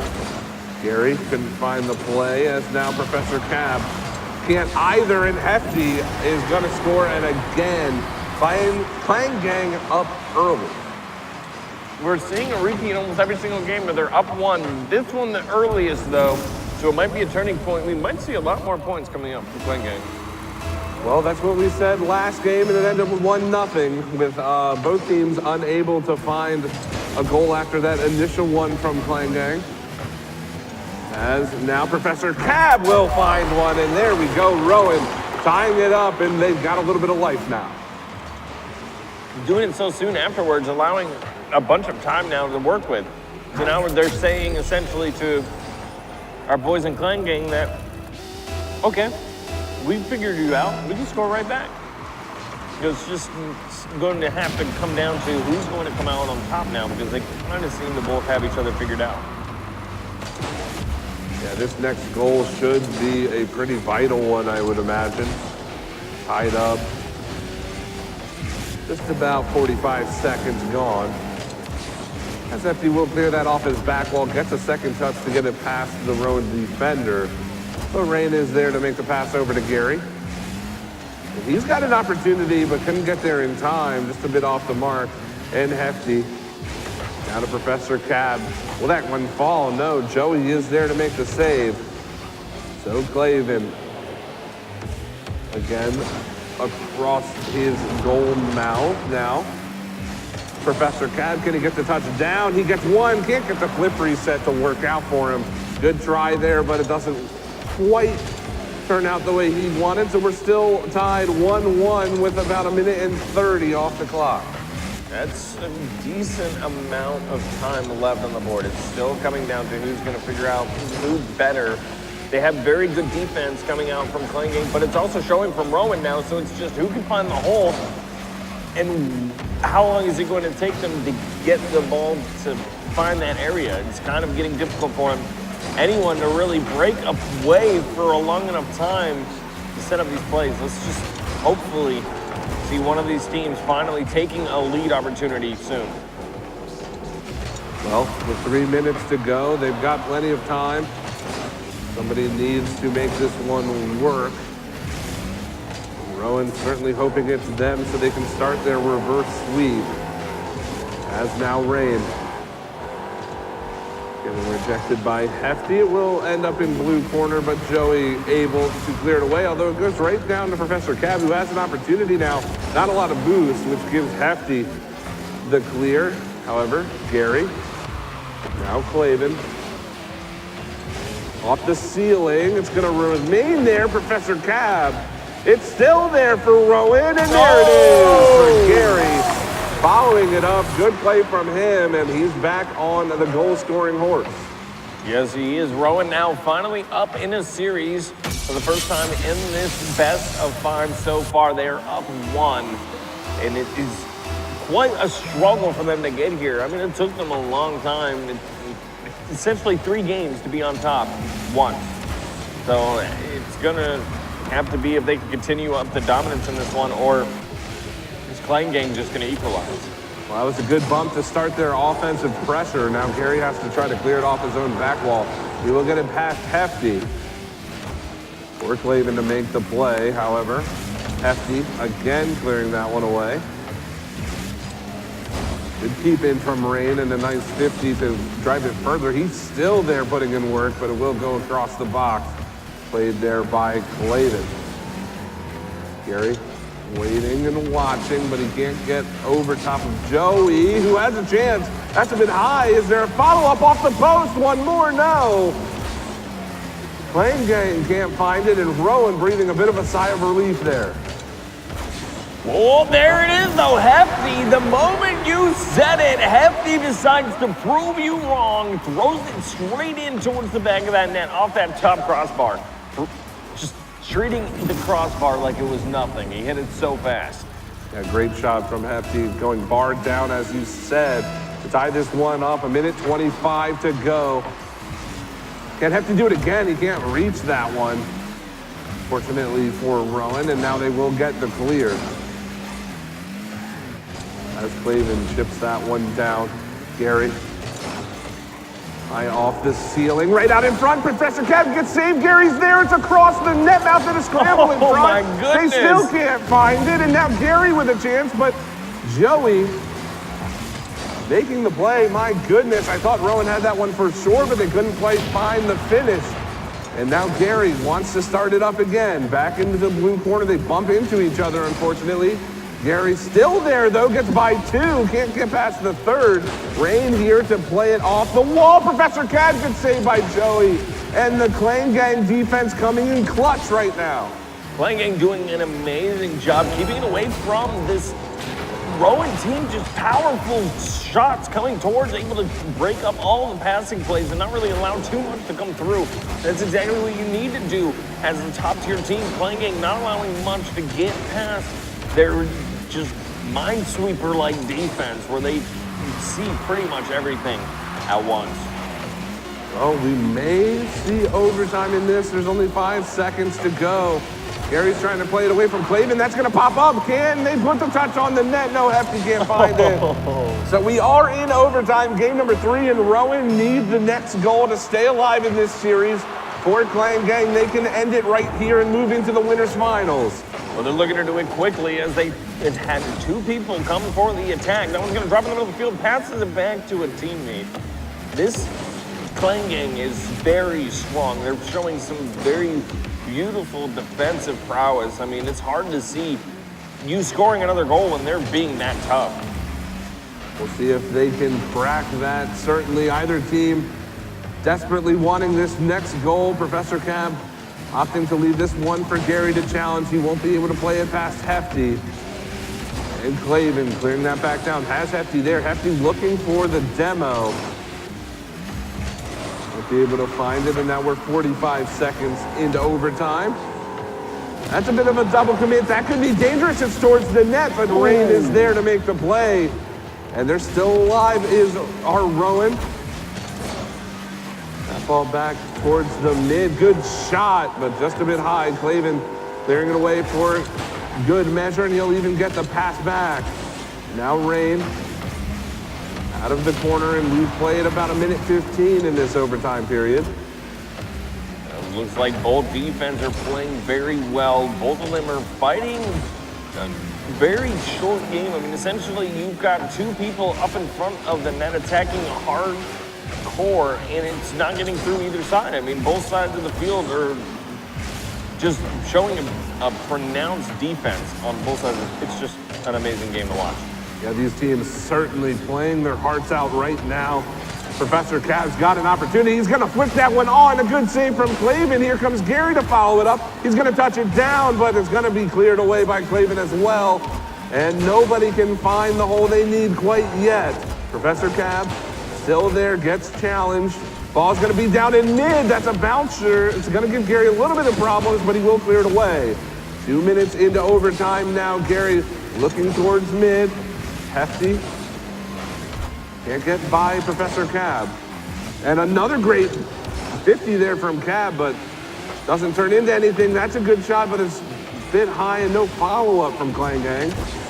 Clavin looking for his teammate, gonna be cut off in mid by Gary, but this is up in the air, and luckily for Rowan, they are able to clear it away, and this is just a fantastic overtime period for both of these teams. Goodness, Gary, what a shot! save! Oh!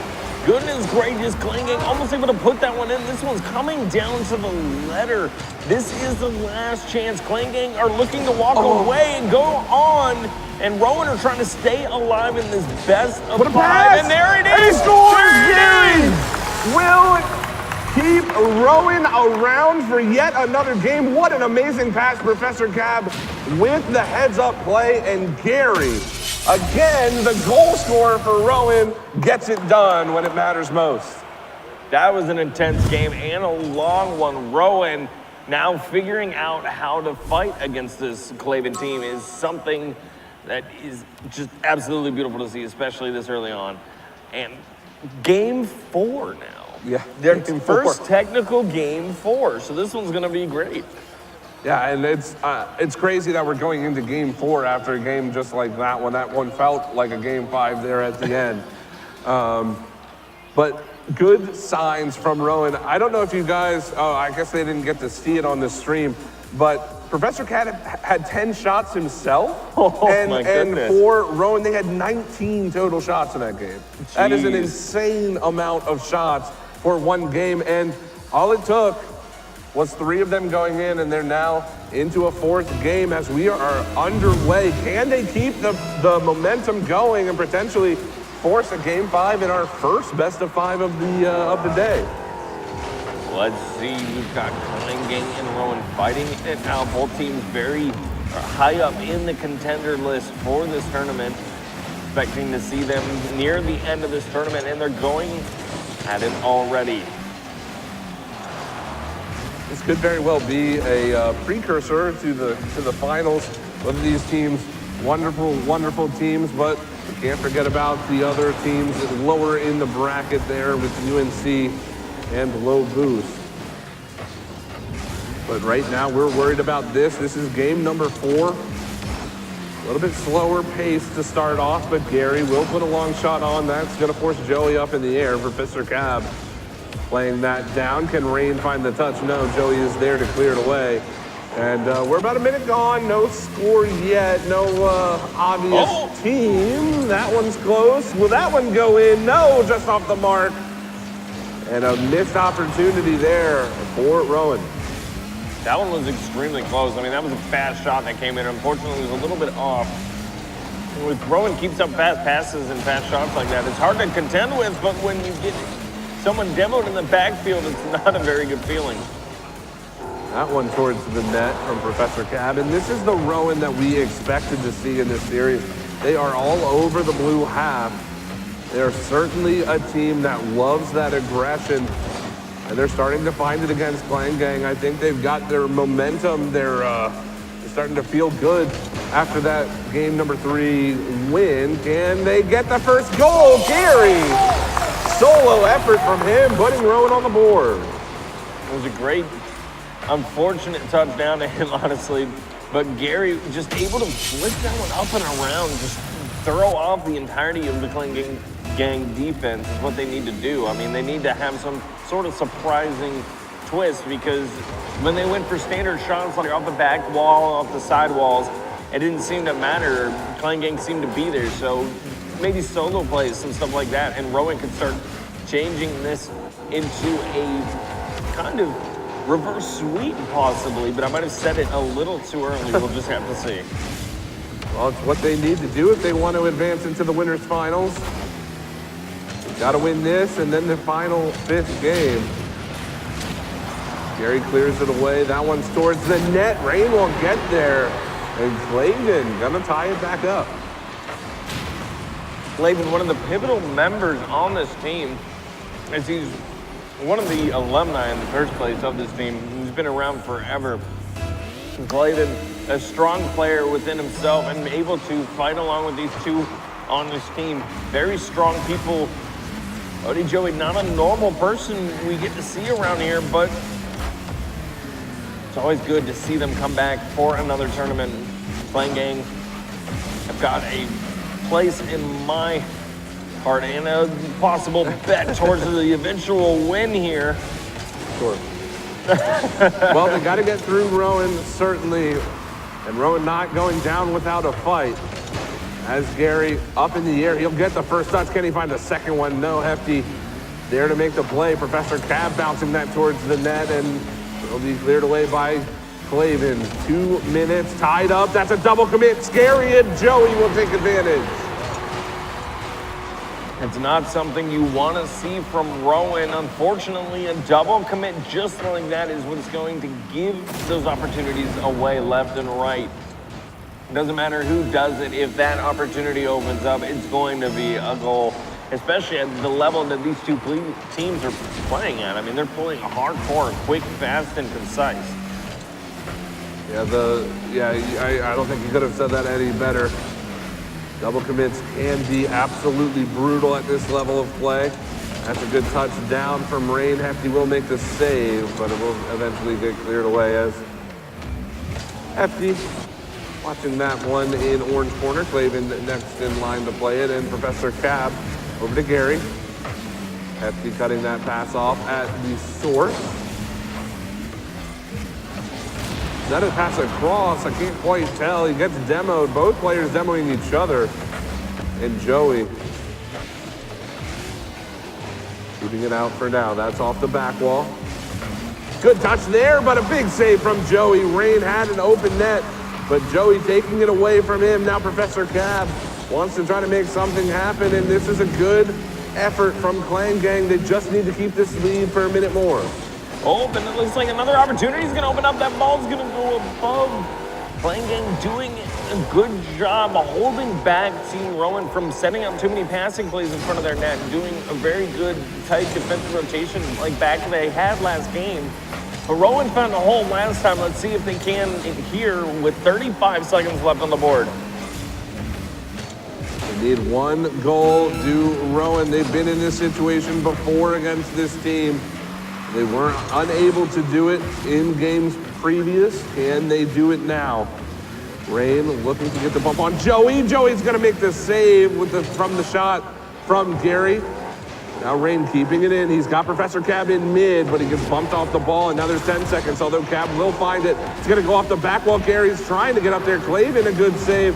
4 seconds, 3, and that ball still gonna be up in the air. Professor Cab has a chance to play this down, but I think that might just do it. It will, and the Clan Gang move on to the winners finals, 3-1 over top of Rowan. Nothing. Clan Gang coming out on top versus Rowan. Couldn't have called it better myself. I'm just kidding. All right.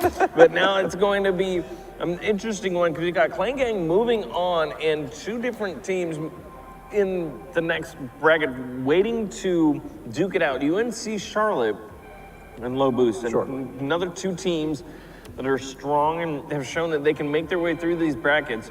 Now have to fight against a Clan Gang team who played against a very strong-looking Rowan. Yeah, and the other thing to consider is that Rowan now moves to the losers bracket as well, and so they certainly have a chance to battle back. And if you're the team that gets Rowan to drop into your losers bracket, I think it's kind of like a, can we not catch a break? Because Rowan is probably one of my favorites to make it at least into the losers final. Losers semifinal, if not the losers final. So, yeah, but as you said, UNC Charlotte and Low Boost is next on the docket to see who will play Clan Gang in the winners final. But before we go to break, I believe Hazmat has an interview all ready to go with a member of the Clan Gang. Go ahead, sir, take it away. Indeed, I do. I have the chat requested Hefty here with me, and he is excited that you guys all wanted to hear him. We hear the hype coming out over on the side there. But speaking of hype, that is something that I noticed was pretty missing in your stage performance this go around. Earlier we saw, you guys getting real loud, real excited. Was it just too stressful, too focused? What happened this time? Yeah, that's a good point. Last series we were pretty hyped up, but this time we were pretty tame. I don't really know. We didn't really think about it, to be honest. I think we were just focused on the match, and we kind of just forgot to yell that game. And you bring up a really good point. Maybe for the next series, we'll make sure to scream a little bit louder. Well, yeah, you are going to the grand finals, and I think that is definitely reason to scream and get hype before they do that. Well, the winners finals, yes, of course. But before we do that, I want to talk about the Game 3 loss that you saw in that overtime. It was kind of a longer one, about 2 minutes, and it was just a beautiful little play that happened right there. And then you also got scored on for the opening goal in the next game. So how do you come back from that mental state? Are you worried that they're now mounting a comeback, or are you saying, we got this, we're still, on match point, no big deal? The other team was doing a really good job with possession. They were just controlling the ball really well. And every time it seemed like we touched the ball, saved it, we just gave it right back to them. So we struggled with that. We tried to just focus after that loss on trying to keep the ball close to us and not give away possession, and it ended up working out, but we kind of just stayed focused and we just shook it off. Since we were on match point, we just said, we'll take that and we'll just go to the next game.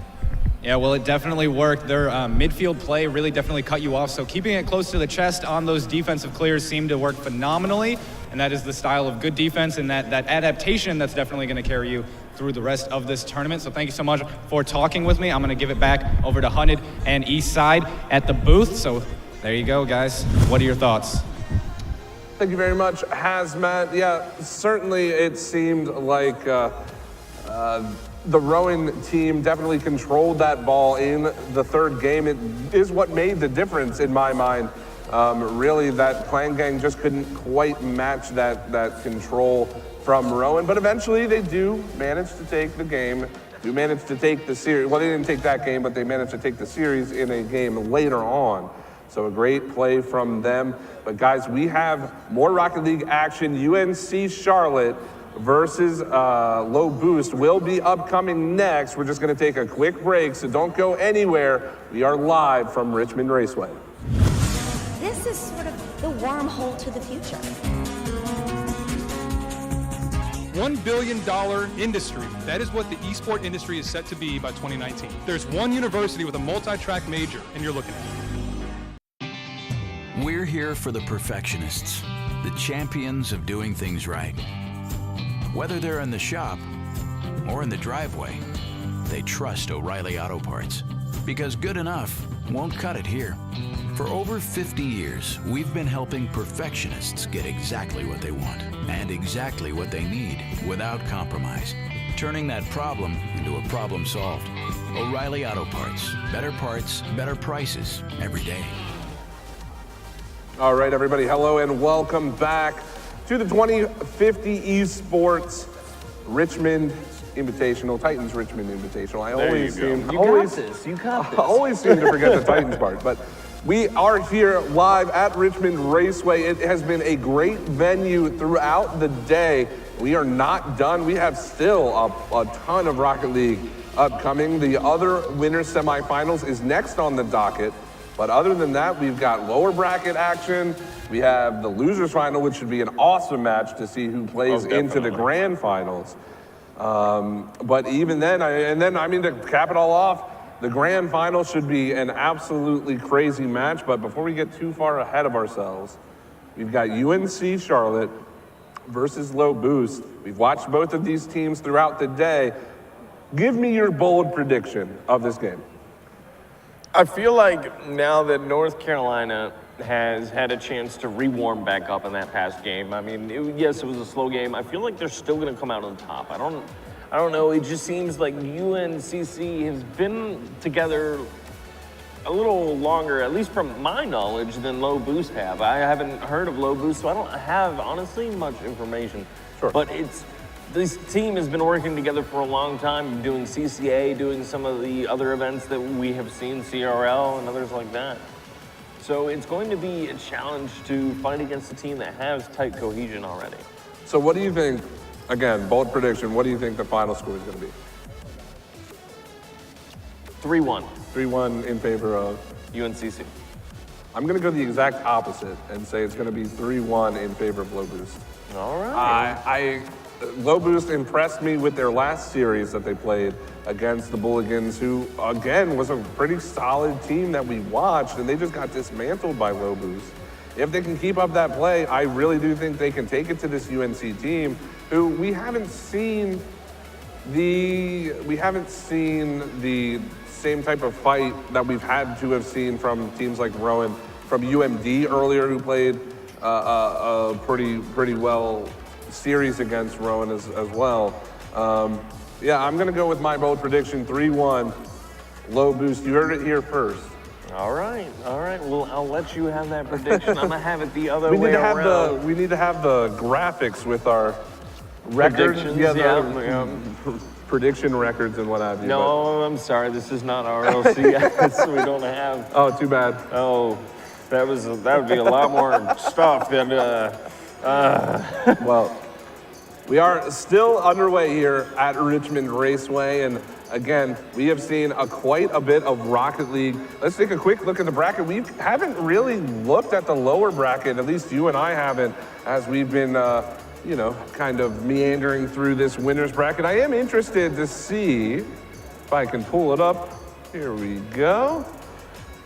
I am interested to see how the teams are doing. It looks like Rowan did just drop down. They are going to play against the winner of the Bulligans and Radford. Levitate beating UMD, so UMD, unfortunately for me, is out of this tournament. Levitate will go and play against the winner of JMU versus VCU. So that should be quite a good game. Haven't seen Levitate yet today either, so we don't know what they are capable of in the losers bracket. But I'm sure we will find out very soon. Of course. Well, we do, I believe, have all of the players in the lobby. We're just going to have to wait for them to start. Let me double check that. No, we only have one team in right now. Sure. And that is the team of Croftland. So Low Boost is in first. We're just waiting on UNC. UNC Charlotte, yep. All right, look. You mess up in the intro, I'll mess up on the team names, all right? We'll get it. But yeah, this should be quite the matchup between these two teams. Again, the winner of this will advance to the winners finals to play against Clang Gang for the chance to go to the grand finals through the winners bracket. Certainly advantageous when it comes to the winners bracket, if you can, when it comes to the grand final, if you can get in through the winners bracket. It's obviously the most ideal way to get in to that, but man, this game, I know that we made our bold predictions, but I really do think this is going to be a close game. Well, either way, I feel like they're both decent teams. I mean, they're going to fight it out, duke it out as hard as they can. Now as they're all ready and they're jumping into the match, UNCC and Low Boost are going to start at it. Let's see who scores first to kick this one off. 5 minutes on the board. Yeah, first goal should be pretty important as we are, as you said, underway. Game number 1, Spooky Face trying to hem the boys in orange in their zone already, as Croftland doesn't want to do that quite yet. And it will find its way back towards mid. Hoodie up to put this one in his own corner, but that's going to bounce out in front. Not the greatest shot there from Spooky, but Wyme though is there. And again, just a bit, that's a great shot. I didn't think he had the angle to beat the defender. Good play and a beautiful pass from Spooky Face. That was pretty fast. I mean, that one just came quick across the board. Dewey just kind of responded, just kind of, hey, ball. Towards the goal. It was a really nice cherry pick from him, sending it to the inside of the goal. And now we have UNCC up 1 in the series, or in the game. Yeah, up 1 in the game. I'm sure they wish that they were up 1 in the series, but not quite yet. As they are still trying to put the pressure on to Low Boost. Spooky Face towards the net. Gonna be cleared away. But still, UNC keeping the pressure on. Spooky Face coming on the backside as well. That one's gonna find its way across mid, so again, a bit of a slow start to this game. I don't think we could expect anything different, especially here in this best of 5. Well, UNCC seems to be off of a decent start, but they don't seem to be 100% there either. Like the first game we saw them play, they were playing pretty intense. The first game of the day, I should say. But in the second game, they seemed kind of worn out from waiting, and now they seem like they're there, but not back to 100% as of yet. So we're just gonna have to see if they continue to get better, or if we're gonna have a Low Boost team that figures out what's going on. Well, they need to figure it out soon because UNC is pressing them hard right now, although that ball will eventually find its way into UNC corner. This is going to give rise to a opportunity from Low Boost, but Spooky Face. I think we get that one away. Venator's making the save, and again now the UNC offense getting set up in this orange half. Will get cleared away eventually though, but being chased back out of the blue corner. lot of power being sent to each side of the field. I mean, one clear is going to the other side of the, it's just quick, powerful clears that you see going to the other sides. But they're always quickly returned because it's not really a solid objective. That opportunity was there for a moment, closed out by our birthday boy, Cropland. Certainly, as we move into the final 2 minutes of this game, it's going to be put down towards the cage, but Wyoming, though, is there to make the save. Senators. This is some good pressure now from Low Boost. This is what they needed throughout the early part of this game. They are finding it now. It's on the UNC defense to maintain this 1-goal lead. Hoodie underneath. Will that find its way in? It will. And Low Boost on the board. Unfortunately, that ball just being shot all the way down to the other side of the field, it looked like they were ready to field that. But UNCC didn't expect Hoodie to just come out from under and just immediately attack as quickly as he could, which is kind of odd, seeing that these both are teams that are pretty quick on the defensive end.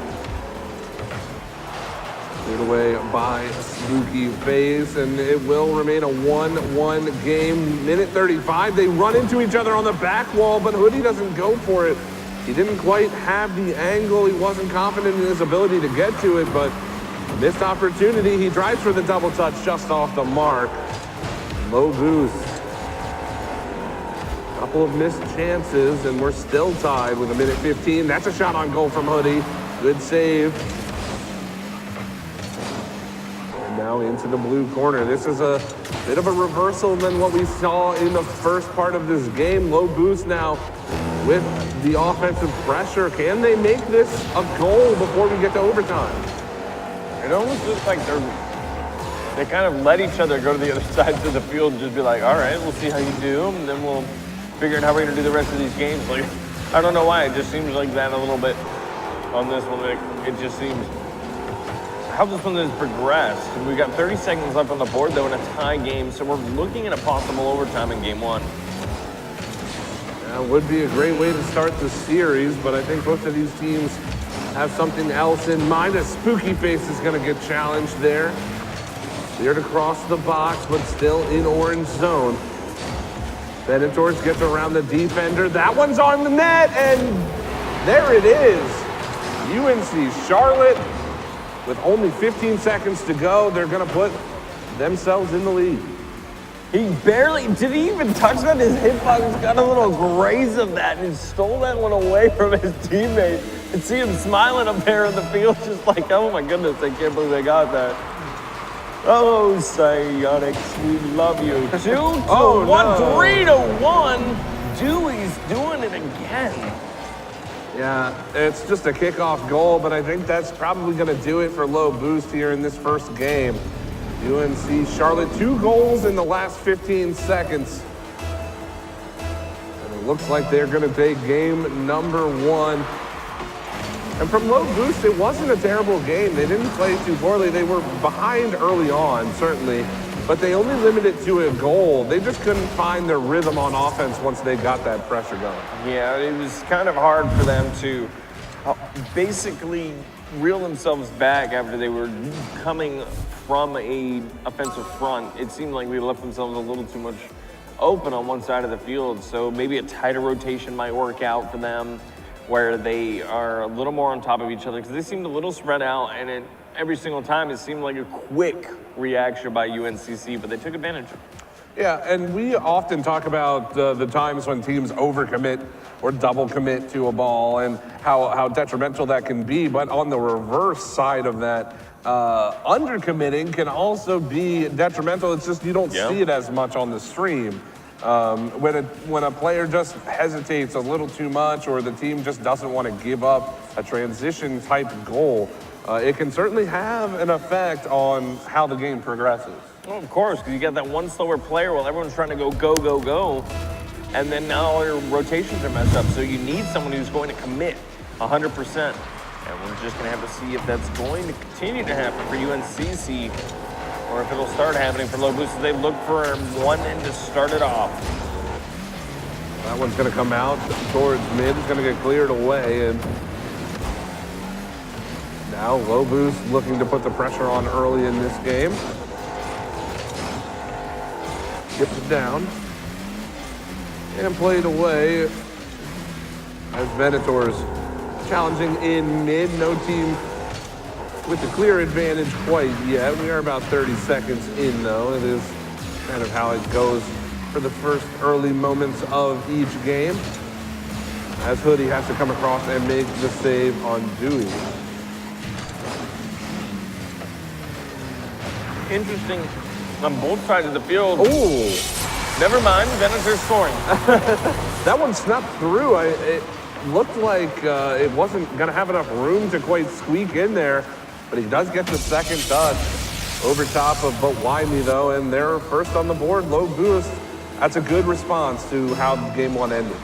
Well, it's a perfect name for being in that situation. Why me, though? Why do you have to 50 me, though?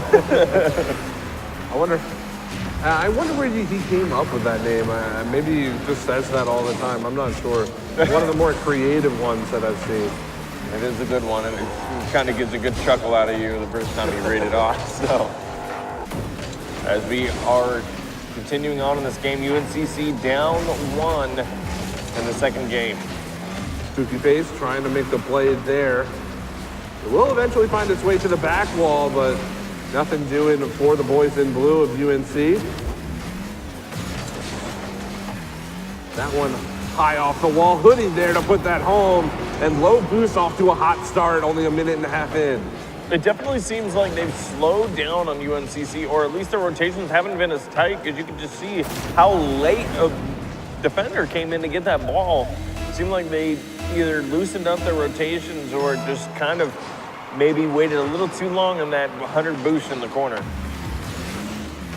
So, but Wimey, though, now trying to get that through, but nothing doing for him, and more pressure by Low boost on this blue half. Hoodie can't find the touch. That one towards the cage. I think that was a back pass, almost gone wrong there.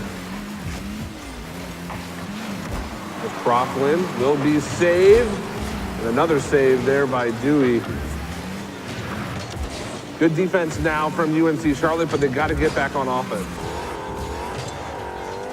They definitely do. I mean, it's kind of watching them, they move into it for a moment. That was a weird touch, to be honest with you. That was kind of odd to watch. Almost looks like he sat on that and he just Gooba stopped his own teammate there, and that's a little unfortunate, but it's gonna take UNCC to be down by 3. They won the first series, but it looks like this one is gonna be a little rough with half a game left to play.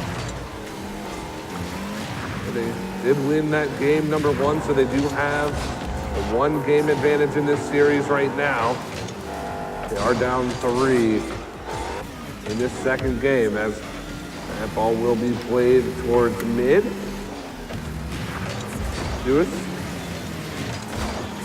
will get cleared back down, and Croflin trying to make the touch. Won't happen. One more, no. But he couldn't quite get that one. And again, it's just all Low boost on the UNC Charlotte half, as it's been throughout pretty much the first 3 minutes of this game. Well, they've been putting on a lot of pressure hard. Like, they've been in basically UNCC's half the entire time, and it's just been compiling one after another. These goals just keep on racking up for this Low boost team. It's really interesting to watch how quickly it's kind of devolved. Yeah, crazy that we saw. It's such a difference from one game to the next. Right now, Low boost all over UNC Charlotte. They need to come up with an answer. Might be a bit too late in this game, but certainly as we move forward with the series. But for Low boost right now, they're playing really well in their transition game. They're not letting themselves get hung up in their own zone. They're opting for the passes, and they're opting for those long clears to teammates that are waiting to make the play. I do like that as they kind of changed that up from the first game. That ball high off the back wall will get cleared away, and we're about 1:15 to go. Well, they're almost able to pull one away. Minute left. I don't think they're going to make all 4, but they might make a couple. At least something for a little bit of motivation going into the third game would be nice. Spooky Face trying to set one up here. It's going to go high off the wall, but winds up in the corner either way now as Venators trying to get around the defender, bumps him. There's Croplin. It won't go in the net there. Now the Hoodie rotating back. Looking for the pass across. Won't find that one either. 30 seconds to go. Still a 4-goal advantage. Nothing on the board for UNC Charlotte. It looks like we're going to be moving into game number 3 tied in this series, which, hey, I guess we just couldn't get enough of those best of 3s. Yeah, it's going to keep it interesting. It's going to be another best of 5 that might be a little closer than the rest. We might see a 3-1. We might see a 2-3. We don't know yet. It's going to come down to what each team can learn from this past game and continue moving forward. Yeah, for me, UNC, I just want to know what happened. Where did you go in this series? I mean, luckily you were up a game, and it's only game number 2, so you have 3 more games possibly 3 more games ahead of you. But, you know, they had 2 shots that game. It just seems not reminiscent of what we saw from them in the first game or even through the other series. No, not at all. I mean, the opposing team, LaBoust, had 7 shots off. And that's a lot of shots that shouldn't have either A, gone in, or B, should have been on their side of the scoreboard and not the other. Like, they definitely stepped back a little bit. I don't know what happened that last game, but hopefully they can step it up here in game 3, where we are now equalized in the best of 5. So essentially we're down to a best of 3 at this point in the series. We'll see, can LaBoust keep the aggression?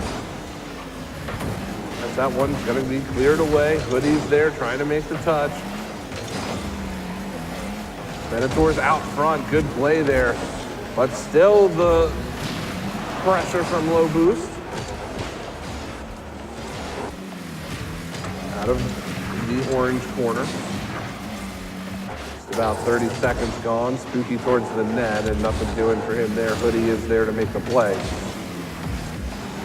Still no score, as I said, and we are approaching the minute mark. That one, bit of an awkward touch there. I think if he would have left that one alone, it could have worked out for Spooky Face, but nothing happening with that. I like the idea, though, from UNC, trying to get everybody involved, because they definitely needed to change something up from that last game. Yeah, they definitely needed to at least speed up, tighten up their defense. I just feel like they were letting in so many plays, just being way too broad. But here comes an opportunity that's just going to legitimately bounce in. Yeah, I want to go back and watch this one again. Yeah, I mean, I guess it was just Spooky Face. A bit of a whiff there. You don't see that too often, and then both players thinking the other were going to play it. And wow, not the most orthodox goal I think we expected for goal number 1 of this game. No, and it seemed like you would want a little more calculated goal like that to come through, but I don't know, just a long shot like that kind of throws you off. So there we go, at least they're retaliating. There we go, all right, we're feeling a little better now. It's an even game just like the series. Yeah, as you said, the goal kind of wipes itself off the board. Now we are back tied 1-1 with about 3:40 to go. Still, neither team with a clear advantage in this game. That one's going to rotate towards the net, and that's a free one again for LaBoust. And they're up by a goal just a couple seconds after the equalizer. Yeah, you can hear the groans just from the LaBoust, knowing how that feels. That ball just sits there in the worst spot possible. No one, unfortunately, on UNCC able to get back for that one. And again, are they going to get another kickoff goal? Hoodie's trying to play that one, but Spooky Face able to make the play and keep it out of the goal for now. Trying to send that ball away. It looks like they're trying to get out of their half as quickly as possible. They want to put more shot opportunities towards the opposite side of the field. Here comes one. Luis not able to send it all the way. Why me, though? Looking for the touch around Hoodie. Hoodie will take it up his own half wall and clear it back down. Good pass to Spooky Face. He can't find the touch, but that might be enough to get it in. No, just off. They can't bury that one, and still a 1-goal game. Low boost on top. They're about halfway gone. That's a pass. Just out of the reach there of Dewey. Both sides getting really intense at this point, trying to undermine one or the other, just really trying to get another point back on the board, because the more that you can break away, the better you'll be. UNCC, what a double touch off that wall, that post area. Just a beautiful job, but though. Yeah, an unfortunate touch from the defender there from low boost. I didn't quite catch who that was, but it does go off the sidewall, leading to that opportunity. But Wyoming, though, capitalizing on that, gonna tie the game up, and we've got 2 minutes, 20 seconds to go. It's gonna fall down. That's a great pass. Venators towards the cage. Now Croughlin, can he keep the pressure on? Will eventually get cleared away, and we're resetting with 2 minutes to go. Lewis off the top. A little high on that one. That could have been the one they needed, but it's still 2 minutes left on the board. This could end up kind of like one of the first games where we have a possible situation for overtime. And a very close match between these two teams. Wouldn't be surprised to see this one go to game number 5 tied up. As Venators and Hoodie try to combine to get this one out. Venators one more touch. Hoodie, I believe, is there, but he will get beaten to that one by Wyoming, though. Looks like they're trying to keep it on their individual sides. They want to set up passing plays, be able to get past each other's defensive orientations. It's just kind of difficult at this point because it's 2-2 right now. I mean, it's a tie game. You want to come out on top, and you want to do it dominantly, because if you just make it somehow with a fluke, it's nice and all, but everybody likes to style a little bit if they can. Well, hey, in this tournament with this kind of money on the line, I'm sure they will take any kind of goals that they can get at this point. As we move closer and closer to overtime in game number 3. That ball off the back wall will find its way across, but he can't challenge it. Venators will, though. Playing it all the way back down, and it's going to be corralled in there, but Wyoming, though. Jeez. We've got 20 seconds to go. Still a tied game. Could see yet another overtime period between these two teams. That one's going to bounce towards the net. Can he find it? That's off the crossbar, off the post, and out. Hoodie almost ending the game right then and there, but the post and the crossbar combining take that away from him. And then now, Venators towards the cage. He couldn't get the double touch. It was so close. That was definitely a close one. These teams are definitely fighting it out right now. Powerful shot coming out. That's going to receive a powerful return to the side of the field, looking for the opportunity. They're fighting with all they got at this point. Oh, and that one goes in. I thought that one was off the post and out for sure, but that's it. UNC Charlotte taking game number 3. Wow. What an angle to get that one in. No one expected it. They just kind of let it go by. It was a good shot coming out from UNCC. They're going to take that second game or third game, so now it is 2-1 in the series. Yep. Yes, it is 2-1 in favor of UNC Charlotte. And again, that was such a close game. I mean, if you look at the shot differential, really it's not as crazy as you would have thought it would be, but they were almost dead even.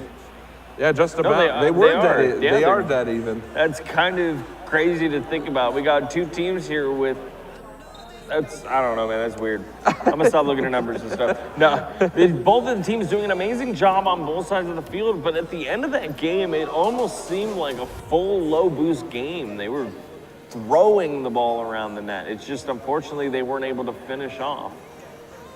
Yeah, that was kind of what my point I was trying to make there with the shots is that it felt like Low Boost was controlling the pace of play towards the end of that game, but they didn't have any more shots than the Blue Boys did, as we are into game number 4. This one could decide it for UNCC. And it could. Low Boost looking to survive. At least live to see a game number 5. That one played towards the mid. Lewis can't find that one. Almost there. Can he get to this one? Not in time to put that on the net. And it will find its way back for Spooky Face to try to play out of his own corner. Nice touch by him. Able to follow through on that, though. These two teams fighting pretty strong, showing off some of their individual play styles, too. You got individual players bring it down to the other side of the field. Hopefully they won't split up too much and cause the problems later on down the line, though. So 3 minutes, 50 seconds to go. That one's touched down, and it will be cleared away. Predators out towards mid. Again, touch towards the orange net. And again, cleared away. Doesn't look like UNC has a bit of an advantage.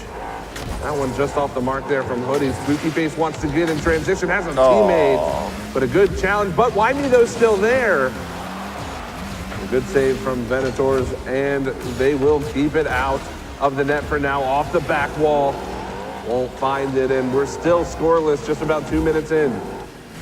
It looked like back at the beginning there, he was trying to slow it down for the rest of his team, but they wanted nothing with him.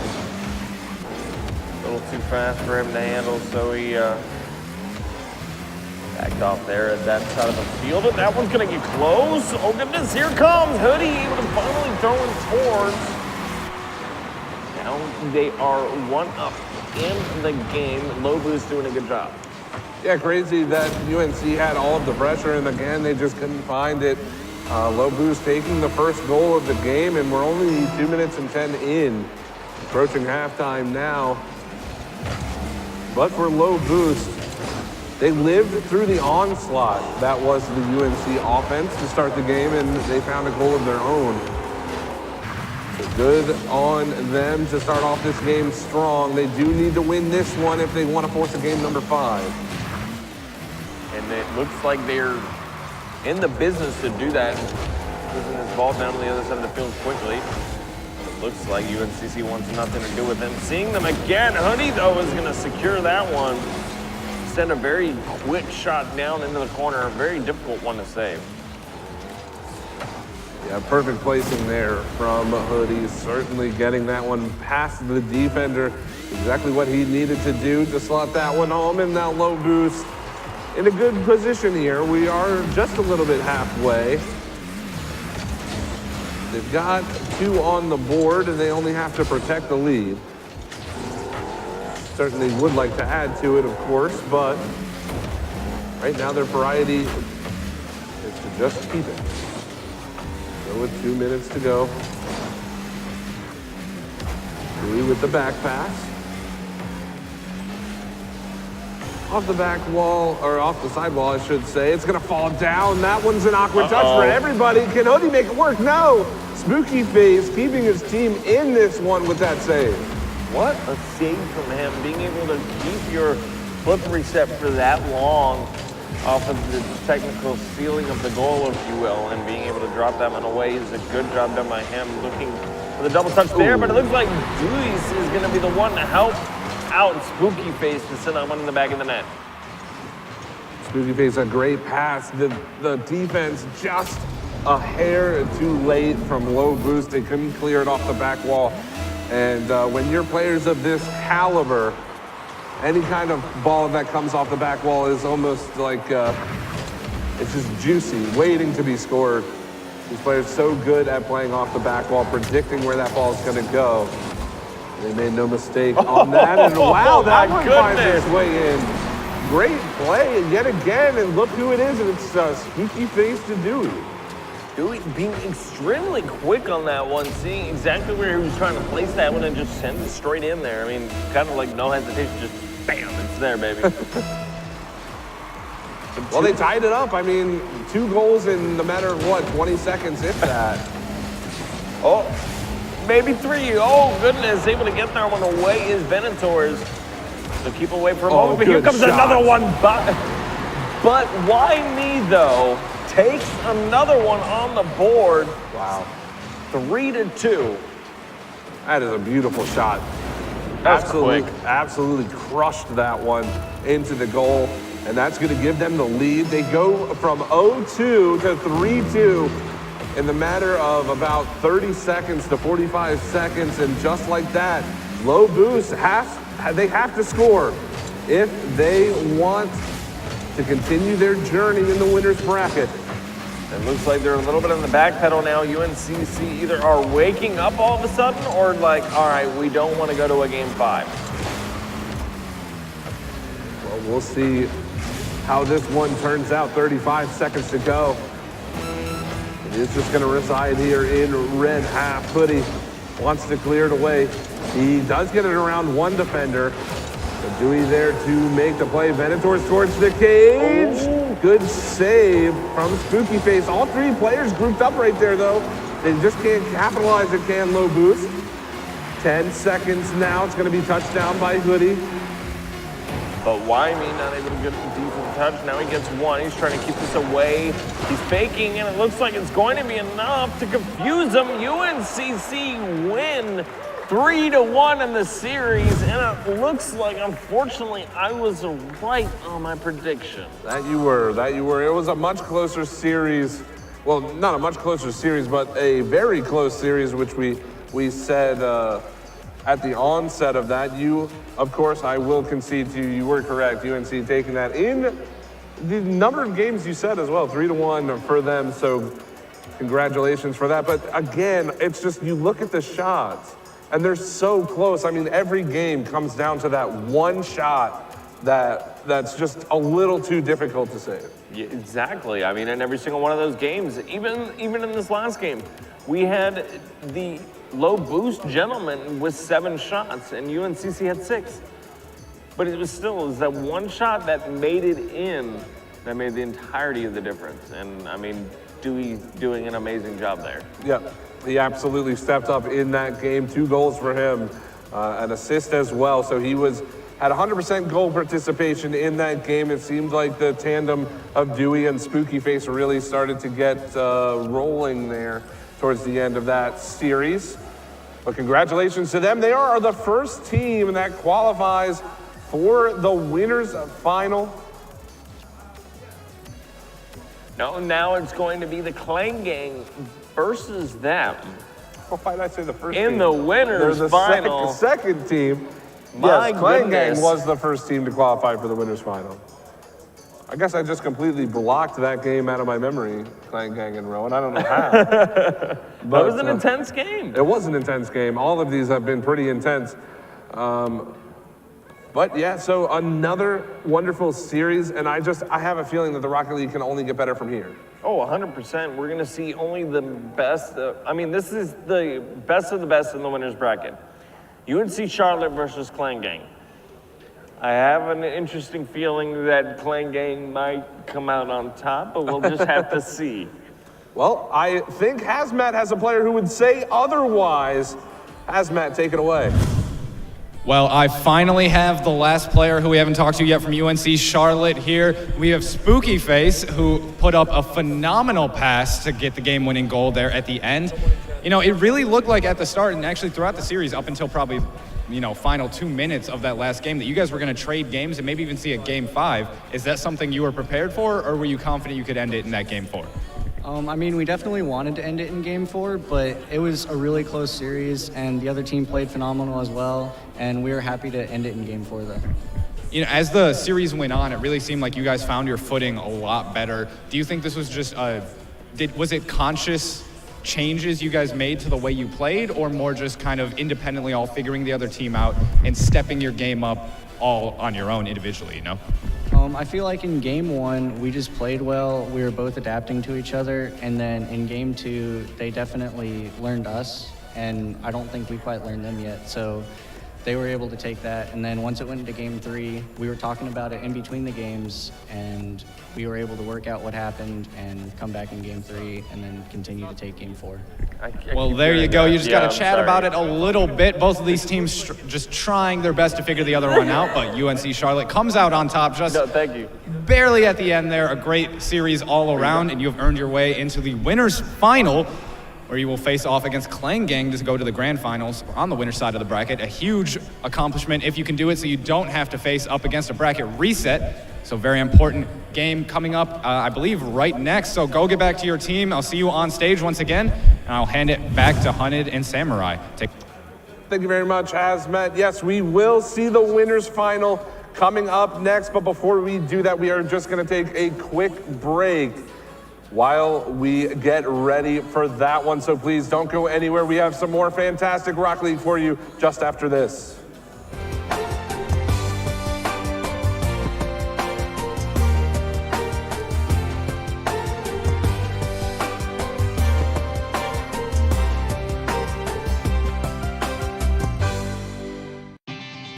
We're here for the perfectionists, the champions of doing things right.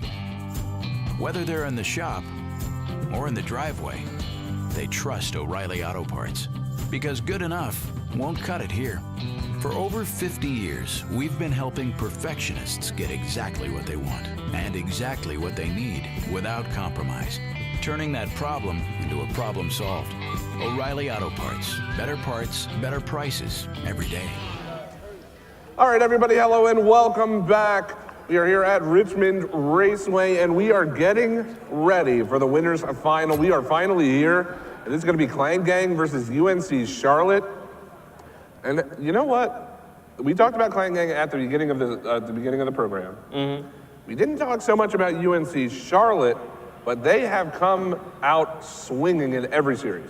Oh yeah, they've had a hard bracket. They've fought against some really good teams, yet they have been able to beat all of them and go against one of the strongest teams here, Clang Gang, in the winner's final with an opportunity to be seated in the grand finals as someone who doesn't need to worry about a bracket reset, just like you said earlier. Yeah, the bracket reset definitely something to think about. But really, you just kind of have to take it one game at a time. Obviously, you want to go through via the winner's bracket. But the thing to think about as well is whoever wins this game has to sit out and wait for a pretty good amount of time, because we have the loser's semifinal, then the loser's final, and the winner of that will eventually come into the grand final. But the team who does that is going to be warm. They just played. Of course. And for the team that has to kind of wait and watch, at least they get to watch the other team play, kind of do a little bit of scouting and what have you, of course. But they're going to be a little bit cold. Depends on the team, but some teams like to go and play a scrim or ranked or just mess around in training or what have you. So yeah, we'll see. I think it's personal preference, but something to think about as we move further in the bracket. Well, we are just now waiting for the teams to join into the server. This one is going to be intense. These are the technically top two teams near the end of the tournament in the winner's bracket. So it's going to be a fight, and it's going to be a good one. I'm hoping that we see a really good game coming out from both teams playing at the top of their game near the end of this tournament. Yep. So let's just take a quick look back at how these teams got here. If we can pull up the bracket while we wait. I just want to kind of go over again just the path that these teams took to find themselves in this winner's final. Clang Gang starting off not on stream. We unfortunately didn't get to see that game. They 2-0'd Welcome to Chili's. And then on stream, they took down JMU in a pretty close series, 2-1. That was quite the series to watch.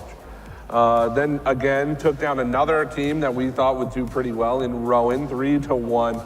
And now they're here against Charlotte, who have had their pretty much the exact same road they took down VCU 2-0. They took down the Bulligans pretty convincingly, 2-0. And then against Low Boost, I mean, they've just really showed what they can do. But now one of these teams has to lose, and I can't tell which one it's going to be. Well, you're just not wanting to see it. You're not going to want to believe it's true. As we get ready for this one, they're all in, ready to play. They're all on the field. Let's see who's going to come out on top in game number one, because that's going to set the tone for the rest of this series. Yes, it will, and it may set the tone for the rest of the tournament. I have a feeling that we might be seeing whoever wins this one may, in fact, just take the entire tournament. Or we could just be seeing the precursor to the grand finals, who knows? Both of these teams certainly want their chance to be there to play for that sizable prize pool we have today. 30 seconds in, again, not a whole lot going on. Spooky Face out in front. Oh, what a save. The post helping out a little bit too. Luis almost able to throw one in on that one. It was close as all heck, coming off and almost able to get the double touch in. That was really close, and what a touch from, oh my goodness, Hefty almost able to send that one off of his back heel into the goal, almost completely threw off the UNCC team. 4 minutes to go, still no score. Going to be cleared away from harm there by Hefty. Now Joey wants to try to put something on, but it will eventually chase him back. He gets past two defenders. This could be an opportunity. But Wyoming, though, however, is there to make the play. There's Dewis trying to play that one, and it will get cleared away. As Spooky Face getting demoed there by Joey. One more touch by Dewis. Can he make this one work? No, Spooky Face cutting across, and that's an early opportunity for the Clan Gang. Yeah, they almost got that one towards. Now it's becoming more of who can be more offensive. I mean, they're both doing a great job, and you'll see them ping pong back and forth almost the entire time. They can't find a good amount of time to stay on one side of the field. Their transitions just happen too quickly for too many plays to really develop on the field. Absolutely, could not agree more. We'll see as this continues. There's still no score, though. There's certainly time for both sides to make changes to the errors that they've made thus far. Hefty, good play. Gets it around. Joey's looking for him. Hefty's there. He's got the ball in his car, but he can't flick that one home. A good idea from the Clan Gang, but it doesn't quite work out. Now Joey down to Clavin, but Dewis there to make the save, reading that one beautifully. That one was close. It was a beautiful pass down to his teammate, and unfortunately, Dewis was just in the right spot, so that one just faded away to nothing. But it doesn't mean there's not going to be a lot more of those as that one gets close.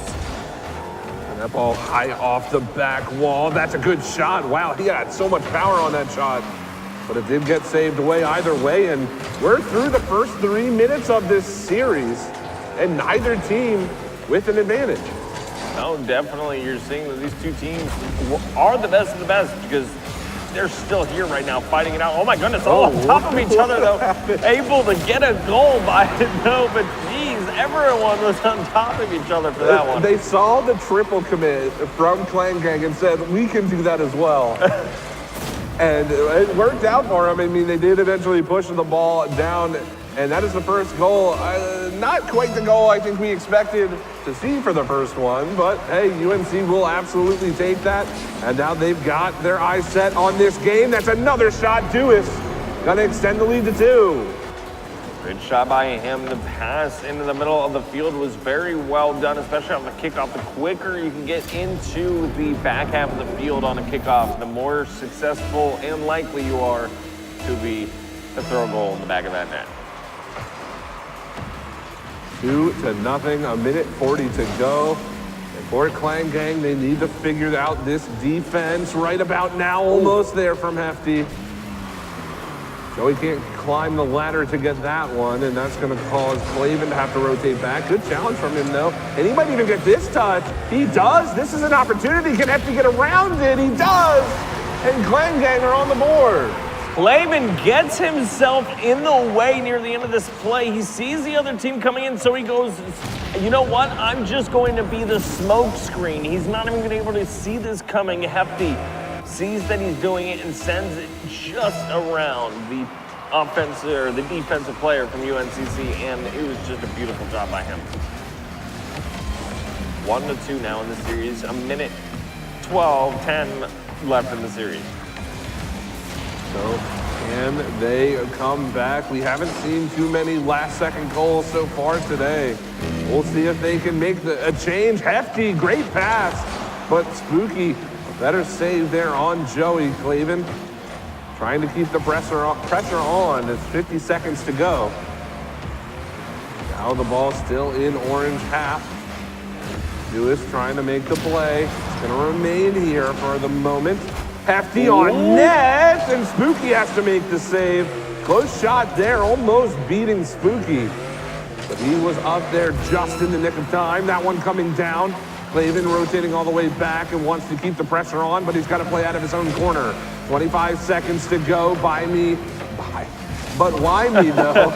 Trying to make that play. Joey towards the cage, but it's just off. And Spooky can waste a lot of time. He's just going to carry this one up. This is going to waste so much time. But there, Hefty with the challenge. They're going to push it back. They have to score pretty much on this offensive try. That's a bit of a big touch, and it will eventually fall for UNC Charlotte. We'll take game number 1. Game number 1 down in the winner's final, best of 5. So UNCC come out on top in the first game of the series, which means that they have a slight advantage now. They don't have to worry as much. Clavin and his gang can fight all they want. They're still going to be one up in the series in this next one. So it kind of gives them a little bit of room to breathe, because that was a pretty challenging game for both sides. Clavin and his gang, the Clan Gang. I do appreciate that. But, yeah, they are. I mean, if we look at the shots again, it's been the story. I don't know why we've seen so many matches where the teams who are losing are out shooting the enemy team. I don't know why that is such a phenomenon today. But again, yet again, it happens with UNC just getting outshot, but they found the second goal that they needed to put them over the top there. And for the Clan Gang, they have to respond. They have to start putting the ball in the net before it gets down to the final moments if they want a chance to try to come back in this series. As they get started here, they need to turn this around if they want to stay in the winners, up in the winners. And Clan Gang need to do something. Take UNCC off their high horse, take them down to the Clang Town. to the Clang Town. We haven't seen it so far yet in this series. We're still building the town, I suppose. That one just off the mark from Clavin. That would have been a beauty of a first goal. This one's got a chance from Clavin again, but Dewis is there to make the save.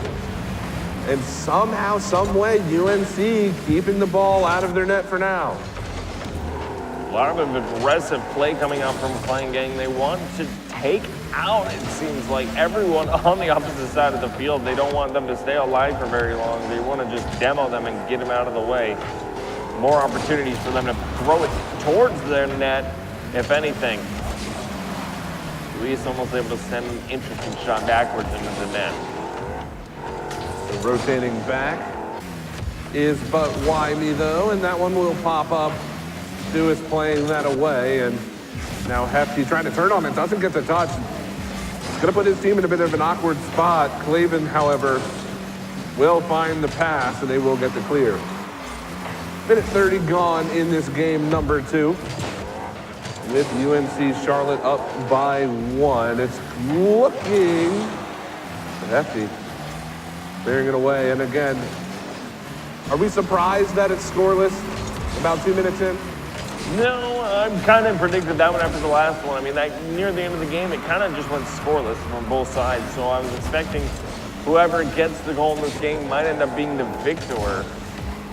I mean, we're 2 minutes in, and no one has scored as of yet. So I'm seeing a possible pattern of either a entirely scoreless game or a 1-0 finish. It just depends upon who's going to score first. Can Hefty put that off the bar and down? So close from him there. And now one more from Clavin. Oh, good save from Spooky, grabbing that redirect, and the ball is going to fly into that orange mid. Still no score, halfway gone in this game number 2. My goodness, the pressure that you're seeing from Clan Gang is pretty intense. And for them to still be caking, UNCC is doing an amazing job. Popped up, but Wyme, though, did not have boost. He does have to make that save. Clavin over to Hefty, good save from Dewis. Again, both of these teams, their defense is just on point. I mean, we can't talk about why this game is so low scoring without talking about these defenses. Oh, they're both doing an amazing job every single time the opportunity essentially arises. It is cleared. It isn't sent away for a moment. No, it's cleared all the way down the other side of the field, and they've got to fight for a moment to get it back up there. But Clan Gang just being so offensively minded in this one is kind of intense. UNCC still hanging on, but it's only going to be a matter of time before a mistake happens, as that one looked really close. Here comes Joey. A mistake did happen. Oh, there's Clavin to finish it off. What a shot from the half wall. Look at this shot. But Wyme, though, that's not a bad option, but Clavin just beats the ball there, and that is a beauty from Clavin. What are you talking about? It looked like he took out a baseball bat and just went straight into the back of the net. Well, hey, whatever works now. Hey, I mean, the MLB pack did just come out. Maybe he's been practicing his baseball swings. But regardless, it is 1-0 for Clan Gang. They want to tie this series up moving into game number 3. However, for the boys of UNC, they have other ideas. Spooky Face is there, looking for the angle. What a shot from him. Patience pays off for Spooky Face. Just the amount of shots, I am sure, already that are on the field, it's actually pretty close.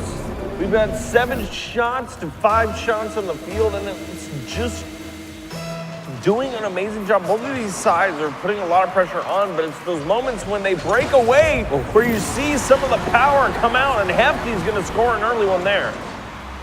Yep, another kickoff goal, this time going to Clan Gang. Hefty deciding to cheat on that one a little bit, and it pays off for him. He's got the boost and able to get it over that final defender. That's a bit of a risky cheat, though. You're tied, and it could go the complete opposite way of what you want it to happen. It could, but there's always just that thought in the back of your head, but what if I do it? Well, he tried it that time, and it worked out for him. Exactly. So this will leave UNC in a position where they have to score with about 30 seconds remaining.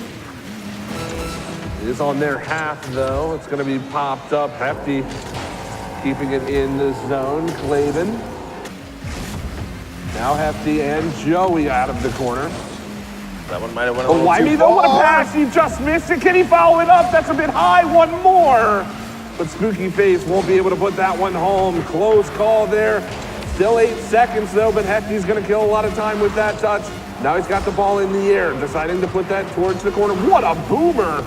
Although Clavin gets up to it quickly, can he spike this one down? No, it's still in the air, and it will remain. Dewis keeping it up. One more touch from him. He's going to get demoed, and that's it. Clan Gang eventually finding the win in that game. My goodness, that was so close at the end. That was very close, and I mean, that was an intense game just to tie up the series. It almost seems like it was the last game of the tournament. Oh, man. But these guys are fighting hard no matter what, because they don't want to have to work through a loser's bracket again and have to fight twice. Right. So it's really going to come down to who's going to make it out on top. It looks like we had Hefty duck out for a moment, and he might need to restart his game real quick. Yeah, so I think we're gonna just take a brief intermission while he gets that sorted out. But yeah, for these teams, it's been quite wonderful to watch them play each game. I mean, I know that we're only 2 games in. Each game has been extremely close and felt like either team could take it. And really, the difference made in this game was that hefty kickoff goal. Without that, we're going to overtime. Well, 100%. That's why he wants to restart his computer, because if he doesn't, get it going right, I mean, they're going to lose their hefty man.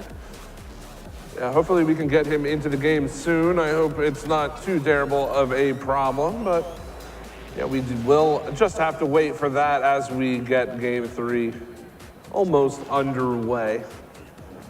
And this one, again, we saw this in the last series, 1-1 going into game 3. It essentially turns it into a best of 3.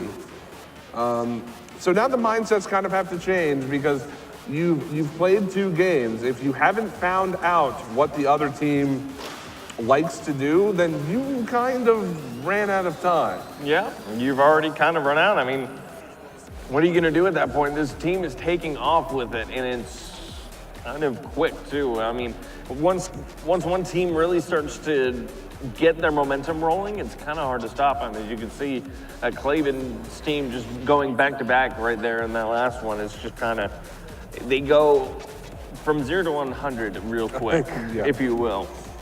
Yeah, bouncing back very fast there at the end when they had to.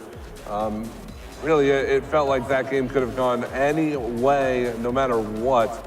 And I have a feeling the remaining games, I'm not gonna say that we're gonna see a game 5, but if we were going to see a game 5, I think this is the series to deliver. And speaking of, we are underway game 3. It looks like the computer issues have been solved. We are underway here from Richmond Raceway, game number 3.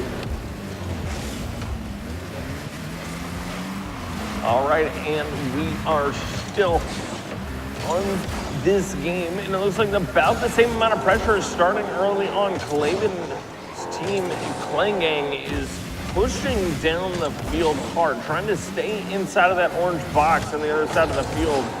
And it's just, if UNCC can break out long enough to really form a couple of plays and send an opportunity towards the way of the Klangang. Yeah, we'll see which team can regroup from that last game. It was quite a struggle for both of them. Again, we talk about how important first goals are, but in this series, it seems paramount to score that first one, as Hefty is going to get cleared away there by Dewis. A little bit of a pinch there in the middle of the field. That one was kind of interesting. So now cleared away. Oh, what a touch, but he doesn't get it towards the net. I thought that one had a little bit of danger to it, but ball is down fairly harmlessly. A minute 30 gone by in this one again, a scoreless game. I don't think either of us are surprised by that, but a little bit of a stylish play there from Bawimi, though, to make the save. Oh, he was almost able to get complete control of that ball there and do something with it, but they just got the ball away from him enough to get that out of his hands. So now, 2 minutes gone by, still scoreless in this third game. Surprising when we see these teams really press their advantage in their other series. They are 2 teams that have shown that they can score when they need to score, but right now, this is such a close series, such a close defensive series. We haven't seen a game break wide open yet. It doesn't look like this one's gonna be any different. Well, they're definitely keeping it close. I mean, this one is, again, been going on for 2 minutes and 30 seconds, half of an entire game, and there's not even a single point on that top of the scoreboard. Dewis would like to change that, though, and I like to see the demo plays from UNC. They're starting to try to disrupt the Klangang defense. It hasn't worked out for them quite yet, but I do like the idea. We'll see if they continue with that. as the rotation from the Clan Gang Samurai has been pretty good throughout most of the series. And there's a demo in response by Hefty on the Spooky Face. I just think that demos are such an important part of the meta of Rocket League right now, especially in 3v3s. If you can throw off that team balance and get somebody out of rotation purely by taking them off the map, it opens up a lot of space. Oh, heck yeah, it does. If you get that person out of rotation, just like in that spot, Hefty almost not able to make it back right there. If he was a little slower, he would not have been able to make that back, or if he had already gotten demoed. You just got really, honestly, just a little bit lucky there to be able to make it back in time. And that only happens because either someone is demoed because the rotations are so well done, right, or it's just an honest mistake. And let's be honest, the mistakes don't happen often. No, certainly not in this series, but when they do happen, they can be devastating. It does seem like these teams are playing for who will make the first mistake. It's that classic brand of defensive Rocket League that we see in these kinds of situations. 50 seconds remaining in this game, still scoreless. Not a whole lot of opportunities either way, as that one's going to be cleared away. Clavin wants to look to put this one towards the orange cage. Good back wall defense, but Joey's there to keep it in. 35 seconds to go. Looking for the pass across, but Spooky Face there to meet that one. We're down to the final 25. Expecting some more extremely quick plays here. It's going to get really interesting really fast. 15 seconds on the board. Obviously, I think we're in this next goal is the golden goal territory, as that one towards the net, but an easy save for Joey. Hefty now pushing it into the orange half. 3 seconds to go. Can he make that work? Not quite, but he keeps the ball up. This could still be dangerous for UNC. Clavin over to Hefty, and he would have scored it, but we unfortunately ran out of time. So we are into the overtime session. No goals either way. The first goal to be scored will be the winner. Which team can take the advantage of this best of 5? What a bump. Joey out of the picture entirely, but Clavin making the save, and Hefty one more as well. Spooky Face now wants to play this off the sidewalk, and he gets a second touchdown. He just missed it there. And a quick start for UNC to this overtime period. They're definitely being extremely aggressive, going on the attack, trying to take everyone out, whether it just be bumps or demos, which I have always thought that doing a bump is more effective than a demo. Clavin's going to take that one in, and that is going to be a 1-0 score line. And now we are 2-1 in the best of 5 series. And if you would have told me that Clan Gang is taking a 2-1 series lead in the winners finals against UNC Charlotte, with game 2 and game 3 both going to Clan Gang 1-0, I probably would have called you a liar. Because it doesn't make any sense. These have been some fantastic defensive Rocket League. For anybody watching at home, if you want to know how to play defense in Rocket League, take a look at these two teams. Well, especially how quickly they respond to all these attacks that happen to them. I mean, being able to read a pass that quickly and disrupt it is something that everybody needs to know to be at the higher level. And some of these guys just playing it off like it's child's play. Well, I mean, for them, maybe it is. You're absolutely right, though. The reads are so important. Cutting off those passing plays, it makes it so much more difficult to generate opportunities when there's a defender in every passing lane, and it seems like both teams are doing that. But we are underway with game number 4. Clan Gang in a position to advance directly into the grand finals. All they have to do is win this one final game against UNC. For the boys in orange, they want to force a game 5. To win 2 here, they need to start scoring, though. I'm sure they are surely aware of as that ball comes closer to their side of the field. But we've got to see what is going to change up a little bit, because these two teams are playing insane. We haven't seen UNCC play like this all night. What do you think all of a sudden made them turn on the entirety of there it is. What made them do it? The fact that they're down 2-1 in this series. I think they realized that they have to start playing a different brand of Rocket League because they did just lose those last 2 games by a goal. And I think they're getting fired up. I have a feeling that this is going to be the game where we start to see the goal scoring. I hope so. They're 1 up in the game currently. Got a lot of time on the board, though. We've got 4 minutes still. These guys are known for being high scorers in regular games. Let's see if we can keep it somewhat close. Will be played out of the orange corner as Dewis. 1 more touch. Can he get another one? No, that will be but Windy, though. Dewis 1 more. That's a boomer. Gonna get knocked down. But he's still got the ball on his hood. Can't find it as he didn't really have enough boost to make that pass effective. Hefty, great flick, but nobody there to follow it up. And it's still a 1-goal game for UNC. With about a minute and a half gone. 3:20 left on the board. And it looks like, so far, UNCC are playing the defensive game afterwards. They're not trying to push too hard. They're trying to come out with the win with 1 point, which is very dangerous because it only takes 1 moment for a player to break away and put it in the side. Oh, great pass. Can he find it? Did he take that goal away from him? Can they put it home? No, and this is going to be a transition play. Hefty, does he have enough speed to get there? He does. Was that just a 2-goal swing? Did they take away a goal? I feel like he might have saved that. I feel like Windy, though, might have gotten in the way of that goal. Wow, and just like that, we are tied up. Clang Gang in transition. The triple commit from UNC Charlotte just not working out for them. They couldn't find the back of the net.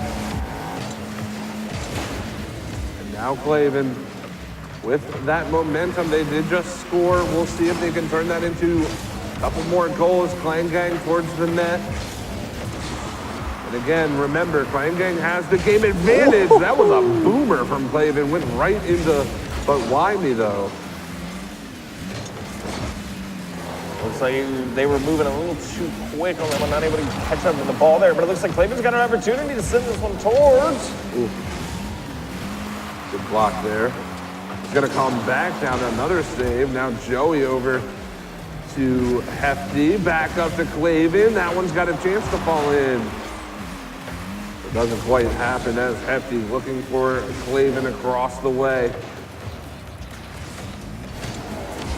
And Joey off the corner wall. Clavin. Chip around 1. Can he get past the second? Doesn't look quite like it. That was a good shot, but Spooky in position to make that save. Clavin 1 more. And again, we're still tied with 1:30. They're able to get back on the other side of the field extremely quickly, especially after pushing as hard as they are. And it's amazing to watch because they're able to quickly get the boost from the small boost pads and be able to push down the other side of the field. It's hard to see, but it's just happens so quickly you don't even notice. They never seem to really run that low on boost. And it's because they're picking up those small ones on the field, and it's kind of just insane how quickly they are managing to get back to the other side. Yeah, boost management such an important part of this game. Both teams doing a pretty good job of it, but yeah, as you said, bit of a discrepancy at times between these teams. That's a good shot, and Spooky will put his team up a goal with only 45 seconds to go. That is not what Clang Gang want to see. Quick shot like that, but it was a beautiful pass down. So quick. Spooky Face was able to get there in the perfect time to send that one straight into the corner. Yeah, that was a fantastic pass, and I mean, you can't take away from the shot. No way. Oh, no. Oh, my goodness. You let that one go in after a hard-fought shot. That is not something you want to see. And this is what I'm saying. Why risk the cheat? If I even cheat on that, you're up by a goal. You only have 45 seconds. But either way, you got to put it out of your mind now because it's going to come down to the wire this game. Number 2, Hefty cheating up on that one. And Dewis has an open net. Big save from Joey. to keep us tied with about 33 seconds to go. They run into each other. Can Clavin make this work? He's a 1-on-2, trying to fake out the defender. He doesn't bite on it too hard, and Low cleared away. We might be seeing yet another overtime period between these teams. That one's gonna pop up. There's a chance, but coming back across was hefty to take that one away. And we've got 10 seconds left on the clock. Clavin will just see the ball be cleared back down. It's gonna pop up in mid and eventually touch the ground. So we're going to overtime at game 4. One more goal from Clang Game. That's all they need to move on and be in the winner's grand final, or just the grand final in particular, and they almost make it there in the first 10 seconds of the game. Overtime, always one of those touchy areas. Now you don't have a time restraint, but there you and go. And he's done it. Hefty will send his team to the grand finals. Congratulations to the Clang Gang. 3-1 over UNC Charlotte. They did an amazing job there, and it was still close. Every single one of those games, could you imagine a 0-1 2 games in a row? No, not from then those at the teams. end, coming down to another overtime where essentially it was 0-1. I expected the series to be very close, and I don't think the final score of 3-1 kind of does it justice. I thought we would actually see game 5, but it was down to the wire. Every game could have had a different outcome. We could see UNC moving on 3-1, but Clang Gang absolutely clutching it up when it mattered, and they will be our first team in the grand finals. Now we just got to see who can come through the losers bracket to challenge them.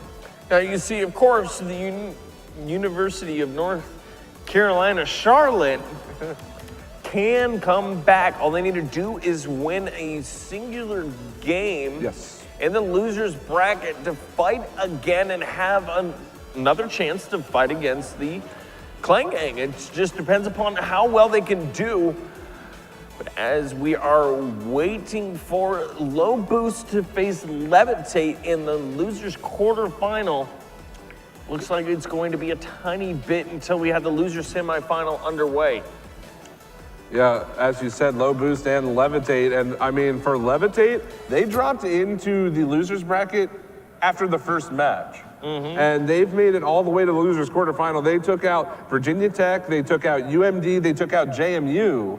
And now they're looking to knock out Low Boost, who we just watched. I don't know what the score is in that game, but definitely go check that out if you can while that one happens, because we will see who will take on Rowan for the loser semifinals to see who eventually moves on to play UNC Charlotte. I mean, are we surprised to see Rowan still fighting? No, I'm expecting another UNC Rowan game now, because that one's going to be interesting. But I don't know, Levitate seems to be doing a pretty darn good job being able to hold their own all the way from the beginning to the end so far. That's insanity, being able to hold on that long and kick that much butt. Well, guys, we have our first grand finalist standing by with Hazmat for an interview. Hazmat, take it away. Yes, indeed. We have the first participants in the grand final, the people who have made it all the way. Give it up for Clang Gang. They have made it through the winner's bracket. I am here with Clavin. How are you feeling about getting all the way so far? Really nervous, really glad we pulled out the win, and I'm really proud of my teammates for getting us this far. Hopefully we can close it out. A really good team we just played. Definitely our closest game, but I think we can pull this out. Do you think if you meet UNC again in the grand final, if they come in through that loser's bracket, how do you think that grand final is going to play out? If we keep playing smart and we keep getting these counterattacks, close saves and all that, I think we can pull it off. We can beat them again. But if they get warmed up through the lower bracket, they start beating better teams, they might have a shot. But I think we can pull it out. So that is something to talk about. You now have a good amount of break, because we do have to go to some of the losers bracket games just to see how they play out, to see who else we get in the grand final. You guys have a large break coming up of just no playtime. So what are your plans during this to stay warm, stay smart? Are you going to just go jump into ranked? Are you going to do some scrims with the other teams? What are you guys thinking right now? hopefully we can snag some computers over there, start some scrims. Maybe some teams that are still in it will help scrim us. We'll see. We'll do our best. Okay, so I noticed you guys in that series definitely kind of took off defensively.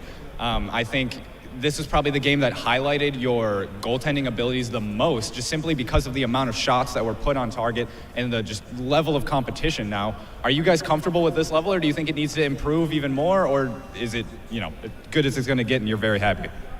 All day long, we've been getting a lot of saves, so a lot of close calls. I really think we need to start keeping that pressure towards the midfield and stop letting them get to us in our end, so we can stop getting these saves and start pressuring them more. I think Yeah, that rotation at the midfield to cut it out, super important. So thank you so much, Clavin.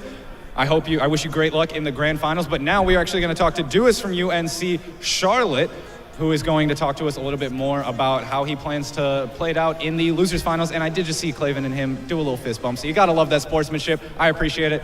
I'm sorry you lost, but how are you feeling going into the losers finals and, the possibility to come back and still make a run at it, just with the thought of the bracket reset in hand?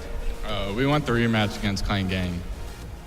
That's it, just simple as that. We want the rematch, he says. They're ready for it. It was a close game that ended up, close series that ended up literally coming down to the wire in OT. It didn't go to the full game 5, but it felt like it, to say the least. So I'm sure if you guys faced each other again in that grand finals, it's definitely going to be something that works. Maybe not in your favor, maybe in your favor, but I think you have a strong chance either way. The only question is, are you guys ready for up to 14 games of Rocket League in one series against Klein Gang? Do you think you can sustain that kind of length with the bracket reset? Or do you think that, it's just going to tire you out and it'll be hard to maintain the momentum, even if you do come out swinging early? I think we're the most experienced team here with our CRL experience and previous LAN experience. So I think if anybody can get a hold of momentum, it's us. Yeah, that is a fair point completely. I mean, you cannot discount LAN experience. You can't discount competitive Rocket League experience. If you've played competitive Rocket League for quite some time, you've probably been in a bracket reset situation like this, so I'm sure you are more than confident, not too worried about it yet. Anything can happen. We have seen crazier things than, a normal loser bracket reset run. I wouldn't be surprised at all if you guys were able to pull that off. Thank you so much for talking with me, and we will see you in the losers finals, hopefully in the grand finals again, and we will see you soon.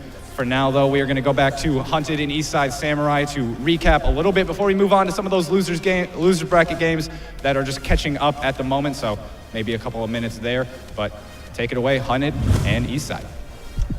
Thank you very much, Hazmat. And, I got to say, I like what Clavin was talking about, kind of what we've been talking about as we watch them play. They do make a lot of saves around the goal. Mm-hmm. But I like that they recognize that and they want to move that a little bit farther away. But I mean, you can't take away from their goaltending. Their goaltending has been fantastic. It's been so quick and so concise. It's like, are you going to miss yet? Come on, Clavin, get out of there.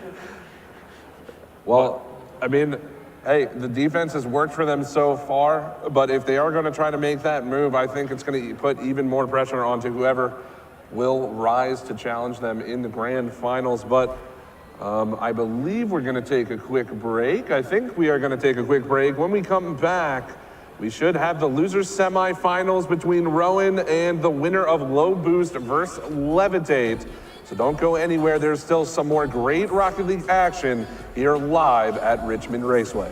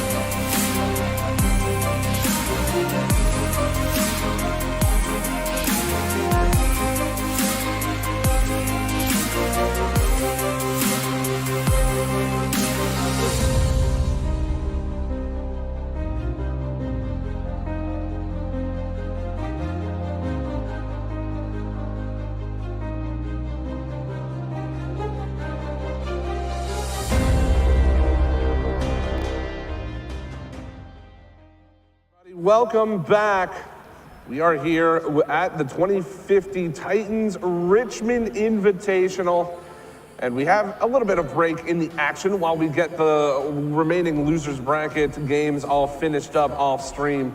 It looks like a good one between Levitate and Low Boost. I kind of wish I could walk over there and check out that action, but unfortunately we are just going to wait for a moment while we get that. As What are you talking about? I'm kind of stuck by a cord over here. I can't really walk that far. I might piss off production a little bit if I decide to walk off with a cord attached, so I can't really do that. Well, I'm sure that one is coming to its conclusion very, very shortly, but while we've got a moment, we haven't really had much time to discuss and break everything down. We've been kind of go since the start.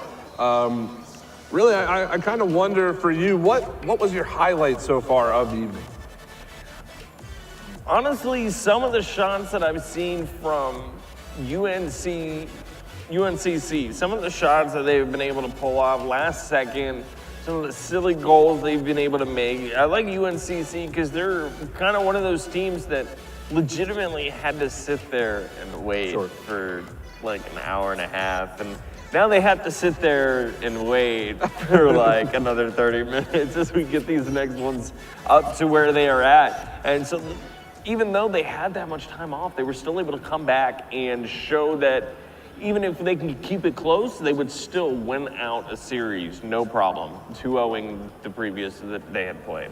Absolutely, and yeah, I think if I had to answer that question, my favorite series so far, I know that we've talked about it, but it's got to be Clang Gang versus Rowan. Don't get me wrong, that last series was awesome, UNC and Clang Gang, and I am very excited for the remainder of the tournament.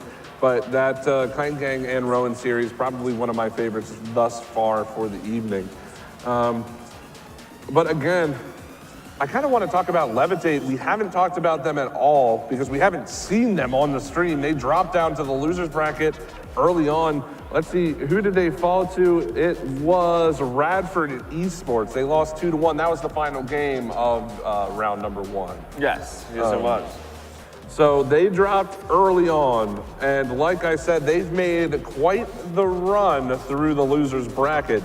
And it's exciting. I know that we're not supposed to pick favorites, but man, if Levitate could make an entire losers bracket run into the finals, what kind of a story would that be? That'd be pretty insane. And we've seen that happen before, at least at RLCS. We've seen some crazy things happen like that. I believe it was season 4 or 5 that you saw Flipside Tactics basically make their entire run through the lower bracket. Unfortunately, they lost at the end, but geez, old Pete's being able to make it that far is kind of just insane to me.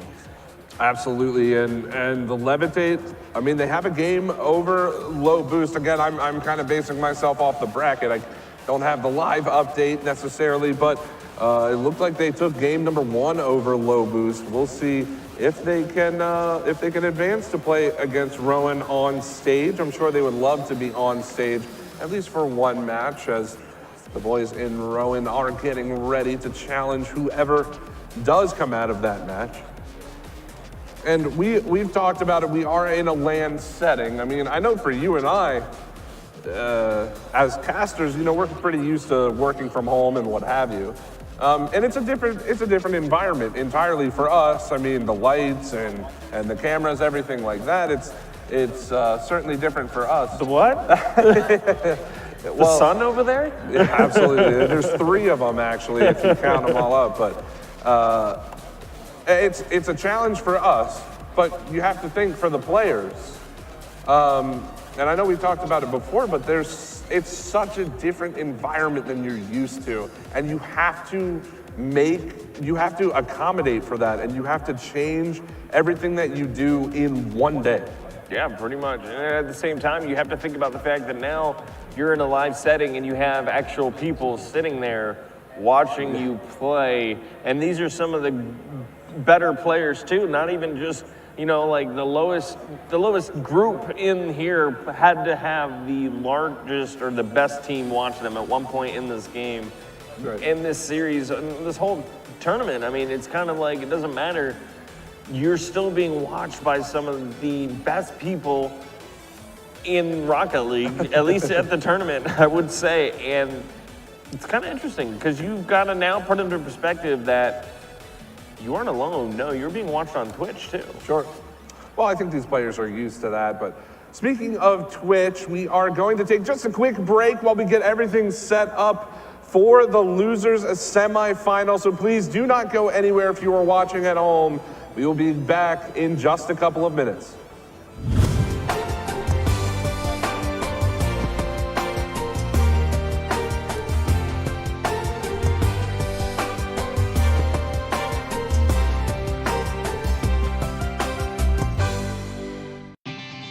We're here for the perfectionists, the champions of doing things right. Whether they're in the shop or in the driveway, they trust O'Reilly Auto Parts. Because good enough won't cut it here. For over 50 years, we've been helping perfectionists get exactly what they want and exactly what they need without compromise. Turning that problem into a problem solved. O'Reilly Auto Parts. Better prices every day. This is sort of the wormhole to the future.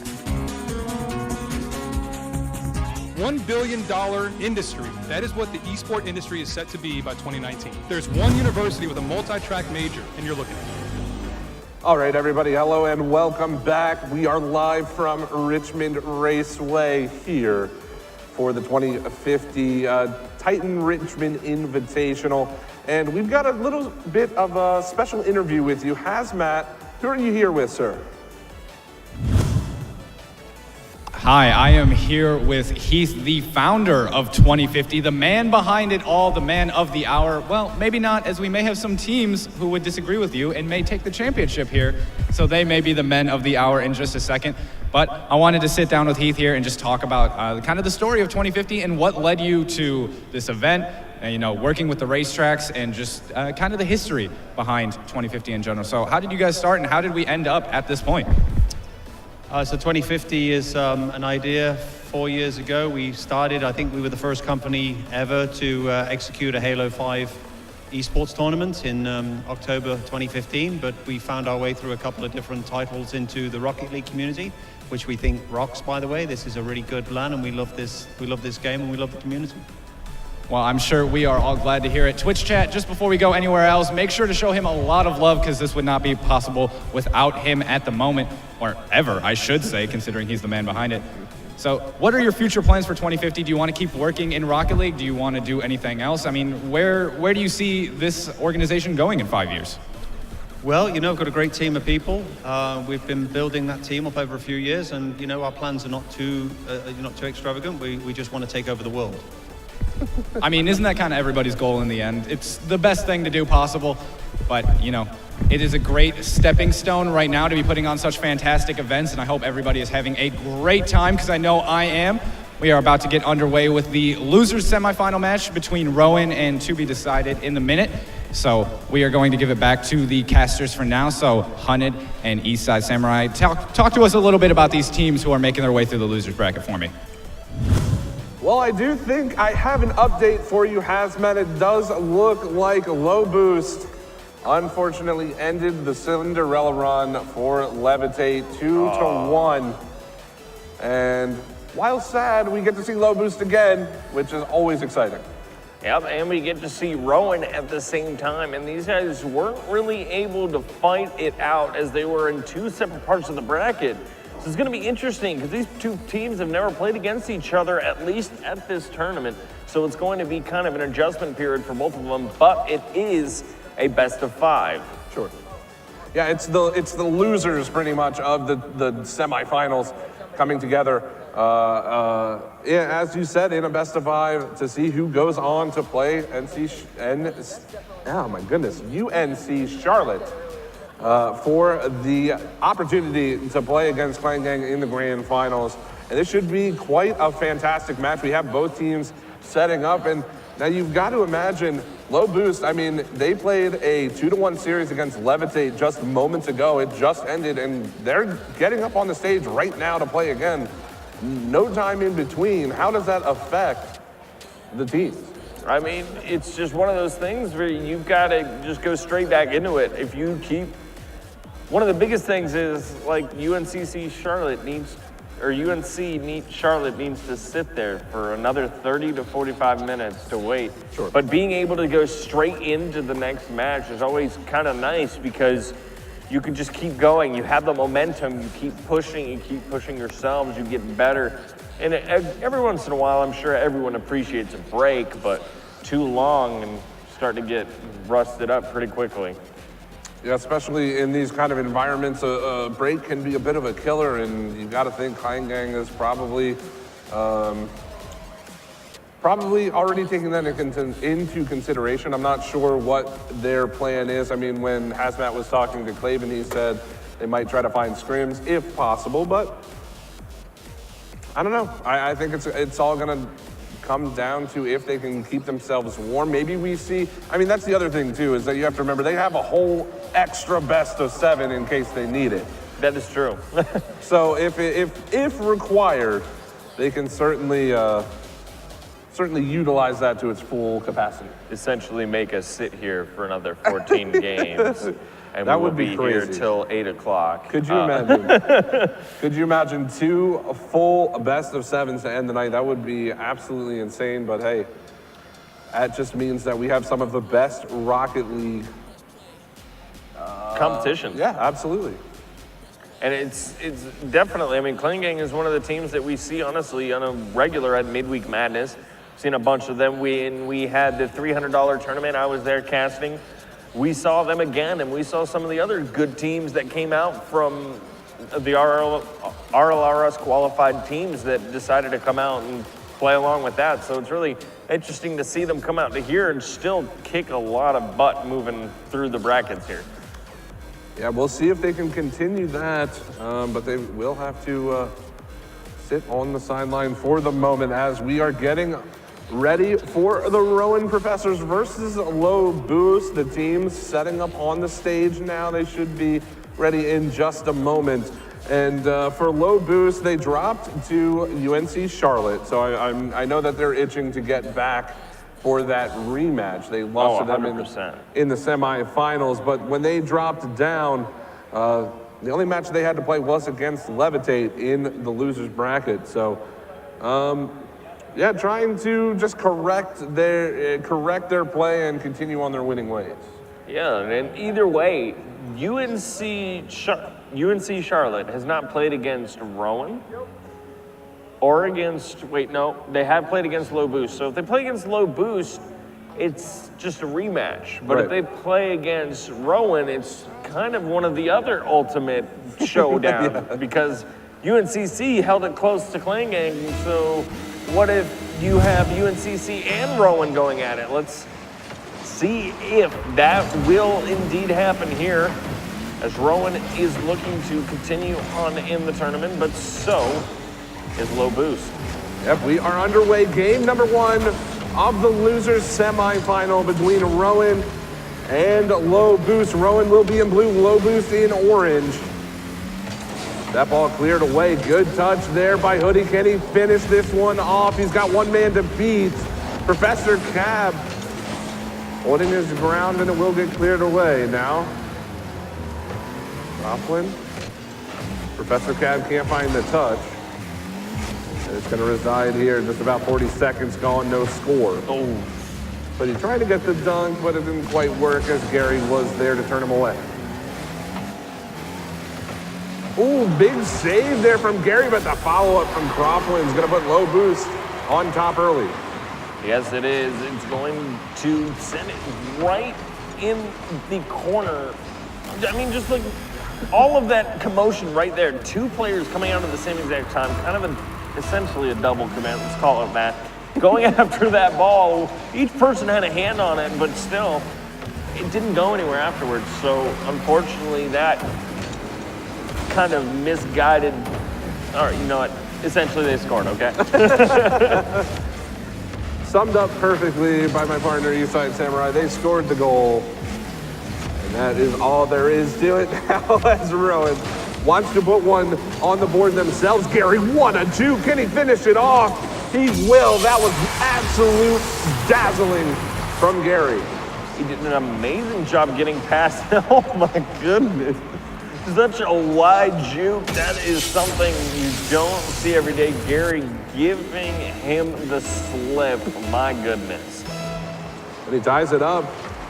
3:35 remaining in this first game of this best-of-5 loser semifinal. As now Hoodie's going to deflect that one away. Will make its way back towards mid for Venators. Up in the air goes Hoodie to deflect it to the corner. Gary still here trying to put on the pressure. Wants to put one on goal. There's Professor Gab, and he'll find it. 2 goals now in the span of about a minute from Rowan. They're doing a good job getting this ball and using it to separate the defense that comes out from this low boost team, and it's really kind of throwing them off. Rowan is using the ball to pull them apart. Yeah, quite interesting how that can work. As Professor Cab's going to get another double touch. And Rowan off to their scoring ways. A great pass, but a better double touch from Professor Cab. My goodness, that was beautiful. 3-1 and 3 minutes left on the board. It's been 2 minutes, and already Rowan have scored 3, but I mean, they've already scored 1. Low Boost definitely isn't out that quickly. No. I mean, Rowan is still a very formidable team, but so is Low Boost, so kind of expecting at least 4 games from them, but we'll just have to see, as they have never played each other before. Yeah, we will have to see how this one goes as Rain tries to play that one down. Hoodie into the corner. We've got about halfway to go. That's off the side. And that one's touched towards the cage. Not going to go in, though. Gary, good save from him, and it will remain a 2-goal game as we pass the halfway mark. Professor Cab getting demoed there by Hoodie. But Gary fouling this up to keep it on red half. Now Hoodie and Professor Cab to move it back down. So a little bit back and forth here. Both teams trying to find their footing again. Craflin somehow getting the demo there on Gary. I'm not sure how that one worked. And then Rain goes down as well. It's kind of just, I guess they're clipping each other just enough to give the hitbox something to feel. I guess it's just kind of clicking them off. It's weird. I don't know. That's some weird hitbox mechanic right there. We'll just have to ignore. Nothing really came of it, so we'll move on. 3-1, 135 on the board. Your point about the hitbox brings up a kind of a depressing point. I mean, hitboxes are only useful to feel pain. Dang, that's deep, man. Let's not get into things like that. I feel like it's little too philosophical. I mean, it's a bit sad, but yeah, Rowan not feeling too sad right now as they are up 2 goals.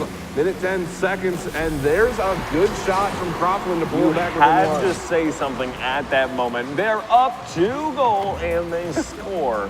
Well, hey, it's either commentate the match or don't say anything, so. I don't think that people would watch it as much if we just stayed quiet the entire time. Not 100%, though. We've never really tried it.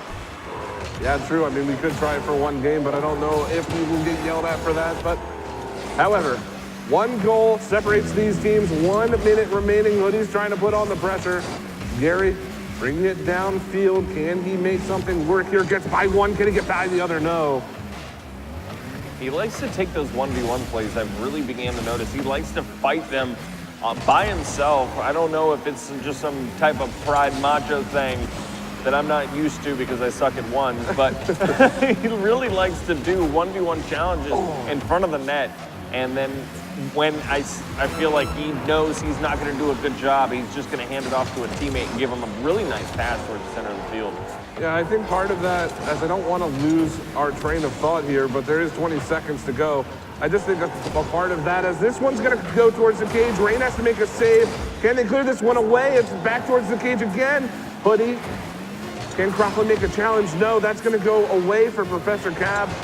And Venators trying to get something going, but only 2 seconds now. Hoodie's got to keep it up. He'll boom it towards the blue team, and that one eventually will fall, so Rowan will take game number 1. But before I forget, I just want to mention that I think Gary, he even mentioned it himself in an earlier interview. He is the goal scorer for Rowan, or at least he tries to be. And his 1v1 prowess definitely contributes to that goal scoring ability. 100%. I can tell. It almost seems like every single time he does score a goal, it was one way that he seemed to juke everybody. So he's got a decent amount of skill, and it's really good that he has an amazing team to help back him up. So Rowan Esports taking the first one. Yep, take game number 1 of this best of 5. A good game from them. No really great response from Low Boost. They will have to kind of try to make something happen. They made it close there towards the end, but it felt like Rowan were in control of that game for most of it. No, it definitely felt like they were kind of on the back foot almost the entire time. But now that they've got themselves back into it, they've been waiting a while too to see this game. So here we go. Low Boost looking down the hole already, but it's only one game. Can they make it back? I am kind of curious how maybe we were just have differing opinions, but it really did seem like Rowan were in control for most of that. Not towards the end. Low Boost definitely ramped it up there towards the end, but it felt like Rowan had most of the opportunities, as they like to play that aggressive offense. But we are into game 2, so it doesn't really matter what happened in game 1 now, as Professor Cab's going to score right off the get-go. I mean, he did an amazing job. The ball got set in the middle of the field. He gets a great touch on, and sometimes you get those amazing bounces, and sometimes you don't. And I feel like that one was just a really nice pinch that went perfectly in the right spot and went in. Well, 40 seconds gone and 1-0 for Rowan. Can they make it 2? They're trying. Rain looking for the pass in mid. But his teammate of Gary just not there to find the touch. Now he is going up. He will get 1. Can he get another one? No. Venator's there to clear that one away. Rain off the back wall. It's going to make its way down, but an easy clear there from the red team, or the orange team, I should say. Rain now over top of the defender. Can he find the next touch? Oh my no. goodness, a close one there. Could not follow through on it. They're looking for the opportunities, and it's just slipping away each time. And they need to get down to the other side of the field. Low Boost not in a good position with this much attack coming from Rowan. Well, now, minute 30 has expired in this second game. Rowan up 1 in the series and up 1 in the game. As Professor Cab's going to turn that towards the goal, but he has to make a play. Good pinch from him, but Gary's there to meet it. He won't be able to get that challenge, however, and now Hoodie has an opportunity to turn this one in. Greatest touch from him there, and Croflin's going to pay for it. He gets demoed on the back side of that, and now Gary trying this solo play again. Can he make that one work? No. That one's turned away by the defense of Low Boost. Gary's looking to challenge that one quickly, almost gets there. He's definitely trying to do his best, but he's trying to set up everyone at once. Croflin now putting themselves on the board to tie up the game. There's plenty of time left in this one. 2 minutes and 43 seconds left to go. They have enough time. Now it just depends upon what they're going to do with it. Yeah, we'll see what happens as we move into the final 2 minutes, 30 seconds of this game. Towards the cage, it is 1-1 here. This game pretty important for both teams, as this is the loser's bracket, so close there for Venators, but it will be cleared away, almost putting his team on top.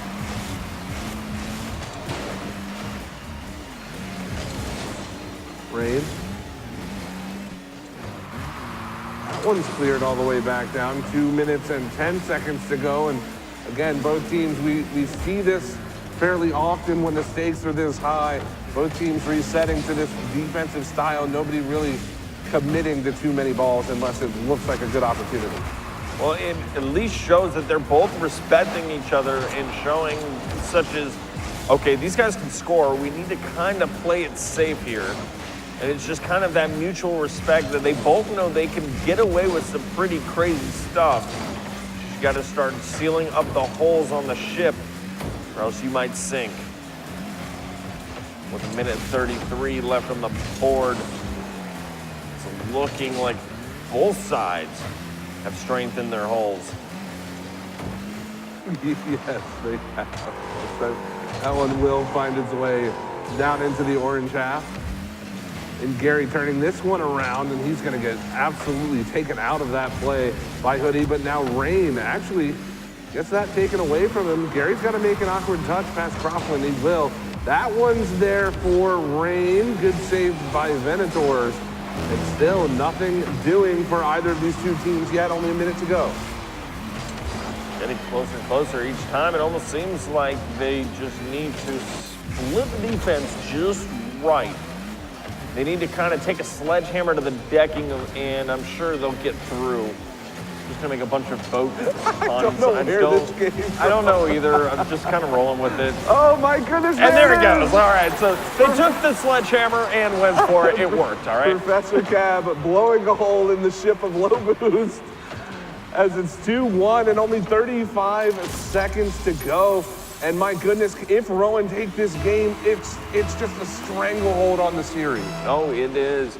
I mean, I'm shipping this boat, and I'm hoping Rowan gets to sail. So as we keep going in this one, 30 seconds left on the board, it looks like I am slowly killing Hunter. Oh my God. I mean, how do I not react to that? We've got important Rocket League to play, as that one's going to go in from Professor Cab.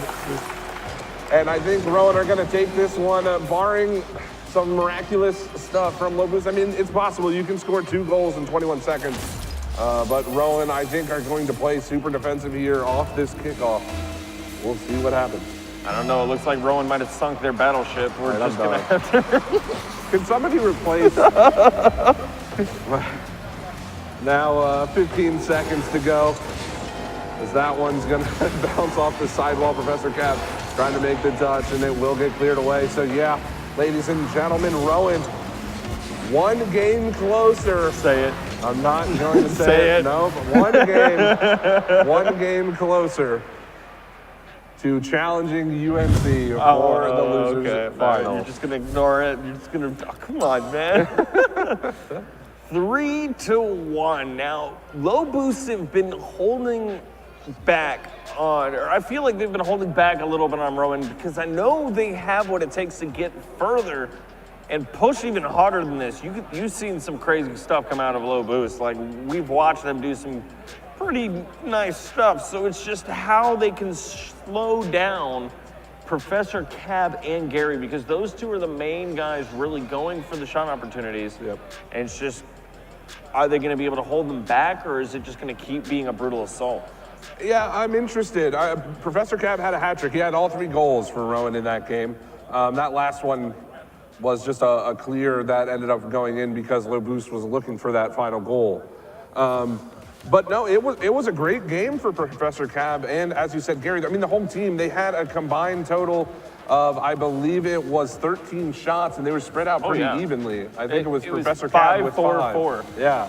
And yeah, it looked really good from them. I don't know. I hear what you're saying about Low Boost not really playing up to Rowan, but I think it's just Rowan kind of oppressing Low Boost right now. We'll have to see if it is shown even more in this 3rd game. Rowan need to win this one to move on and fight UNCC in the losers final. And then it will be a grand fight between the two to choose who will fight Klengang. Whoa, what happened there? And the overall there? grand finals, a little bit of a misflip there. At least he didn't feel backflip, man, because those are the worst. Oh, my word. Professor Cab catching that one into the bank. A beautiful job by him. They're going to walk away with some money here today. They need to continue in this bracket to keep going. And I mean, we talked about Professor Cab and Gary, and I think Rain might have heard us talking about it as he wanted in on that action, and that was a absolute laser beam of a pass right on the front bumper of Professor Cab. It is now 1-0 for Rowan and Rain. Rain almost able to flip that one down into the net. That would have I would have probably flipped that and then cried over and over again as I watched that and said, I will never do this in my life. Well, hey, I mean, there's plenty of clips out there, like scoring the goal, for instance. Oh, we're gonna pull that out, huh? Hey, it's just payback for the shit puns. As this one's, no, what a save! Oh my From goodness! Venators, my goodness, he comes down from above to make that save. Sink or swim, he was saving that ball. You brought it back on your own. I had to. Oh my God, we're not gonna get through it. The floaties are keeping him above water right now, and all right, okay. Well, it is 1-0, 3:15 to go. Hoodie trying to make the touch. Pass. The blue defense is going to go off the back wall. And now Croughlin towards the cage wants that equalizer, and if they can get it soon, it is far preferable than waiting till the final minute. 2 minutes have gone by. Rowan up by a goal. Almost made it 2, but that fantastic save. Ooh, so close. That ball's going to drop away. They're getting closer and closer, but this is still a 1-goal game. But I feel like Rowan is unfortunately holding themselves back from scoring another one. I feel like they're sinking themselves, if you will. Well, Croughlin. Look, we've been here since 11:30. I feel like I'm going nuts already. Well, not too much longer now, sir. Only 2.5 minutes in this game. So that one will be played towards the net by Rain. Oh, what a great pass. Could Rain foul this up? Oh, no. The third player coming, dashing across the screen there to make the save. And it's still a 1-goal game for Rowan. That one's towards the cage, and Hoodie will put it in for the equalizer. So it looks like you jinxed it, saying there was only 2 minutes, 30 seconds left. Hoodie wanting to keep themselves in this tournament. They're doing a fine job holding back Rowan right now. They were doing really good in that last game, and now they're holding them to 1 point. It is a very good job done by them. Now if they can just increase their lead like that, they can move on and hopefully get a couple more wins, maybe even reverse sweep Rowan. Well, they are going to have to do that now if they want to stay alive in this tournament. That's a good way to start. We talk about how sweeps can be so difficult, but that first goal is the hardest one to get, I think. You win that first game, it's the hardest game because you got to come back from being down 0-2. We'll see if they can pull this one out. Now as Hoodie tries to play that one towards the goal, minute 45, and now for Rowan, they are going to have to play from behind. I believe that's the first time they've been losing in this series, the first lead for Low Boost. Possibly. Low Boost ready to throw this one down. Save. What a save from Gary. He's ready to take that one down the field. Unfortunately, not able to take it himself. Rain will be the one to help take that one down the field. These guys are putting on a lot of power towards the other side of the field. They're pressuring a lot, but unfortunately, Low Boost letting that one sit in front from them, and that could have been dangerous. But Low Boost being able to hold them back on their side of the field is what has allowed them to keep the score in their favor. Oh, what a save. He backed up off the sidewall to make that save, did Gary. That was absolutely beautiful, and now it's still a 1-goal game. Can they find the goal they need to tie this one up? Looking for Professor Cab, but it's going to get cut off there by Croughlin. Rain, high off the ceiling. Little bit of a double. Oh. Venators will undershoot that one, unfortunately. 35 seconds to go. Into the blue corner. Right out in front, Rain has to make a save. Now Gary gets it over the defender, and he's got an opportunity one-on-one. He flicks it up. It's off the crossbar. Professor Cab can't follow it. Gary almost ties it up, but there's the shot from Rain. What a shot. Gets right in that top left corner. Not much you can do there, especially with that going as fast as it did from a pinch. It's really hard to react quickly to those because pinches can go in any darn direction. And Rain has been the difference maker for Rowan in this game. First with the pass to Professor Cab, and now the equalizer with only 15 seconds to go. Gonna come off the back wall. They have a shot opportunity, but it goes wide. Will we see overtime game number 3? I believe we may, as Rain will push that down the field, and the ball's remaining up in the air for the moment, but it will get killed there. We will see overtime in this third game. Rowan only needing one more goal to push them to face UNC in the losers final. That's all they will need. Rowan almost able to finish it off there. Luckily slowed the ball down so no one could even come close to it. Good choice by Low Boost. Looks like Rowan is ready to pull on attack. So are they, putting 2 people on 1 man, looking to get that ball completely stopped and away from it. There comes the opportunity wide. These guys are putting on so much pressure. It's kind of Low Boost turning it around completely. We didn't see this the first or the second game, and now it's coming out. Rowan really trying to get away with a 3-0. We'll see if they can manage to pull it off. They've got the pressure on. That's a shot from Gary. It's going to challenge Croftland. Up in the air is Rain, looking for the pass down to Professor Cab. He's going to follow it up. That one's just a bit high. Rain is still here, but he can't put the touch towards the net. Gary also trying to apply the pressure now. Won't be able to get over top of the defender in Hoodie, and now Hoodie will get challenged by Gary in mid. Senators to Hoodie, but a good save there. It's going to fall down in front. Rain clearing it away. Professor Cab looking for the pass. That one's not a great touch. Venators, though, going to come over and clean up for his teammate there. As now Professor Cab trying to get this one out. It will eventually find its way to mid. They're still putting on a lot of pressure here. It's very hard for Team Rowan to even move out of their side of the field. Low Boost is just keeping them on their toes the entire time, sending it to the other side of the field. And if keeping it close, it's being extremely close to the goal, making them waste boost whenever they throw it above, and it's a very smart move by them. Well, it's just going to come down to who can score and break the defense first. That one looking very dangerous. Rain got bumped from behind, but no follow-up from his team. Not expecting that. Now Professor Cab passing it across. Rain won't find the touch. This is dangerous. Off the crossbar and in from Venators. And Low Boost will force a game number 4. They're going to take this one. Now it is 2-1 in the series. Close game at that. I mean, they started to figure out what Rowan was really doing. It took them a while, but that's kind of why you have a best of 5. When you have that much time to figure out that other team, it makes it much easier to understand how to attack on the final plays. And again, this is just another game that it comes down to the end. And I mean, Rain really looked spectacular there for Rowan in that third game. They just couldn't find that last goal. I mean, Rain had 7 shots. Gary had 6. It's just a lot of shots on net from Rowan. Just they couldn't find that final goal in overtime.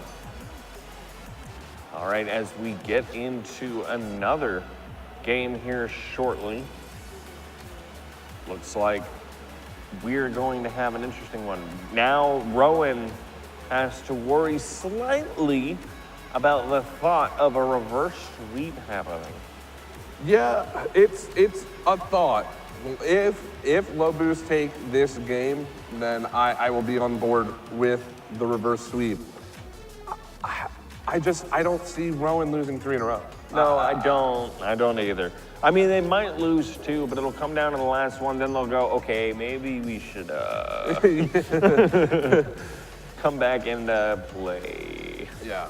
Well, yeah, I'm not sure. They played a fine game in that last game as we are getting underway now with game number 4. They just couldn't pull it out when it mattered in overtime, and forcing them to play an extra game are Low Boost.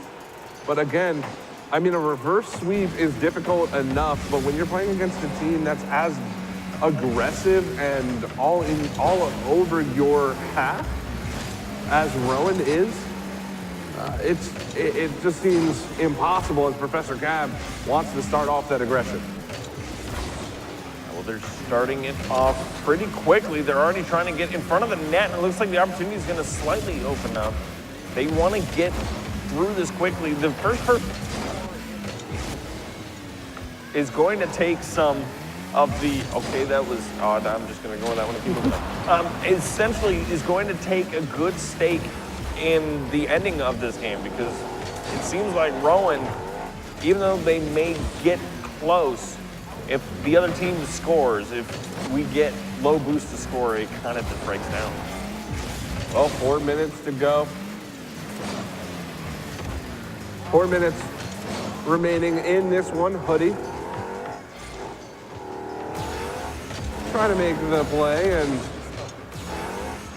now Croughlin. He's going to clear that one down, and Professor Cab trying to make the touch beyond the defenders, and we're about 3 minutes, 30 seconds remaining in this one. Still no score. Low Boost and Rowan in a battle to see who will go on to play UNC Charlotte in that loser's final. Right now, Rowan with the advantage, but not so much in this game. Professor Cap is going to whip that one, and that's a quick goal. No, he missed it, and a save from Gary. A bit of a misplay from both sides, and we're still tied. My goodness, man, it goes all the way to the other side and does the same thing? Oh my goodness, just pops in and pops out. The worst thing to see in a Rocket League match. 250, no goals on the board between these teams. One more, oh, you couldn't find the double touch. That one's towards the cage from Rain. Professor Cab up in the air. Bud Hoodie with the save and the clear. Gary now to Professor Cab. It will go up for him, but yet again cleared away, and Professor Cab will have to turn away that ball in mid. Croughlin over to his teammate, and now Gary with a good clear. We're a little bit over halfway here, Samurai, and again, a scoreless game. Not too out of the ordinary, but from these two teams, something's got to break. It definitely does, and it looks like Rowan almost gets scored on, and that ball again is getting closer and closer into that net every single time they're over there, and it seems like it's going to... There it is. There it is, all right. For Rowan, they will finally score that one. Rain with some amazing patience, putting that exactly where he wanted, and Professor Cab splitting the defense there. Congratulations to him on that goal. It's a minute 54 to go. Rowan up by 1. As Croughlin over top of the defender. That was a rather slow aerial. It's been a while since I've seen one of those in these games. These guys have been going after aerials so fast I can hardly think of what to say before they're up in the air. Yeah, these players, everybody here at this tournament, such an accomplished Rocket League player, so good at the aerial plays and finding each other with the passes that it can seem a bit crazy to, especially the casual viewers and such. But I think that's what makes Rocket League so great to watch, as Croughlin tries to dunk on them right there. That was a good idea by them. They essentially bumped him out of the way with the ball so that he wouldn't have a chance to hit it again. Because sometimes when the ball goes up like that, you can get a second touch on, like a double touch, off of someone in the net and just score or dunk on them. So that was a great job by them, kind of knocking him out of the way. Oh, what a pass, and what a goal from Rain comes around and gets that one in. Yeah, great play from Gary. Again, the patience and knowing where his teammate would be. That was a beautiful goal from Rowan, and that it adds insurance now. Low Boost have to score 2 in 45 seconds if they want to remain in this tournament. Can they do it? Right now, they can't get out of their own zone. They need to score with time remaining in order to have that last-second goal opportunity. Gonna fall down there, Hoodie up in the air. Can he find the touch? No, that's off the post. Jeez, oh, he's getting closer and closer each time, but they need to finish. It's one of the things we talked about earlier. They need to find the finishers, and it's just not happening. Editor's even had an opportunity there, and he didn't hit it towards the net. Now 10 seconds to go. That one's going to fall back down. It's going to get cleared away, and I think that's going to do it, ladies and gentlemen. I think Rowan will advance to the losers finals. They will to face UNC Charlotte to see who will challenge Clank Gang for the grand championship. It's going to be a strong contendership. I mean, Rowan and UNCC have played against each other in the normal CCA tournaments, and I'm not sure if they were in CRL also, Rowan. Rowan were, yes. Yes, and they were able to see each other there, I am sure. So coming back again and now kind of facing each other off for at least $250. Whoever loses this game in the losers final gets a chance at $250. The second place winner gets a chance at least $750. Yep, crazy amount. So either way, they're coming out with a decent amount of money. That they are, and that was such a wonderful finish there. I think we kind of touched on it, you know, Rowan dropping that third game. Just didn't seem, when they got out to that 2-game lead, it just seemed insurmountable for Low Boost. I really don't care who it was. I don't care if that's Clan Gang in their place. I don't see you beating Rowan in 3 straight. Yeah, it's a pretty difficult one to come back from sometimes. It's kind of a challenge, and that's why Rocket League is so unique, is because sometimes it just happens. And it could be one of the best teams in the world, and all of a sudden they're reverse sweep. So. That's Rocket League. That is Rocket League. Now, hopefully we might get an interview here. We're not 100%. No, not right now. I don't think so. I think we are just going to go ahead and throw it to a quick break. So please don't go anywhere. We are getting the losers finals set up between Rowan and UNC. Please keep it here. We'll be back in just a moment.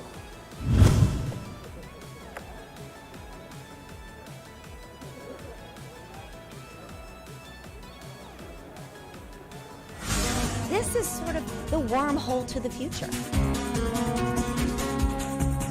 $1 billion industry. That is what the esport industry is set to be by 2019. There's one university with a multi-track major, and you're looking at it. We're here for the perfectionists, the champions of doing things right.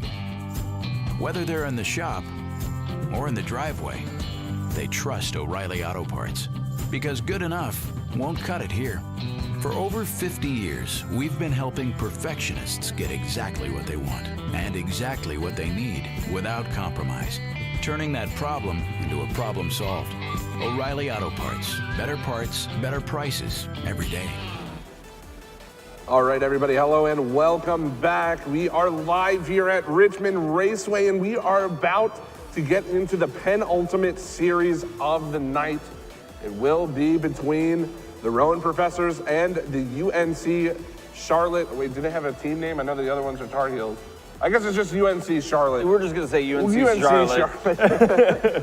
But we will be getting into that match very shortly. But while the players are getting set up, man, what a great series we just watched between Rowan and Low Boost. And unfortunately for Low Boost, they have been knocked out.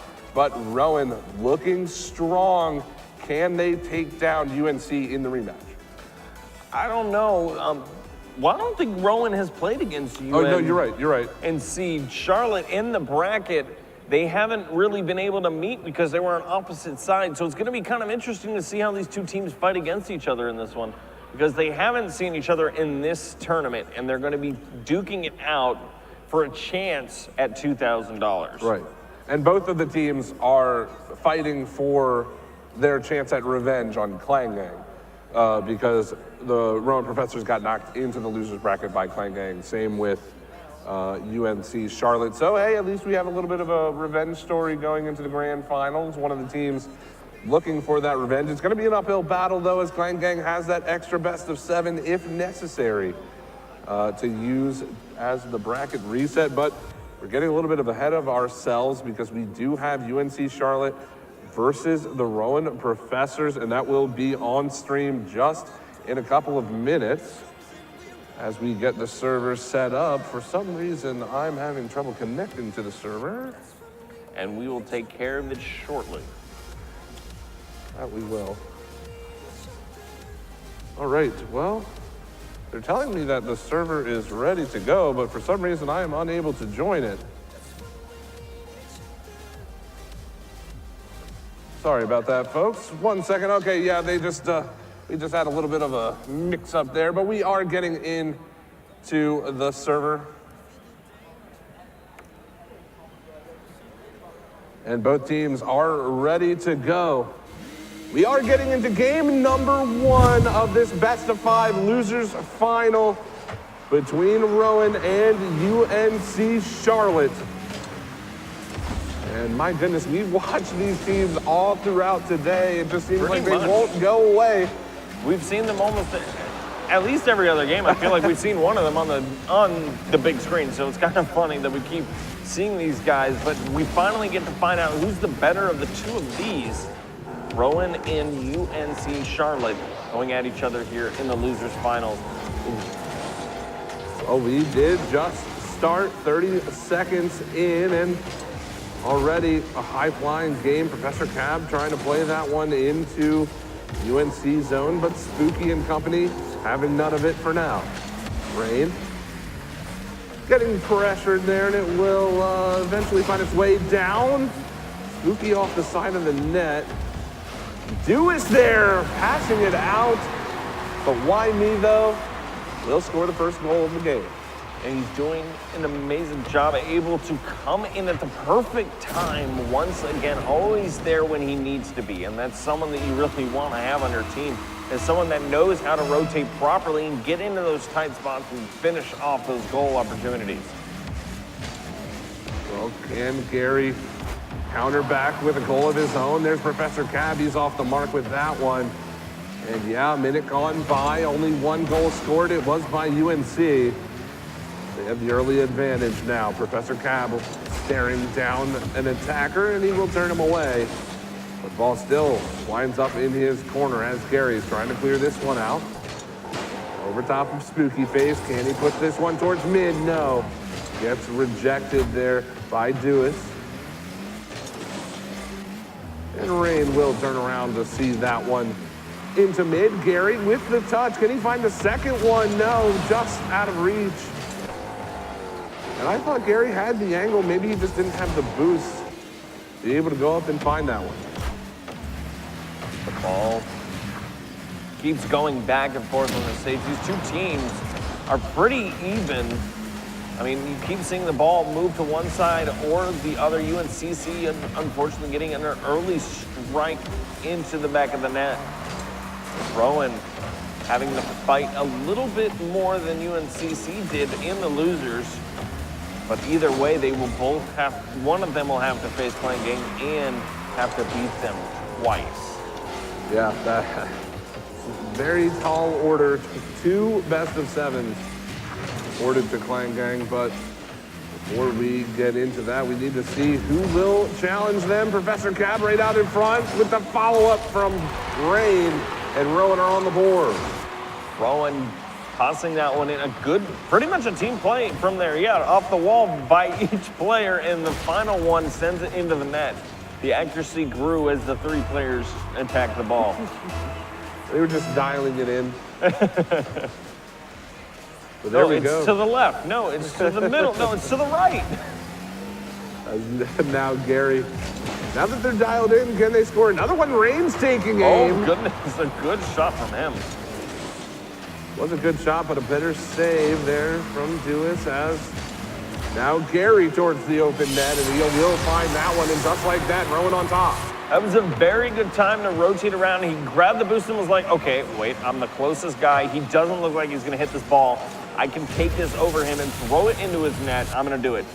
And Gary, once again, proving that he's one of the staples he is one of the biggest staples for the Rowan team. He's one of the 3 staples, absolutely, for this run. Yes, it's very true, very true. They do have 4 people, but I'll just ignore that one. You're right. You're not wrong. But in this tournament, certainly he has played fantastic, as has the rest of the rowing crew.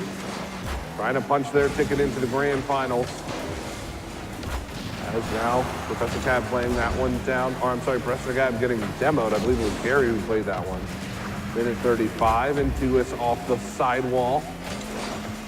Rain with a touch. Can he find another one? No, he's just opting to look for a bump, but wouldn't get there in time. So now Professor Cab across the way. Will be cleared away by Dewis. Gary gets bumped on his way up, and now the offense coming out from UNC Charlotte, and just like that, Spooky Face puts it in.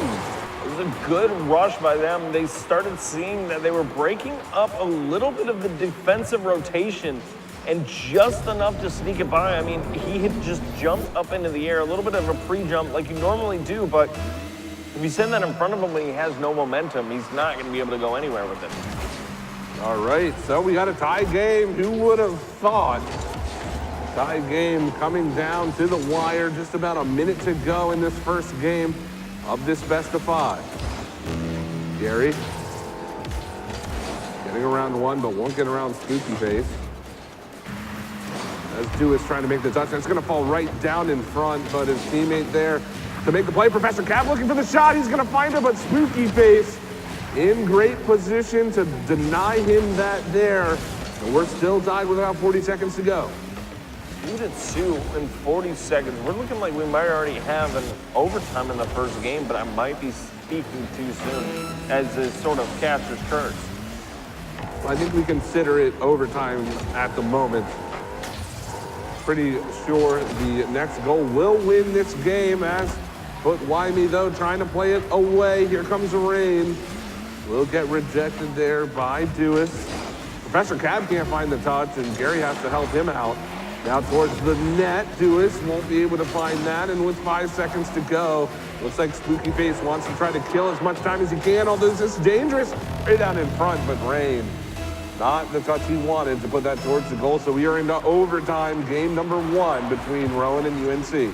These two teams are neck and neck this entire time. It is a good fight these two are putting up.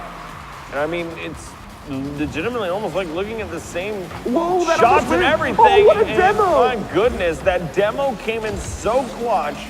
Rain could have taken that one away. And what a great idea for Spooky to run up the field like that.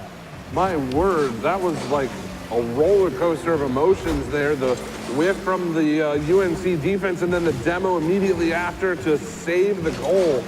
We are still in overtime as Rain wants to change that, although Dewis has other ideas. Now Gary off the back wall. Here comes Professor Cab. He misses it and Gary can't follow it up. Close call there from UNC, and Rowan are still pressing the attack. That ball now trying to find the back wall. Professor Cab up the sidewall, and it will be cleared away, but the pressure's still on this orange half. It will fall down towards the mid but Wyme, though, to try to clear it away. Here comes Gary to make the next touch. That's off the back wall, Professor Cab. Gary can't find the third touch. Oh no, that's not the greatest play, but no follow-up there from Rowan. They're going back and forth, and this game is becoming longer and longer, but you can definitely tell that they're around the same skill level until that one almost comes through.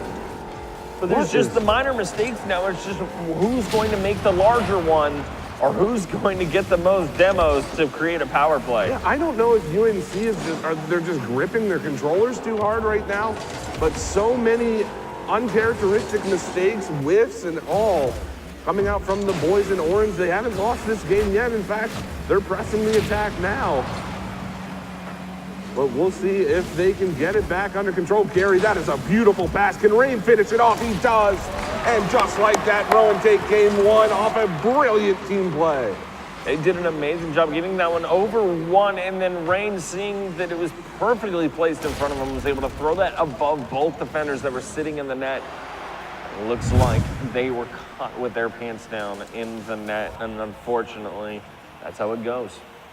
That is how it goes. It was a great game. I just want to take a moment before we move on. Yeah, your face says it all. Look at the shot count. 8 shots for Rain alone.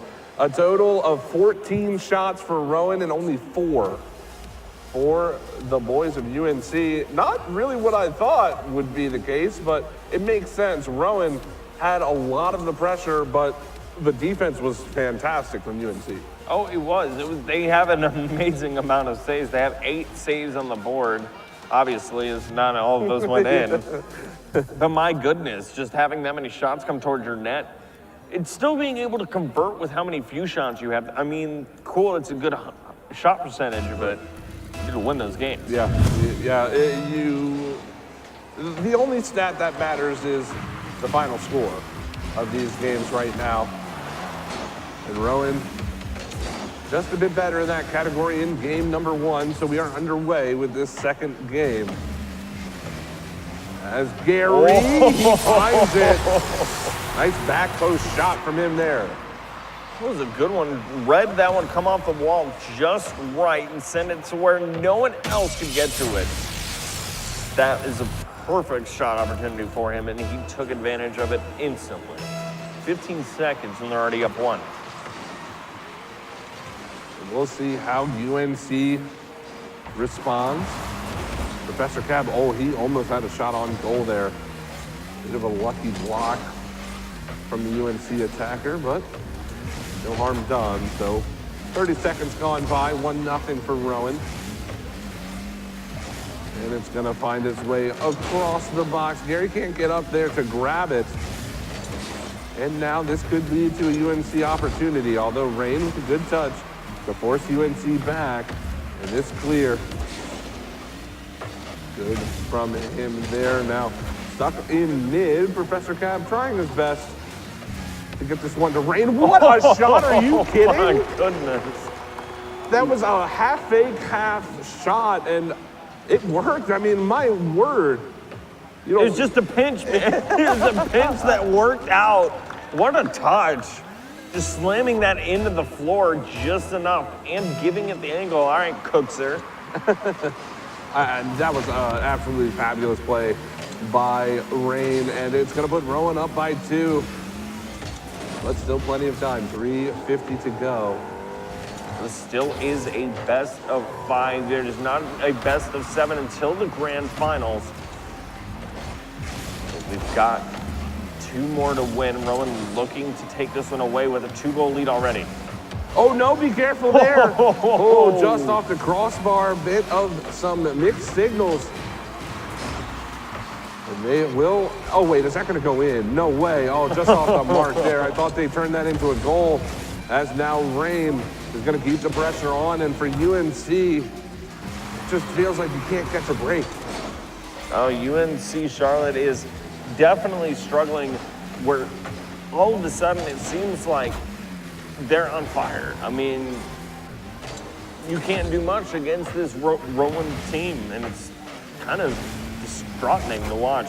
Because UNCC is really trying. Oh, we got a Rule 1 in the middle of the field by the boost.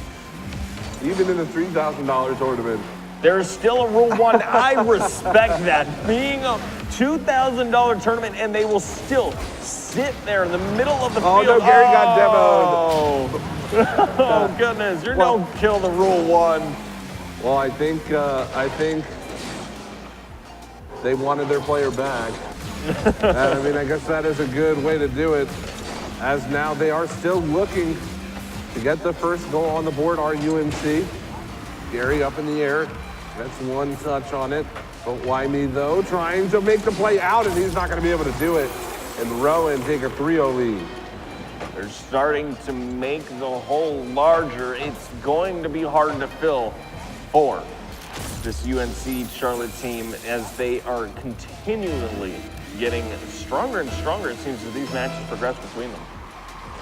Yeah, this Rowan team is looking super scary if I was playing gang right about now. I mean, the series is not over. We're not even done game 2. But if Rowan do advance to the grand finals, hopefully Rain Gang is prepared to take them on yet again, as Rain will make the save. Gary trying to make the play around the defense of UNC, but the ball will eventually find its way towards mid. However, Gary, 1 more touch. Rain wants to keep it in, and Professor Cab takes it away from him. A bit of a questionable play there. This is going to give UNC a bit of offense. But what did you say? Yeah, Professor Cab clearing it away, making up for his mistake there, and yeah, it just, I mean, pretty much that's the story. You know, you say UNC offense, and I say, what? There has really been none, as Oh, Rain comes in from under, scoops that up off the ground, and throws it into the back of the net. Oh, it got put in by the UNC player. I think it would have gone in either way, but it did. I believe it was Spooky Face who got that final touch on it. And now 4-0. I think game 2 is just about at its conclusion. I think so. Yes, 5-0 in this one. Rowan coming out strong here. I mean, the Rowan Professors doing an amazing job just showing up and kicking butt right now. And just looking at the stage at these players, the Rowan players, all smiles right now. And I mean, why not? You're up by 5. I can You can see them past the lights? Well, it's dim, but I can see them smiling up there for sure. As now that one played away. Only a minute to go, and Rowan looking to take a stranglehold on this series. They desperately want their chance at revenge against Fine Gang. They only need to win one more game against UNC Charlotte to have that opportunity. Assuming this will be the final score of this game. And I haven't asked you this too much tonight or throughout the day, Samurai, but I want you to put your coach's hat on. Coach's hat. Okay. For UNC Charlotte, what do they need to do in between this game and the next one to get back on track? Well, they definitely need to figure out why there is such a gaping hole in their defensive rotation. I mean, look at that. They've got 2 people in one spot, and then there's no one else for 4 or 5 spaces. Right. You separate a field up into multiple spots, and if there's no one in any of those spots, how are you supposed to defend the goal? I mean, I understand what they're doing right now. They're trying to have fun. I mean, they already know they've probably lost this one. So at this point, just hit the ball and kind of get it down the field, just mess around a little bit. But they need to figure out how to get their defense there quicker. And it seems like they've been double committing a little bit in this last one, but maybe that'll all disappear as we continue on for the next one. Yeah, well, they do need to make a change, and they do need to make a change in a hurry. They are now down 2 games to Rowan, and we talked about this last series. It's going to come down to a reverse sweep. I think Rowan can drop a game. I think Rowan can drop 2 games, but if you say to me, Rowan will lose 3 games in a row, I can't get behind it. No, I'm not sure what will happen. I'm thinking UNCC might come back for 1, but I don't know about a full sweep. I'm not going to call that one. Well, it would certainly be a story here towards the end of this tournament if they can do it, and we are going to take you through that story if it indeed does happen. We are moving into game number 3 now between these 2 wonderful teams, and Rowan has a stranglehold on the series, 2-0. Can UNC battle back and take the game off of Rowan? We'll just have to find out. 2-0. A little bit of work needed in this one to continue into the tournament, and a couple of misses coming out there. I'm kind of confused on what was going on, but I'm hoping they can turn this around. And there's a shot from Rain. Will find its way in, and Spooky Face had the defense there. Now Professor Cab. He will be turned away. Rain. High off the back wall, and that's going to be touched down and cleared away. So about a minute gone, still no score. But again, it just seems like Rowan on the offensive, and they're just waiting for the opportunity to score that first goal. Well, with so much time left on the field, it really depends upon how this is going to go. Are they going to go all the way to the end and get a 0-0 overtime for the final one? Or are they going to start scoring soon? At least the UNCC needs to do something. This ball comes closer and closer to the net, able to save that one away. A beautiful job by Spooky. Oh my goodness. Yeah, but why me though? I mean, just a beautiful clear there. It came right down in front of him. I think he just wanted to boom that one away and ends up in the back of Rowan's net. So that's a good start for UNC Charlotte. They definitely needed that one, and we're only a minute 30 gone but that is a huge goal to get them started on this potential comeback. There you go. A single word of praise can pull you further down the line. Just how you decide to get there. Get that ball towards the net as they're going to continue to do so and bring it closer and closer. They're starting to bring a lot more pressure into the mix, but Rowan's pressure is just, it's quick and it's fast paced. I don't know how to describe it. It's kind of extremely menacing to see. Right. I can only imagine being on the field with him. Yeah, Rowan looking dominating right now, and that ball high off the wall. Dewis will get the clear. Now Rain towards the goal. Do it. And he's up the wall. Can they get the equalizer? We're just about halfway through, and Rowan haven't found anything on the board. Gary has to clear that away. Professor Cab's there, one-on-one. He's gonna pop this one up, do a little He goes flip. for a fake. Didn't confuse at all the UNCC player. Unfortunately there, that could have been an amazing one from our man, Professor. But this one continues on. We are 1-0 UNCC looking up in this series, or this game. Oh, off the post. Here comes the follow-up, and he'll score. Rain putting that one home to tie it up. Now we are 1-1 with 2 minutes left on the board. It's plenty of time for one team to take and get ahead. Now it's just if Rowan's going to keep fighting on, or if UNCC is going to take it to the man and keep them either tied up here or shoot a couple towards the net. Yeah, we're gonna have to find out as we are approaching the final minute and 50 seconds. 1-1. Professor Cab towards the net. That's a good save from Dewis. And no, Gary not able to get the touch. And just like that, UNC back on top. Good job by them. I mean, that whole entire play, essentially everybody had broken apart. There was no structure of rotation anywhere. I don't feel like it was just so quick. I don't think any side of the field had it set up yet. Yeah, a quick goal in response there for UNC. Can Rowan do similar as Spooky Face? We'll leave that one for Professor Cab. He's going to get rejected there by Dewis. And ball will make its way to blue half. Dewis off the side wall, cleared away by Gary. And now Spooky Face trying to turn this one away. It's going to come towards the front, but nothing doing there. Cleared away by the defender. Now Gary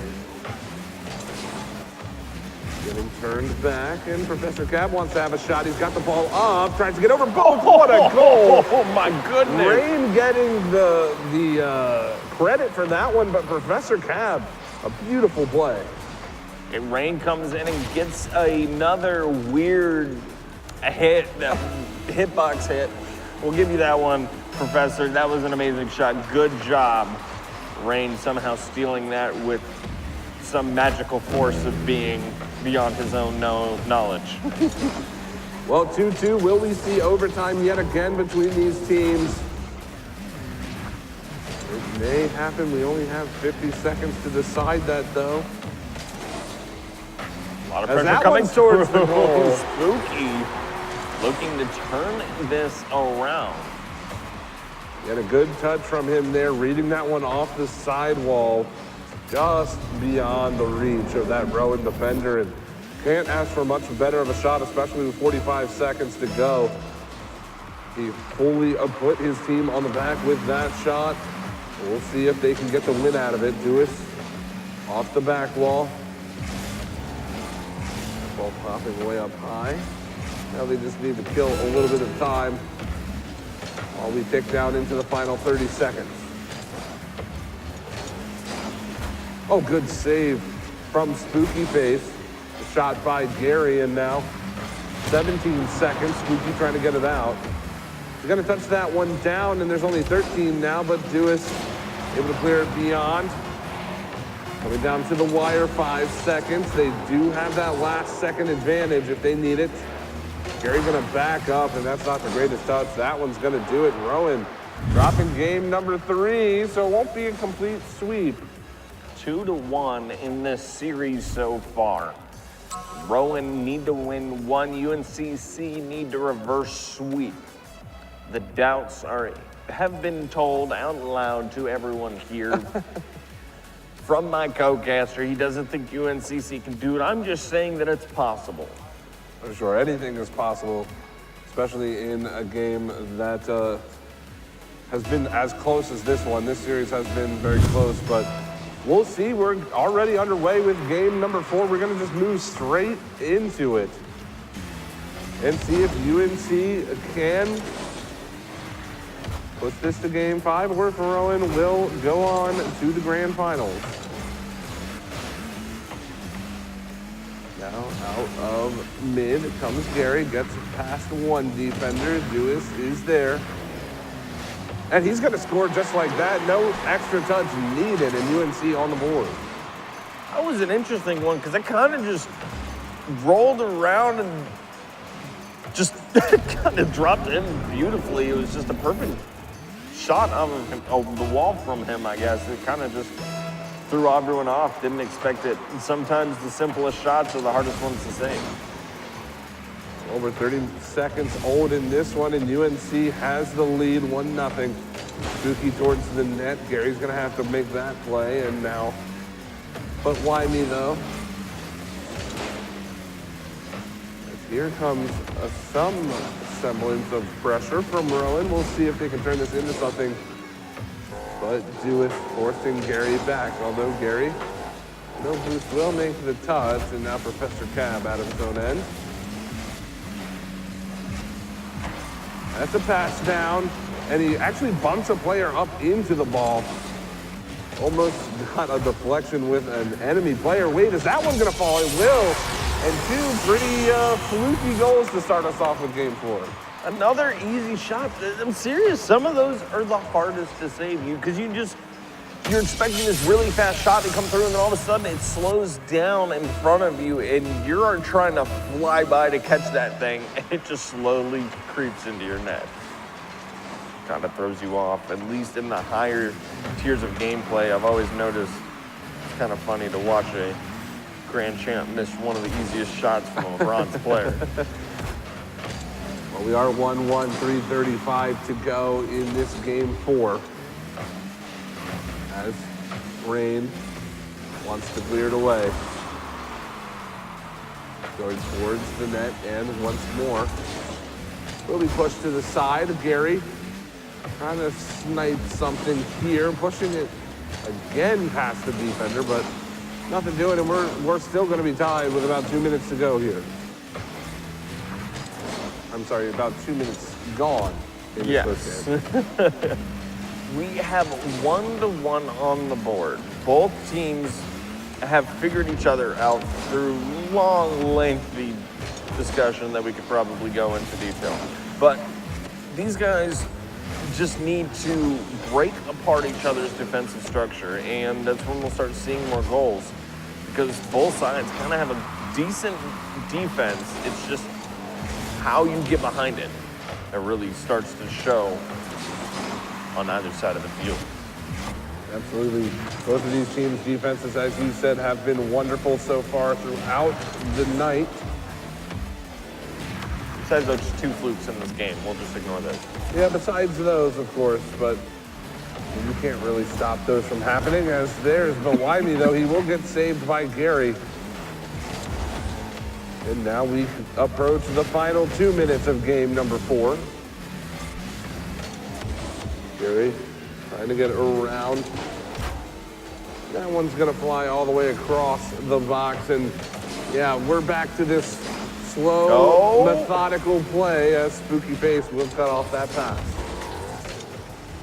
These guys are now testing the waters between each other. They realize that they have to do some interesting things to kind of throw them off. They can't just keep doing the same thing over and over again. And it's just how are they going to go about it with an open opportunity like that. Ooh, that one just off the mark there. Now Rain trying to play that one across. That's a good challenge. This is going to give Bewimey, though, a bit of trouble, but he does make the challenge.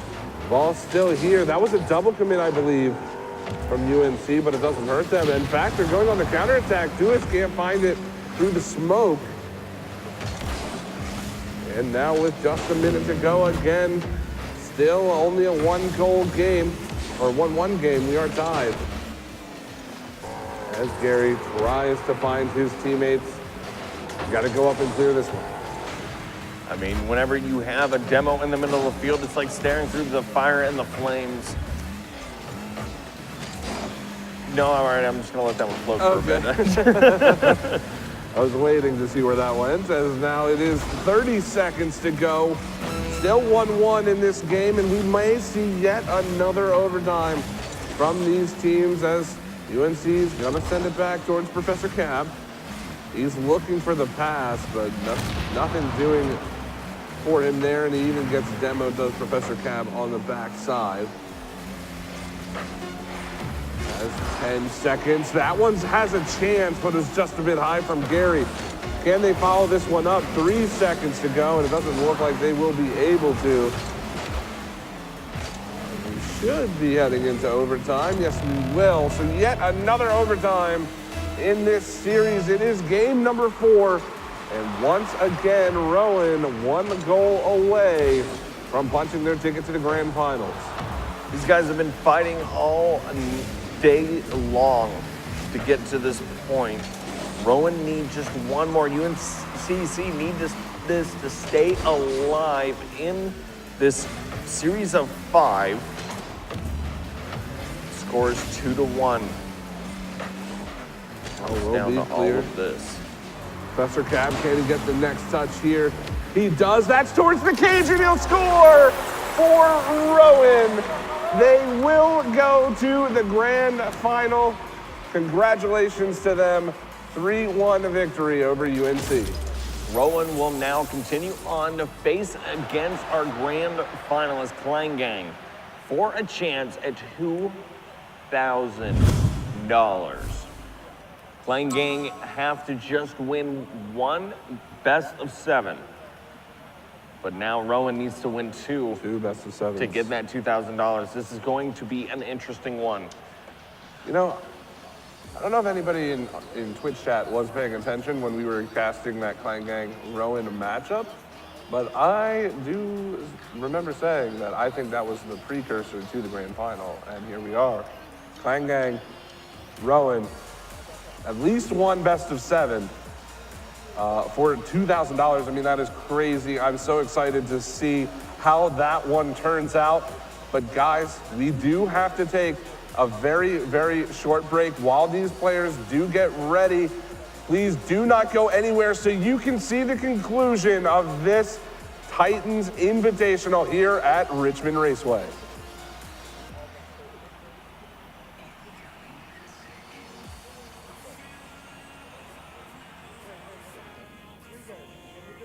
Are we taking a break? Thought we were going to break.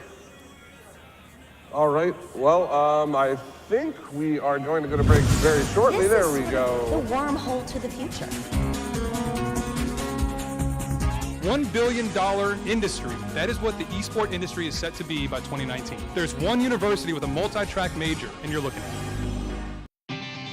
We're here for the perfectionists, the champions of doing things right. Whether they're in the shop or in the driveway, they trust O'Reilly Auto Parts, because good enough won't cut it here. For over 50 years, we've been helping perfectionists get exactly what they want and exactly what they need without compromise, turning that problem into a problem solved. O'Reilly Auto Parts, better prices every day. All right, everybody, hello and welcome back. We are so close to the conclusion of this tournament. We have seen some fantastic Rocket League. I just want you to know, my name is Hunted. This is Eastside Samurai, and I don't know, man. I'm so happy to be here to finally see the end of this tournament. It has been such a fun day. The venue has been great. The Rocket League has been even better. What do you think we are going to see in this final?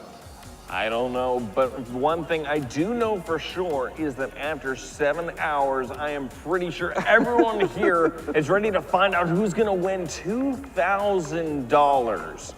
at the end of all of this. Clan Gang and our boys at Rowan Professors have one chance. Well, no, Rowan Professors have to find out twice.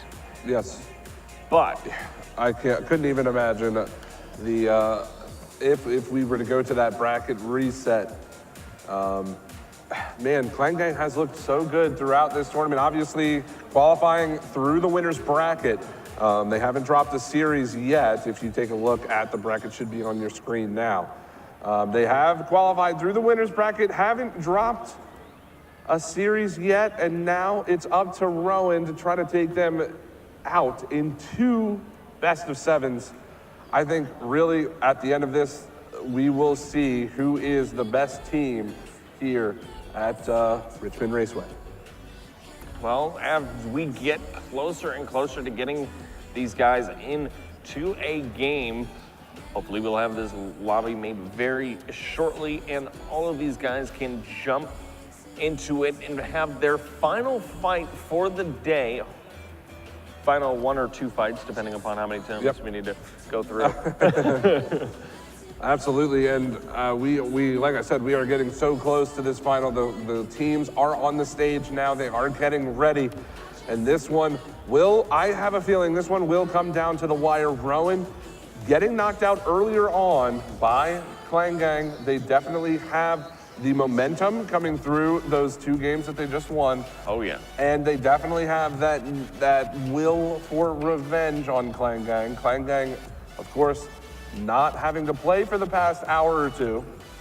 Kind of throws you off for a bit. I mean, having to wait for all these teams to cycle through, finish up the lower brackets and everything else, it doesn't allow a lot of time for you to, well, it kind of allows you a little bit of time to watch the other players, but at the same time, you're sitting there having to deal with losing all of the past 5+ hours that you are playing in a row. Right. So it's kind of, now you're sitting and waiting, and are you going to be up to par when you are finally up on that stage? And we'll just have to see as we go into the first game, hopefully pretty shortly.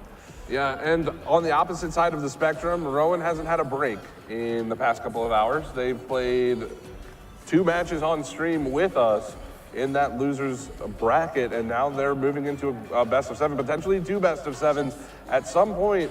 I mean, I know that you guys at home, when you're sitting there playing ranked, eventually you start kind of losing your focus a little bit, or you know, you kind of have that out-of-body experience where you're not fully aware, fully focused.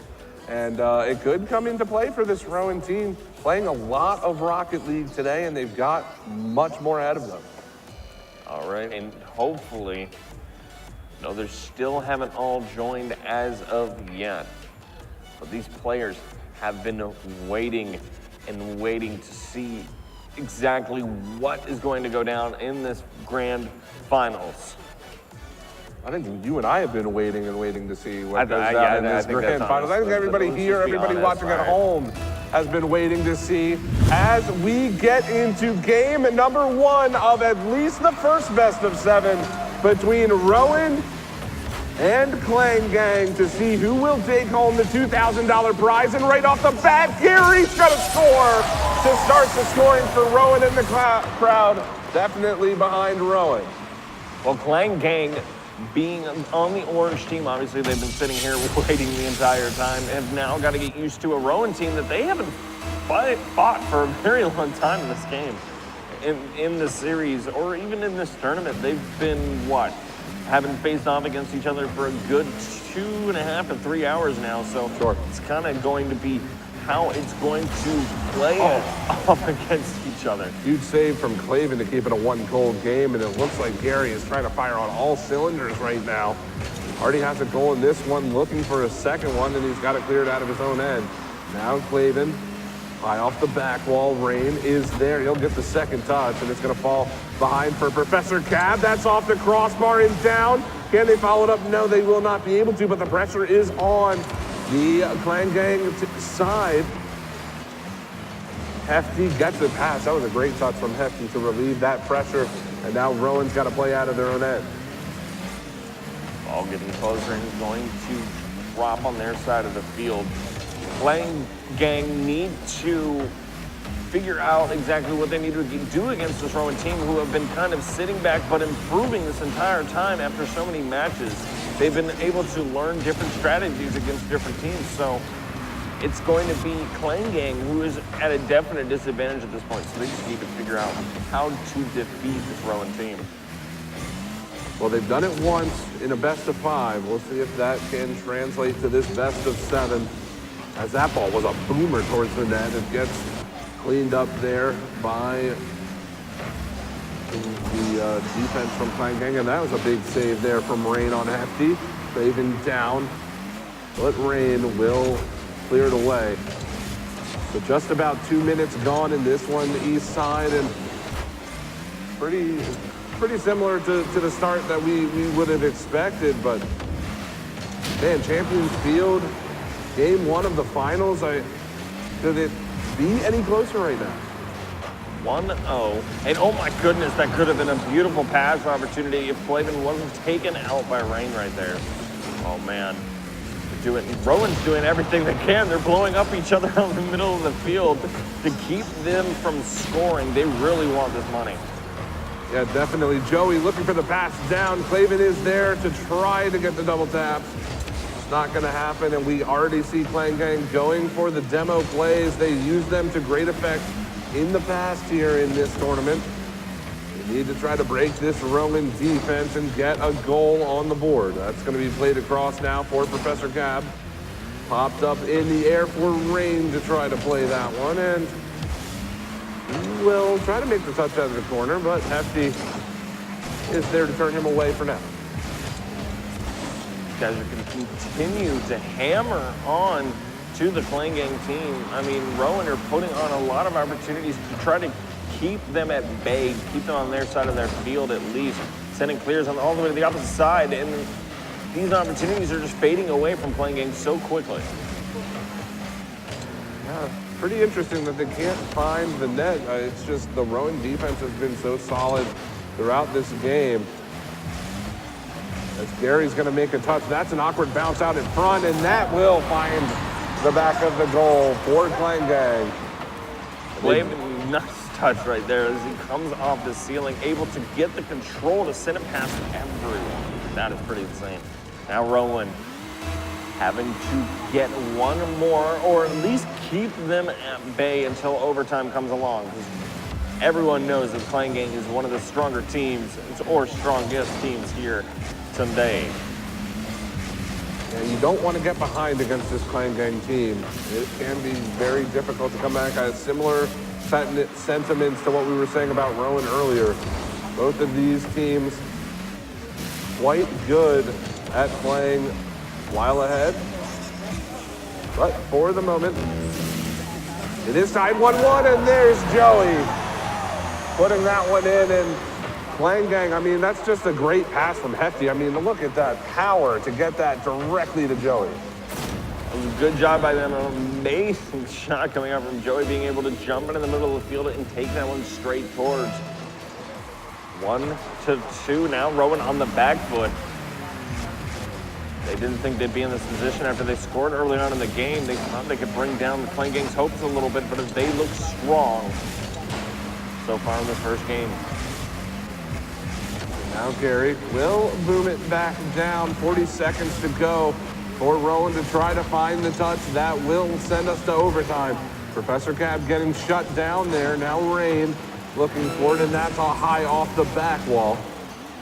Gary down into the orange box, but Hefty is there to make the play. Professor Cab can't find that touch, and with 20 seconds to go, they're just trying to waste time to find the goal. That's a great shot and a better save from Joey. Huge play from him. And now Rain, the game on his card here.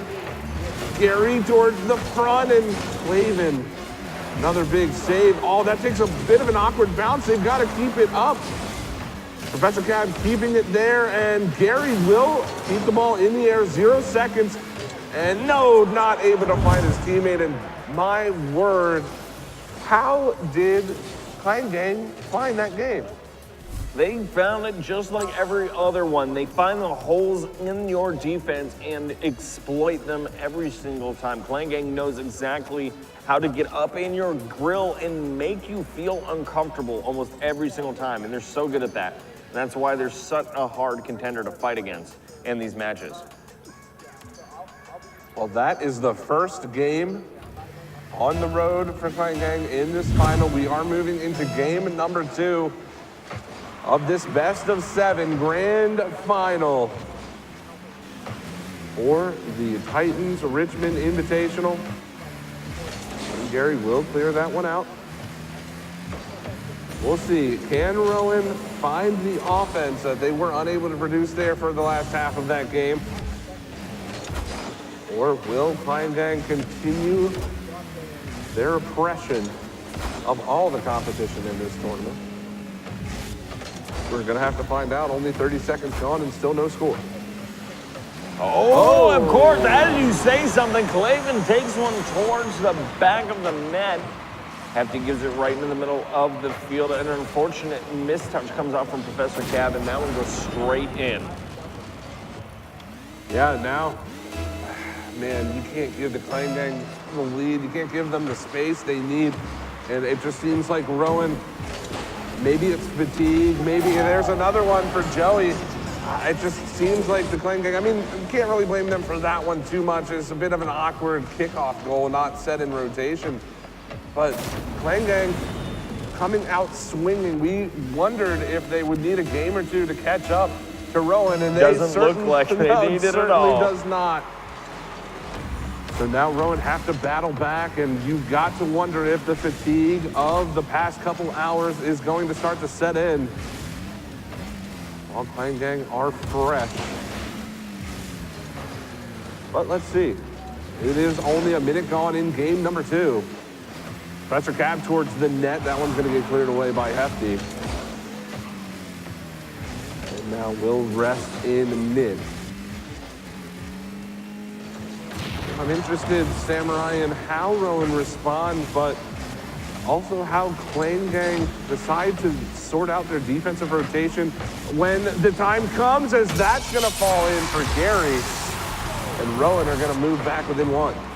Well, as long as Rowan can figure out the defensive rotation for Clan Gang, it's going to start opening up opportunities. But with Clan Gang being so dominant on the field and sending it everywhere to the point of not even being able to know where the ball is occasionally, it's kind of hard to defend that. another kickoff goal for Clan Gang. And the only reason why I asked you that question is because Rowan hasn't looked superb so far, but you know that eventually they're going to wake up and they're going to play that offense that they love to play, that aggressive style offense. And for Clan Gang, they have to sort that out on defense. Eventually, Rowan looking to make an offensive push, especially in this game. Clan Gang trying to pop off, if you will. Ready to do some fancy flicks and stuff. You can just see them trying to do it. Be nice, boys. I mean, they just have to be careful. Overcommitting, getting overconfident is not a recipe for success, not in a competition with the stakes that are this high. As Hefty's gonna go off his own back wall, and that's a good follow-up by his teammate. Now Hefty over top of the Rowan defense. Professor Cab looking for Gary, and it will just reside in mid for now. Joey, as this one makes its way towards mid on the orange half. Hefty just trying to fake everybody out, and he will get over 1, but Professor Cab gonna turn him away. So Clavin comes in the middle of the field and adds a little bit of sauce himself, almost able to toss that one in. Doing a great job getting in the way. That one was close. I was very, very close there. That was almost a second goal for Rowan, but they can't quite find it. And you have two minutes to find 2 goals. Gary towards the net. Clavin, good save. As that one is going to be rocketed in there. Up high for Rain. Oh, Professor Cab, that's a beautiful shot. It's going to come off the back wall, but no follow-up for Rowan. They had the defense beat, but they couldn't put it home. 1-3 with 1:38 on the board, and the pressure coming from Owen is starting to amount, but isn't enough. Playing game seem to be slightly unaffected, quickly able to send this one onto and up into the air. Looks like they're already ready. They're setting up the rotational effort as they try to send it back to their own teammates and set this one up. Oh, goodness. Just off the mark, Rain almost picked that corner, but it wasn't quite good enough. That's a good shot from Gary. One more there off the crossbar yet again. Rowan are all over the goal, just not in it. Is that one going to be cleared away? And it's only a minute now for 2 goals from Rowan. They need to start doing something because this is already a 1-up in the series. Klangang are doing a good job showing some dominance early on. 1-3. They need to start scoring some goals because if they start letting Klangang walk away with this, it's going to be hard to fight back. And that's a good shot, and Hefty going to secure the game for his team. I think that that's just about done for game number 2. Klangang, they seem to be constantly getting better as the series continues, but for Rowan, they just don't have an answer to that quite yet. No, definitely not. They have not been able to figure out exactly how Clavin ticks, and I don't think anyone ever will, unless you start calling him Clavin, and then he starts to get upset, so you can at least get in his head a little bit. Yeah, this one just about done, game number 2, and goodness gracious. If I'm Rowan right now, and there's another one, 5-1 for Klangang. If I'm Rowan in Rowan's shoes, you got to take a break. You got to take a breather after this second game. Collect yourselves, talk amongst your teams, get yourselves sorted, because you only have 2 more games. You cannot lose 2 more games, and you definitely don't want to lose the next one and have to be forced to win 4 in a row just to get the bracket reset. Yeah. Going either way, it doesn't matter because you have to technically win 8 times, either in a row or in some shape or fashion. That's pretty brutal and a tall order for some of these teams. Clavin and his team, Klangang, going 2-0 in the series so far. This is a best of 7.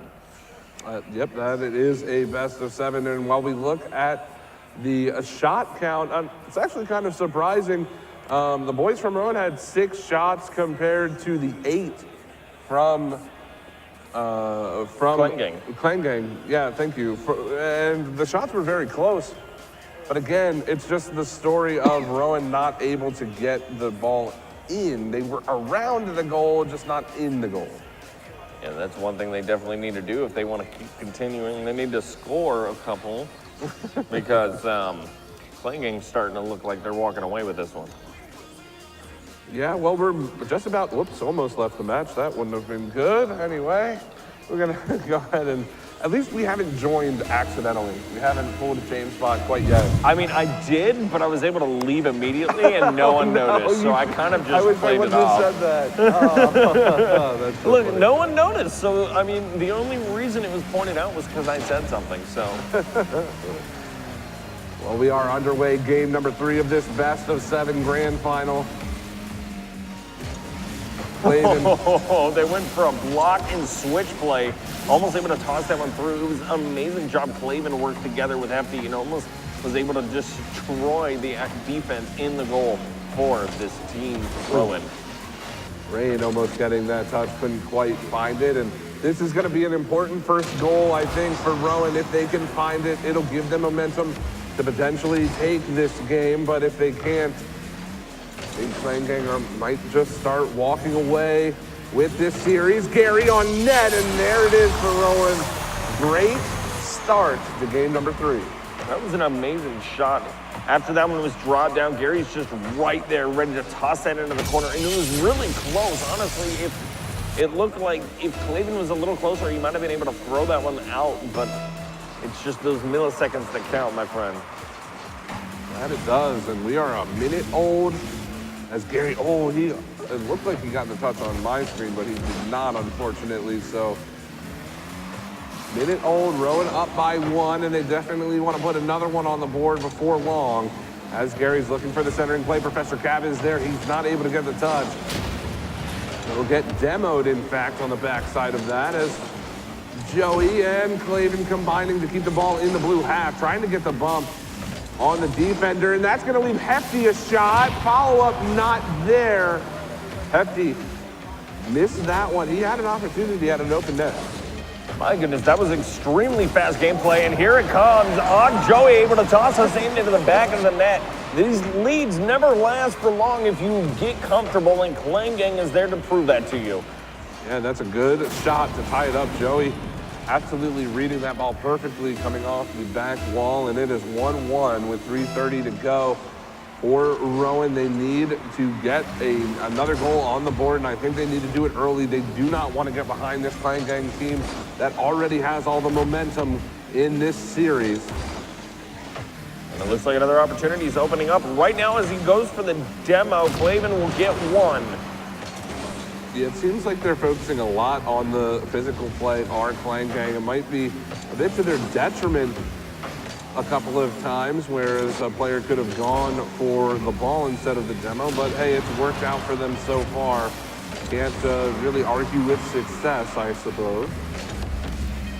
Winning a game 5-1 seems like a pretty good success story, if you ask me.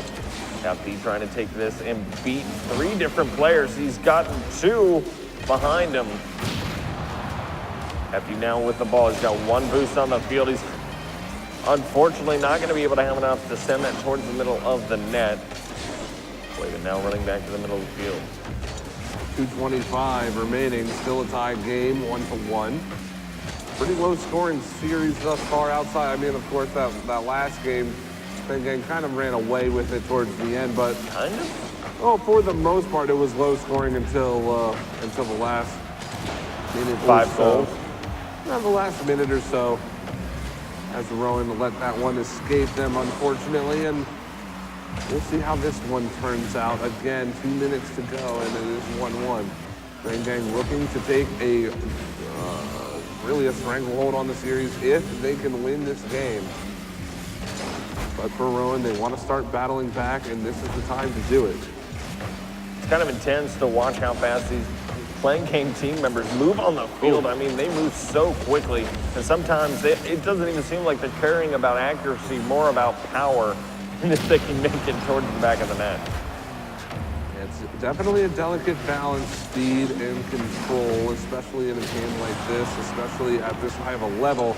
As that ball's going to fall down and Professor Cab getting blocked by Hefty, it just seems like the Clan Gang defense firing on all cylinders right now, and that's causing a lot of problems for Rowan.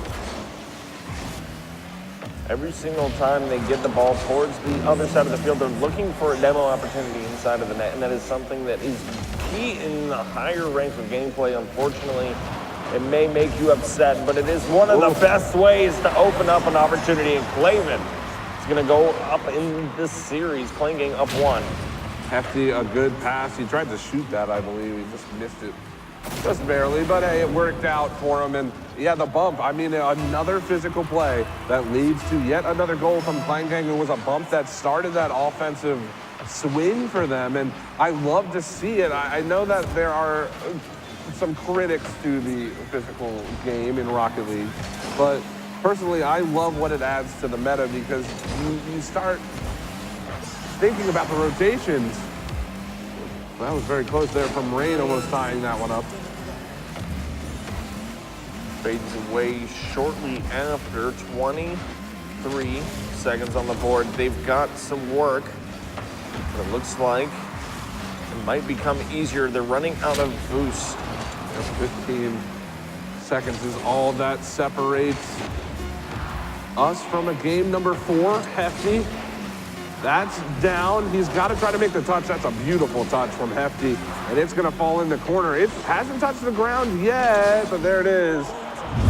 So Clan Gang 1 game away, Samurai, from 2000. $2,000 indeed, and the title of Titans Invitational Champion. What are you talking about? I just want the money. I mean, I think you can speak for most everyone when you say that, but I mean, I always see money as a good deterrent. I mean, you look left, you see a dollar bill on the ground, what do? You walk over to it and you pick it up. well, that's true, but one game away are the boys from Clan Gang, and they're going to start the scoring. Clavin, a beautiful touch there off the back wall, and is just another great pass from Joey. And we've got to talk about this team chemistry between Clavin and Joey. They have been just all over the field. Whenever it seems like there's a goal, it's one of the two of them. Oh, definitely. They always seem to be able to link up just right. Clavin with a lot of experience. He even finds in the ESL monthlies. Don't know if you knew that. You probably did, but anyway, let's continue on. Essentially, him being able to fight in these higher level events almost every single other week is just amazing, because he gets to fight with Joey and all these guys, and they need to be almost pitch perfect every single time. Yeah. It's just, if you're off by a little bit, then you're gonna lose. And so with all of that training together, even if they just work 10 hours, 20 hours, 30 hours a week just on Rocket League, and this is just some of the results for them, being able to come out and be absolutely dominant in this tournament. Yeah, they have certainly shown their prowess here in Richmond, and they're going to score another one. And you can hear Joey in the background. He knows how close he is to winning this championship, and my goodness, for Rowan, what do you do? Clan Gang is all over it. They have all of the momentum. They're one game away. They're 2 goals up. Rowan need an answer right now. They cannot afford to wait. We've seen it happen a couple of times at RLCS, and that was almost a score on his own half. Oh, no, and that might be, Professor Cap.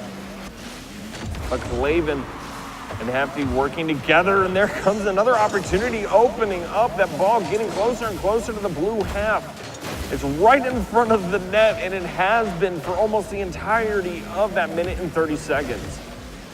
Yeah, I'm not sure. I'm not sure what Rowan can do to stop this onslaught from Clan Gang. They seem to have no interest in letting up now. But Professor Cab will play that towards the goal. Hefty has to be there to clear it away, and Gary wants to start the offensive for them. Off the back wall, over top. As that one's there for Joey. Can he get the touch in? No, just off the post, and now in transition come Professor Cab, but beating him to that one is Hefty. And Clan Gang has figured out this defensive rotation, and Rowan just does not seem to have an answer to it. Oh my goodness, that one came really close. Clavin almost able to get his paws on that one and send that into the back of the net. 2:34 left on the field. Hefty flying through the air, kind of just enjoying himself, waving his arms like he just don't care. Joey now, Gary. All of these guys just kind of in a surreal mode, I am sure. All 3 of those Clan Gang members just doing a very good job today. 2 points up in this one. Now, we need to see some real moves come out from this Rowan team if there's going to be any change in this series.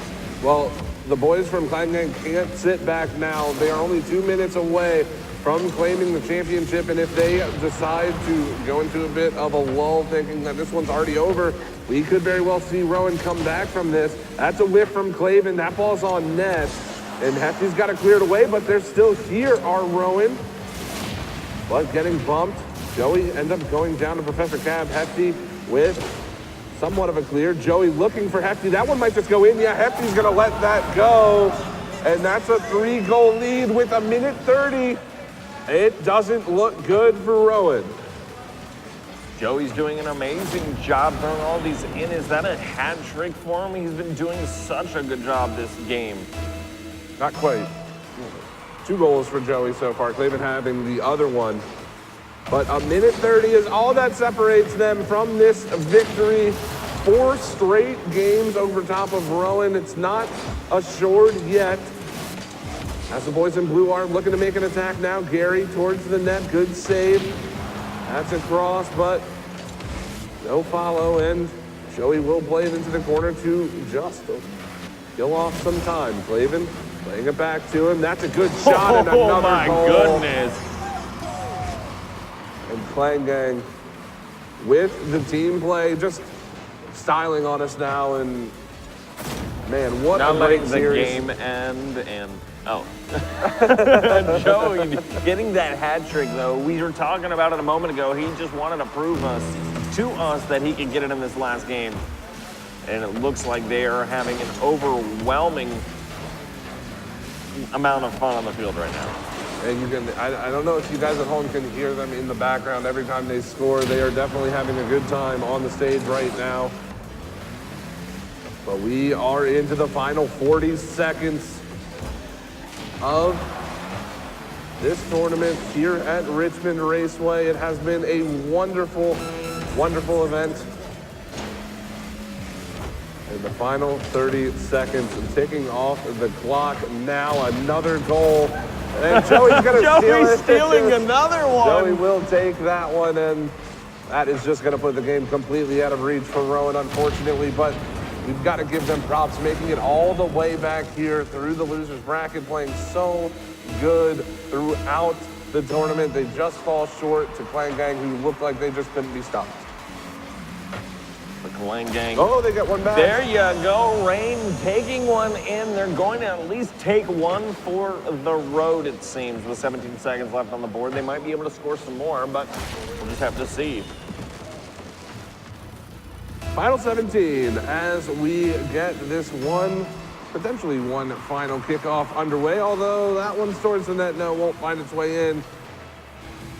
And Joey will get challenged by Gary. 10 seconds now off the sidewalk. Clavin down in mid. 3 seconds, 2, 1, and that is it, ladies and gentlemen. As soon as the ball touches the ground, which may take another 30 seconds or more. There they go. Hefty takes it towards an end. And congratulations to the boys of Clan Gang. Absolutely, as you can see on your screen right now, all smiles there from them. Taking the grand final in 4 straight games. Congratulations to Clan Gang. They are your Titans Richmond Invitational champion. And that is an amazing feat. These guys came in here and kicked butt the entire time. They dropped a couple of games, but near the end, it seemed legitimately like they wouldn't lose a single thing. And now they are here and they have won the grand prize of $2,000 and the title of Titans champions. Absolutely, congratulations to them again. Big props for Rowan making it all the way to the finals. They'll walk away with a decent chunk of change as well. $750 will be in their pockets as they walk away today. And don't forget our 3rd place finalists too, who will walk away with $250 before they leave.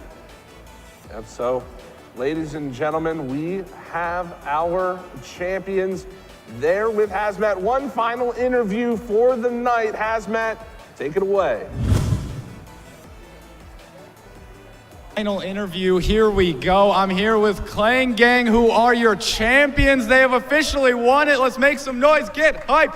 Let's go, boys. Are you excited? Yes. How are you feeling after that win? Who wants to take this one?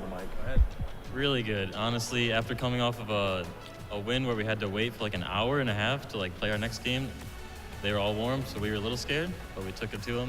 We beat them 4-0, so proud of that. Yeah, not just the win, but the sweep in general, an absolutely stellar performance from all of you. Not only in that final series, but throughout the whole tournament. You guys absolutely deserve the win, bar none. I mean, there's really nothing else to say about it. You guys just showed up in dominant performance. What do you guys think were your keys to victory that really led you and carried you through this tournament? We tried to keep our communications consistent throughout the matches, so our comms were up for the whole time. You know, we were calling when we were grabbing boost, when we were in net, you know, rotations. So, we calm a lot online, and we just carried that on. We just kind of tried to play the same as we always do, and that was our strategy going in. Well, it has clearly worked, and we're very excited to present you with your trophy for taking the win here. We're very happy for you guys to have it, and get in there. Everybody get a hand on it. We hope you guys enjoy. And going forward, we hope you'll come back for more events. This is my man Nate here. He is the head of video production, happily presenting it. Any comments just to share with him before we go? Yeah, so on behalf of 2050 Esports, the Richmond Raceway, and all participating partners, I just want to thank you guys for coming out. You guys put on an incredible performance, and I think I speak for everybody involved when I say I think we all look forward to seeing you in Midweek Throwdown. All right. Clang gang, let's go. All right, well, that is going to do it for us. Congratulations one more time. We'll hand it back to the casters to talk a little bit more about that series, and we will see you guys another time. Have a good night, everybody. All right, thank you, Hazmat. Yes, it was a wonderful series. Congratulations to Clan Gang for taking that one in 4 straight games. And, Samurai, it was no different than how they went throughout that entire tournament, just making their game plan work, never really deviating from that, and no team could match them on that, in that game plan. In the entire stretch of the tournament, they seemed to know exactly what they needed to do, and they didn't let anyone stop them. They didn't stop for tea. They didn't stop to collect $200 when they passed go. They just kept going, and they kicked butt, made it all the way to the end, and walked away with $2,000. Sounds like a lot of you guys got something else to find and do in the next one. I mean, you could just sign up. I'm just saying. Sure. I'm sure there's going to be another one pretty soon. Don't be afraid to stay tuned to 2050 Esports and find out when the next event might be coming near you. Well, guys, that is going to do it for our broadcast here from Richmond. It has been a pleasure to bring this to you. My name is Hunted. With me, Eastside Samurai. Do you have anything you'd like to say before we go?